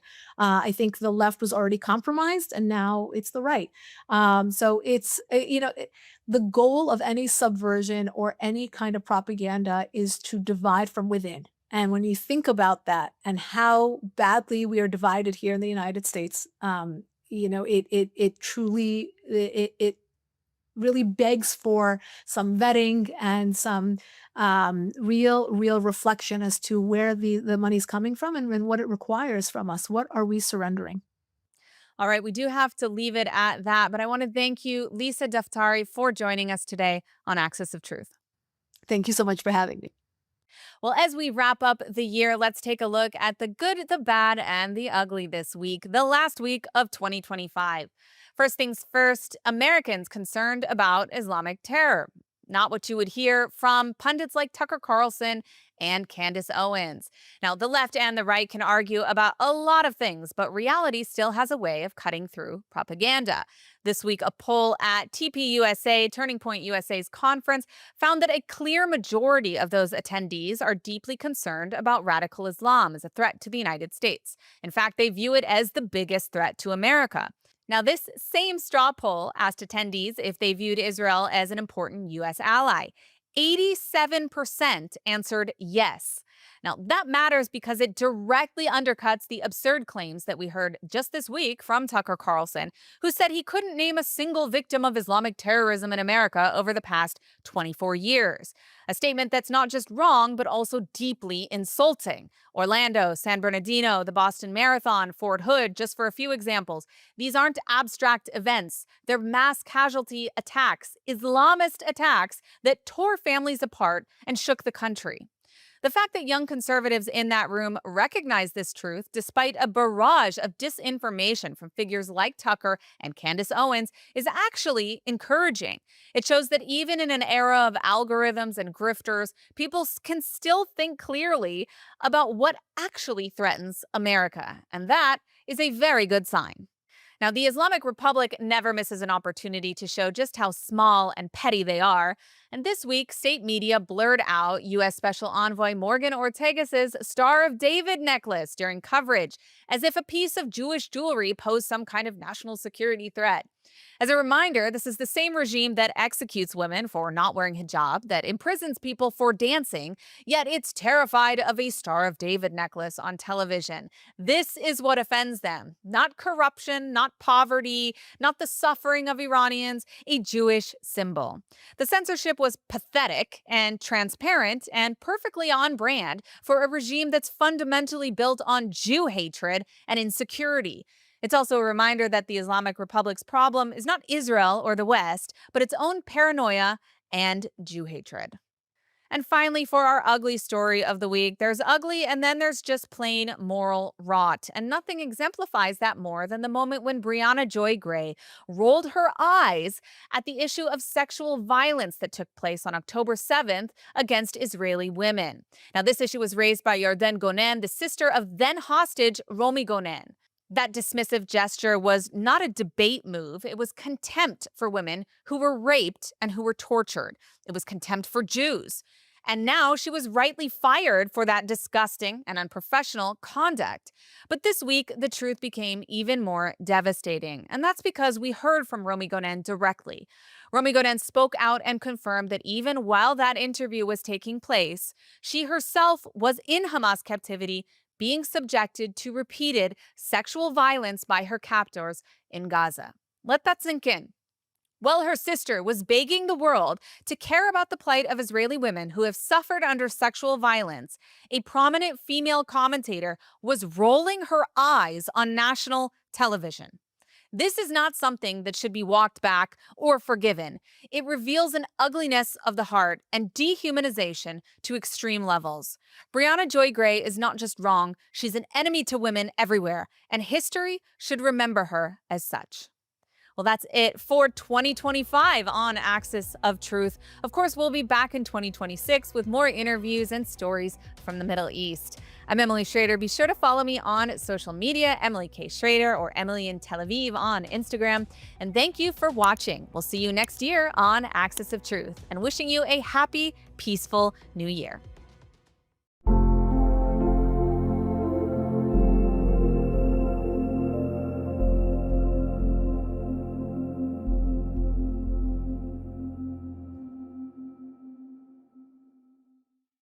And now, as anti-Semitism surges across the West and following the horrific Bondi Beach massacre in Australia, Rabbi Daniel Rowe, senior lecturer at Aish, is here to explain why this is not just a Jewish crisis, but a deeper breakdown threatening Western society itself. Rabbi Rowe, thank you so much for joining us. Pleasure, thank you. So we're seeing anti-Semitism surge across the West, throughout the world, in many ways that, people thought was impossible to see after the Holocaust. Now, you've argued that this isn't just a Jewish problem. It's fundamentally changing Western society itself. Can you maybe elaborate on that? Yeah, sure. Well, first of all, when anti-Semitism in general is like this social pathology, like this thing that can just erupt at any moment, where all the world's problems are linked to the Jewish people. And it typically resides, a lot of the movements that drive it are angry with the world and need something that's not real to blame. They don't want to turn inwards and face their own problems, so there's this mythical answer called the Jewish people. And if you look even today, most of the movements driving anti-Semitism have a very deep anti-societal agenda. Uproot the Western world, tear the whole thing down. So that's why it's always a global issue. It's never really a localized issue. And now you've also written extensively about how anti-Semitism often manifests as anti-Israel sentiment, right? That then spreads to attacks on diaspora Jewry that live, thousands of miles away from Israel and have nothing to do with Israeli policies, but Jews are targeted nonetheless. What does this tell us about sort of the nature of modern day anti-Semitism? Yes, so modern anti-Semitism is really it's like a virus that's mutated into a new environment. Anti-Semitism, and this is the key point, is never really Jew hatred in the conventional racist bigotry sense. Yes, there's racism and bigotry against Jews as against all minorities, but what makes anti-Semitism unique is this bizarre need to take whatever the collective Jew is and demonize it. And so when the collective Jew was, let's say, they were seen as people living in ghettos, then they're the filth-spreading diseases. When they were moneylenders, they're raping society. When it's about religion, then they're people who've killed Jesus. When it's about secularism, they're the people infiltrating society. So it will always shift. Today, the collective Jew is seen as the state of Israel. So when you have this, and criticism against the state of Israel is fine, so is criticism against individual Jews. But when it's an obsessive need to, in exaggerated language, to really demonize the collective, then you know that the ultimate target is the whole Jewish people. Mm-hmm. Now, you've suggested that combating anti-Semitism requires not just refuting sort of this hatred, but actually addressing sort of the underlying, let's call it, brokenness and despair in society, particularly among young men who we see today are being radicalized. It's an unusual approach. Can you explain why you think, healing society's problems is sort of essential to actually fighting anti-Semitism? Well, I think there's two dimensions to this. One is, yes, the rational, happy human being is not as vulnerable to the virus of anti-Semitism. It's the person angry with the world who, for some reason, locks onto, or society locks onto, it's the Jews. And you can explain it religiously, as a rabbi I would, or you can explain it secularly, and it's not too far apart. It's this, you see, Jews star in every foundational text of the major religions and ideologies that are prevalent in the Western world. To a Christian, we're there in the Old Testament and New Testament. It's all about Jews. To a Muslim, the Quran's all about Jews. To communists, the origin story is linked to the Jews, and it was very linked to anti-Semitism for the word go. So that it's almost like this bizarre obsession with these are the people responsible for everything wrong in the world. It's narrated from the origin books. But the flip side is they should be the ones solving the world's problems. It's a very strange thing. Now, until recently, we've had nothing we could do but pray to God for a better world. And we should still do that. But now, the state of Israel, we're a nation. There's a lot of talent, there's a lot of capability, and we should think about this strategically for the state of Israel. For the cost of a lot less than an F-35, you could put massive brain power into making a better world for young people. And that would be, self-interestedly, that would make us safer, but, there's almost like this calling. What was the very first line the Torah starts the Jewish journey with? Through you shall be blessed all families of earth. And it's almost like subconsciously the world's putting you're to blame. We don't need to accept the idea we're to blame, but let's take the flip side of that. If we're not going to be treated like other nations, let's turn that into, let's bring our talents, skills, and experience over thousands of years to make a better world for everybody. And I think we can really do it. Well, I like the optimism, and I certainly hope so. Rabbi Rowe, thank you so much for joining us today. Thank you.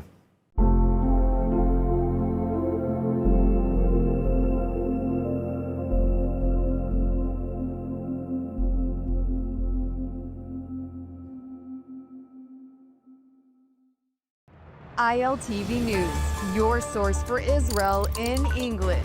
Reporting from the ground where it happens, as it happens. An authentic, trusted voice in Daily Israel News.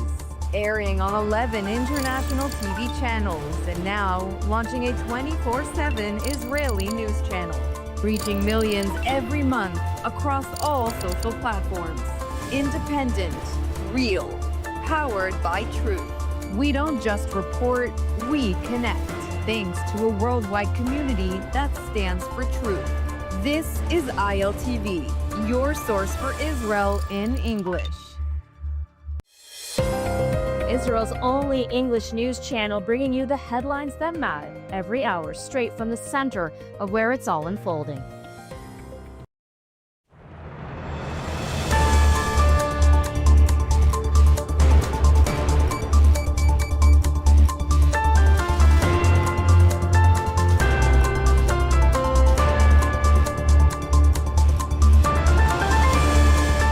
Welcome to ILTV on the Hour. I'm Lidar Lazi, coming to you live from Israel with the top stories in the region.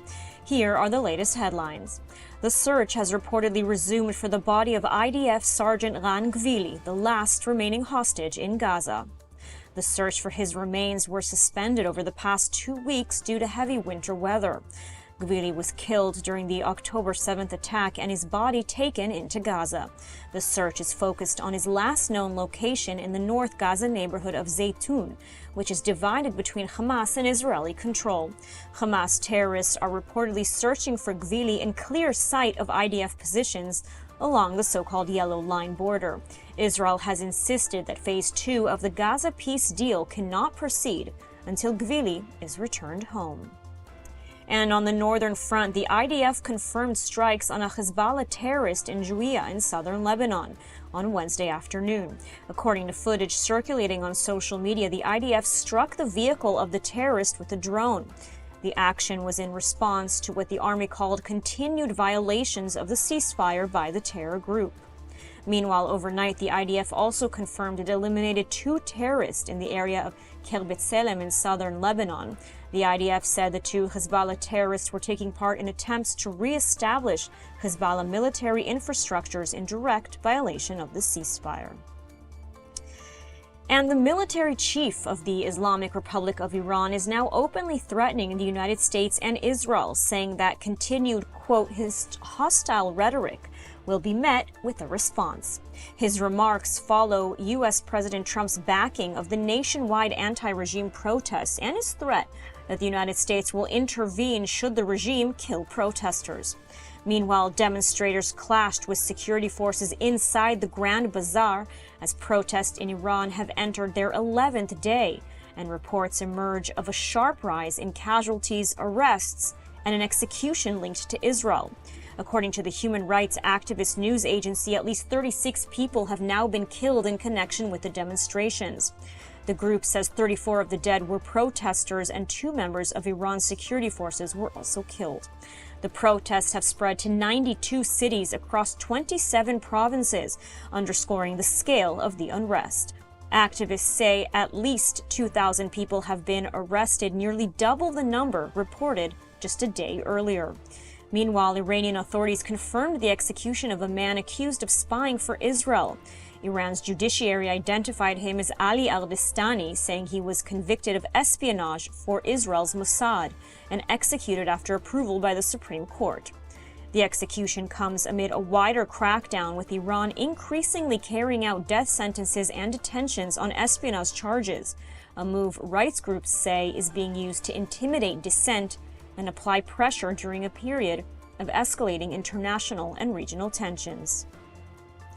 And some positive news. The United States Special Envoy to Syria, Tom Barrack, is calling the latest talks between Israel and Syria a breakthrough, signaling a potential shift in one of the region's most sensitive fronts. In an interview with the Jerusalem Post, Barrack said the new Syrian government has made clear it does not seek conflict with Israel and wants a relationship based on respect and coexistence, a marked departure from the past. The talks, mediated by the United States, included senior Israeli, Syrian, and American officials and resulted in an agreement to establish a joint intelligence sharing mechanism, a real-time coordination channel aimed at preventing escalation and misunderstandings. For the first time, the sides also agreed to open parallel talks on civilian issues, including energy, health, and agriculture, alongside security discussions. U.S. officials described the meeting as positive and constructive, while cautioning that many issues remain unresolved, but say a new diplomatic path may now be opening. And that's all the time we have for the latest update. Join us every hour on the hour here at ILTV for the latest news straight from Israel. I'm Ladar Lazi. Thanks for watching.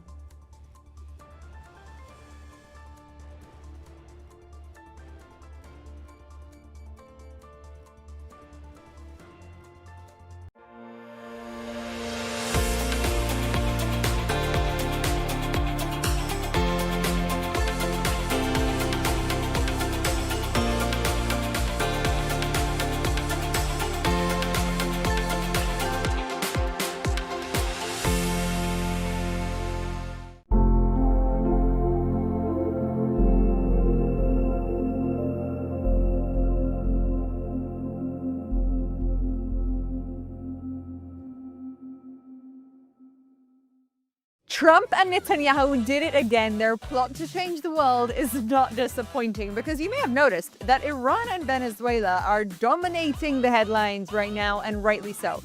These two stories, the revolution in Iran against the Islamic Republic and the detaining of the de facto President Maduro in Venezuela, seem disconnected, but in truth, they're one of the same. Right now, as we speak, pictures of Khamenei are burning in the streets of Tehran. Across the world, Venezuelans are celebrating what they pray will be the downfall of the dictatorship that robbed their country of its future. And whilst these stories of courage and hope are emotional, that's not what we're here to discuss today. Because, like it or not, these events and the next few weeks are going to drastically change the world as we know it. The Middle East is never going to be the same. And if you're wondering how Maduro, the leader of a drug cartel in Venezuela, is connected to us here in the Middle East, you don't need to wait long to find out. This is a story of drugs and oil and evil, and it's all coming to a head right now. This is the Meira K Show on JNS TV. Let's dive right in. As always, to get to the root of the story, one must follow the money, or in this case, the oil. And where better to start than the oil capital of the world? Venezuela. A country so rich in resources, it is actually hard to believe where it has arrived to now. Let me take you back to the 1920s, where enormous amounts of oils were first discovered, quickly making Venezuela the envy of South America. By 1950, it had the fourth highest GDP per capita in the world. And with that much oil, why would they focus on anything else? They imported almost all their foods and goods, leading to their own agriculture and manufacturing withering away, which, as we already know from Israel's story, is highly problematic. By 1970, though, oil prices are skyrocketing, and Venezuela's just getting richer and richer and richer. Why are the prices jumping? Well, after the Yom Kippur War in Israel, the Arab countries that controlled most of the oil based out of the Middle East decided to punish the West by announcing an oil embargo. Prices quadrupled overnight, and the U.S. realized that the Middle Eastern countries could massively impact their economy. So they looked for safer suppliers, and guess who they turned to? Only the biggest oil reserve in the world right on their doorstep. Then the Iranian Revolution made oil prices jump even more as more countries stopped taking oil from Iran. Venezuela thrives, but they got greedy. The government doesn't like the fact that other companies are getting rich from their oil, so to keep the profit, they kick them out, buy their equipment, and nationalize the oil industry. They build a company called PDVSA, and for a while, this works well. PDVSA was run like a professional business. They kept their old managers and engineers, and the government mostly let them do their job. It was respected globally as a top-tier energy company. But a few years later, the price of oil starts to drop significantly. This has many contributing factors, but one of the main ones was that Western countries had spent billions drilling to find their own resources. More oil was suddenly available. Additionally, Saudi Arabia decides it's time to beat the Middle East competition. Again, remember, Saudi Arabia and Iran are drastic enemies, and to do this, they drop their prices dramatically. You see, we always come back to the Middle East. Western countries like to look down on this area of the map, but in reality, much of the world economy revolves around it, not just because of the resources, but also because of its location in the seas and the trade routes. It's not for nothing that the US is hell-bent on keeping control and peace in this region. The constant shift in demand and supply lead to Venezuela's economy starting to tank, and angry and poor people are furious at the government for this. As often happens, this eventually leads to a revolution that brought in the infamous Hugo Chavez. Now, Venezuela's oil is thick and heavy, and it needs very specific machinery to extract it. One of Chavez's first decisions was to force the foreign experts to either give over 51% of their shares to the government or be kicked out. But they really need experts to manage their oil. And so these foreign entities decided to leave, and this leads to a massive management problem. You see, when a government has money coming in from a source, they often don't invest the profits into the system to upkeep the oil, but rather in elections and their own personal interests. When you don't invest in oil machinery, it erodes, and when you don't invest in the people who know how to manage it, that is also a problem.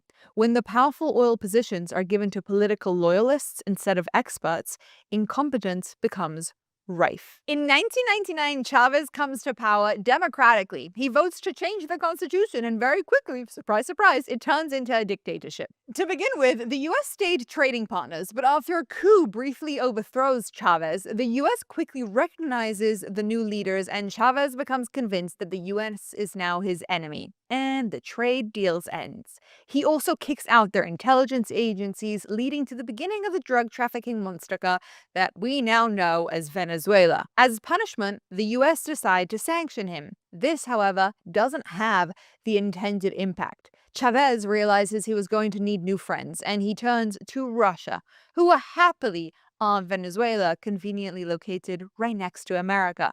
The Russians now have military abilities alarmingly close to the US. Chavez stayed in power until his death in 2013, when Maduro, our hero, takes over.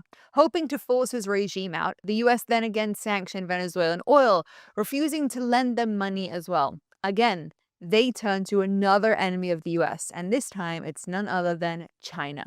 Beijing loaned Venezuela $60 billion in exchange for oil over 20 years. Pretty quickly, two of the US's top sworn enemies have direct access to Venezuela right on the US doorstep. And this is something that the Americans are very aware of.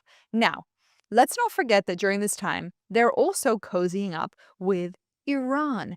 In the early 2000s, both countries were main suppliers of oil and are hoping to stay that way. To do so, they devise a plan to drive up the prices of oil and quickly become economic partners. In 2005, with Iran's new president, or the Islamic Republic more accurately, they realized that they have a lot more in common than just oil and money. They both share an enemy, and they devise a plan to work together to defeat imperialism, otherwise known as America. And their drug relationship starts as well. You see, both these countries have issues with oil production, and they're looking for other ways to make money. Lots of it, but also they want to gain power. And drugs are a brilliant way to do so. Venezuela has the means to produce huge amounts of drugs, but struggles to distribute them across Africa and the Middle East. Here too, Iran, i.e. the Islamic Republic, benefits. You see, Hezbollah, the terrorist organization based in Lebanon, is most famous for firing rockets at Israel, but in truth, it is actually the biggest drug cartel in the Middle East. It's not just about drugs, it's about access. For years, intelligence reports have warned us that Venezuela were issuing legitimate government passports to Hezbollah operatives. This means terrorists could travel to Mexico and potentially walk right across the US border disguised as Venezuelan refugees. Taking down Maduro doesn't just stop the drugs, it dismantles a sleeper cell network that was threatening the entire Western world. But I'm getting ahead of myself. Let's jump back to 2020, when the US successfully crippled them both with sanctions, and they needed solutions. Venezuela's oil is thick and hard to mine, and Iran has too much thin oil and a lack of cash. So they start swapping. Pretty quickly, Venezuela racks up billions of dollars of debt to the IRJC. But external relations are not really where Venezuela has a real problem. because throughout all of its external pursuits, it has destroyed its own country. People are starving, exiled, and executed under a brutal regime. What was once the pearl of the Americas has turned into a godless country. Maduro runs it with an iron fist, rigging elections to stay in power. He has competition, like Maria Machado, the woman who won the Nobel Peace Prize, who tries to fight against him, but she needs to go into hiding as a result. In 2020, there was one of many attempted coups which fails, and there is little hope for the country, for the people of Venezuela, until a few days ago when Trump suddenly announces that he has successfully led an operation the likes of which the world has never seen before.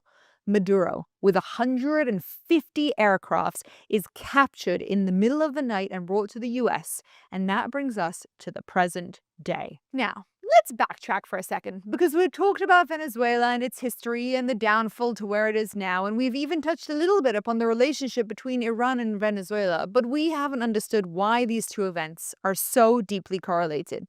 You see, Iran up until 1979 was the glittering jewel of the Middle East. Here too, they're rich in oil. They held the Middle East in the palm of their hands, controlling most of the gas flow through the area. The Shah was in power, a deeply Americanized king who westernized Iran. The story here is not so simple, but as the elites get richer, the poor and the traditional in Iran are suffering. Within Iran, there are people who do not like the idea of westernization or modernizing. They wanted their old values back. Enter Ayatollah Khomeini. From exile, he sends cassette tapes preaching a simple message.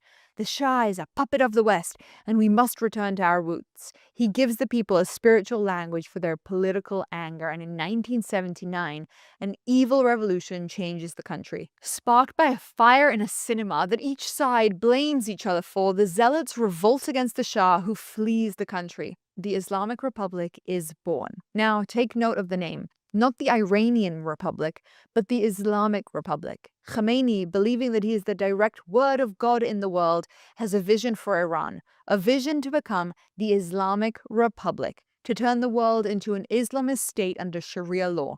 Now, as with most revolutions, you need an enemy to be fighting if you want to keep a revolution going. And with the Shah gone, it was time to reignite in Iran the feeling of a revolution, to be the Islamic leaders who take over the world. And to do this, they must fight the infidels. Enemy number one, the West. And who's the West's puppet in the Middle East? Well, none other than Israel, of course. Now, let's just add on to this some other drama. The Shiites versus the Sunnis have long been competing for the Islamic crown, and with the Sunnis in Saudi Arabia and Egypt having so much more power than this small Shiite Iranian minority, Iran decides that they could outshine Saudi Arabia by leading the charge on the war with the West, namely Israel. And to do so, they start building out tentacles across the Middle East. Tentacles that we've become familiar with. We have the Houthis in Yemen, a Shiite or terrorist arm in a largely Sunni country who controls the seas. We have Iraqi militias, but namely, Hezbollah becomes their number one success. As we mentioned before, Hezbollah is not just fighting for Lebanon. Just look at the maps. The importance of Hezbollah being in Lebanon is huge because it gave Iran access to the sea. We can expand on that another time, but this is in part why the Syria takeover was so important. With Syria gone, Iran loses its trade route, but all of this is a relatively new development. Up until the Beepers and Nasrallah's timely elimination, Hezbollah acts as a massive drug cartel. Drugged up countries are easier to control and dominate, and drugs make money. This is a big part of how the relationship with Venezuela came to be. Drugs are essential, as oil is not something they can now sell so easily, with sanctions, etc., and they need money. With Iran being responsible for so much of the terror in the Middle East, they have been sanctioned badly. To try and avoid the price of those sanctions, Iran decides to make itself completely self-sufficient. But there's a flaw in their plan. They don't have a lot of water, and growing crops demands lots of it. Shame they aren't friends with Israel. We have all the technology they would need. Instead, they tried to bypass sanctions using a shadow fleet. These are hundreds of rusted, uninsured oil tankers that turn off their GPS trackers to sail like ghosts through the ocean, smuggling oil to China and Venezuela because they're not allowed to sell them. Iran uses Venezuela as a smuggling port. And now, with the US coming in and taking out Maduro, it effectively sinks Iran's ability to maneuver things across the world and get their oil out there. Without Venezuela as a safe harbor, Iran's smuggling route is dead in the water. Very quickly, the Islamic Republic's obsession with destroying Israel and focusing its resources on fighting led to the country falling into complete disarray and the economy tanking. In 1979, the Iranian rial was at 70 to the dollar. Today, it's over $1 million. The inflation is crazy. And surprise, surprise, the Iranians don't like it. They have tried many times to overthrow the regime. Most recently, we had Bloody November in 2019, where overnight the government tripled fuel prices and killed thousands of protesters. Hundreds of cities were on fire. They used machine guns, and they shut down the internet for a week so no videos could get out. They proved they are willing to massacre their own citizens to stay in power. And in 2022, you might remember the women's revolt where women started uncovering their hair. They too paid the price for that. The IRGC has kind of lost the younger generation, but still executed hundreds as a result, which leads us to the present day. The 12-day war by Israel and America to take out their nukes rapidly destabilized the Islamic Republic. They buckled down on what they believe is their only card, the war with the West. But during this 12-day war, the people took to the streets to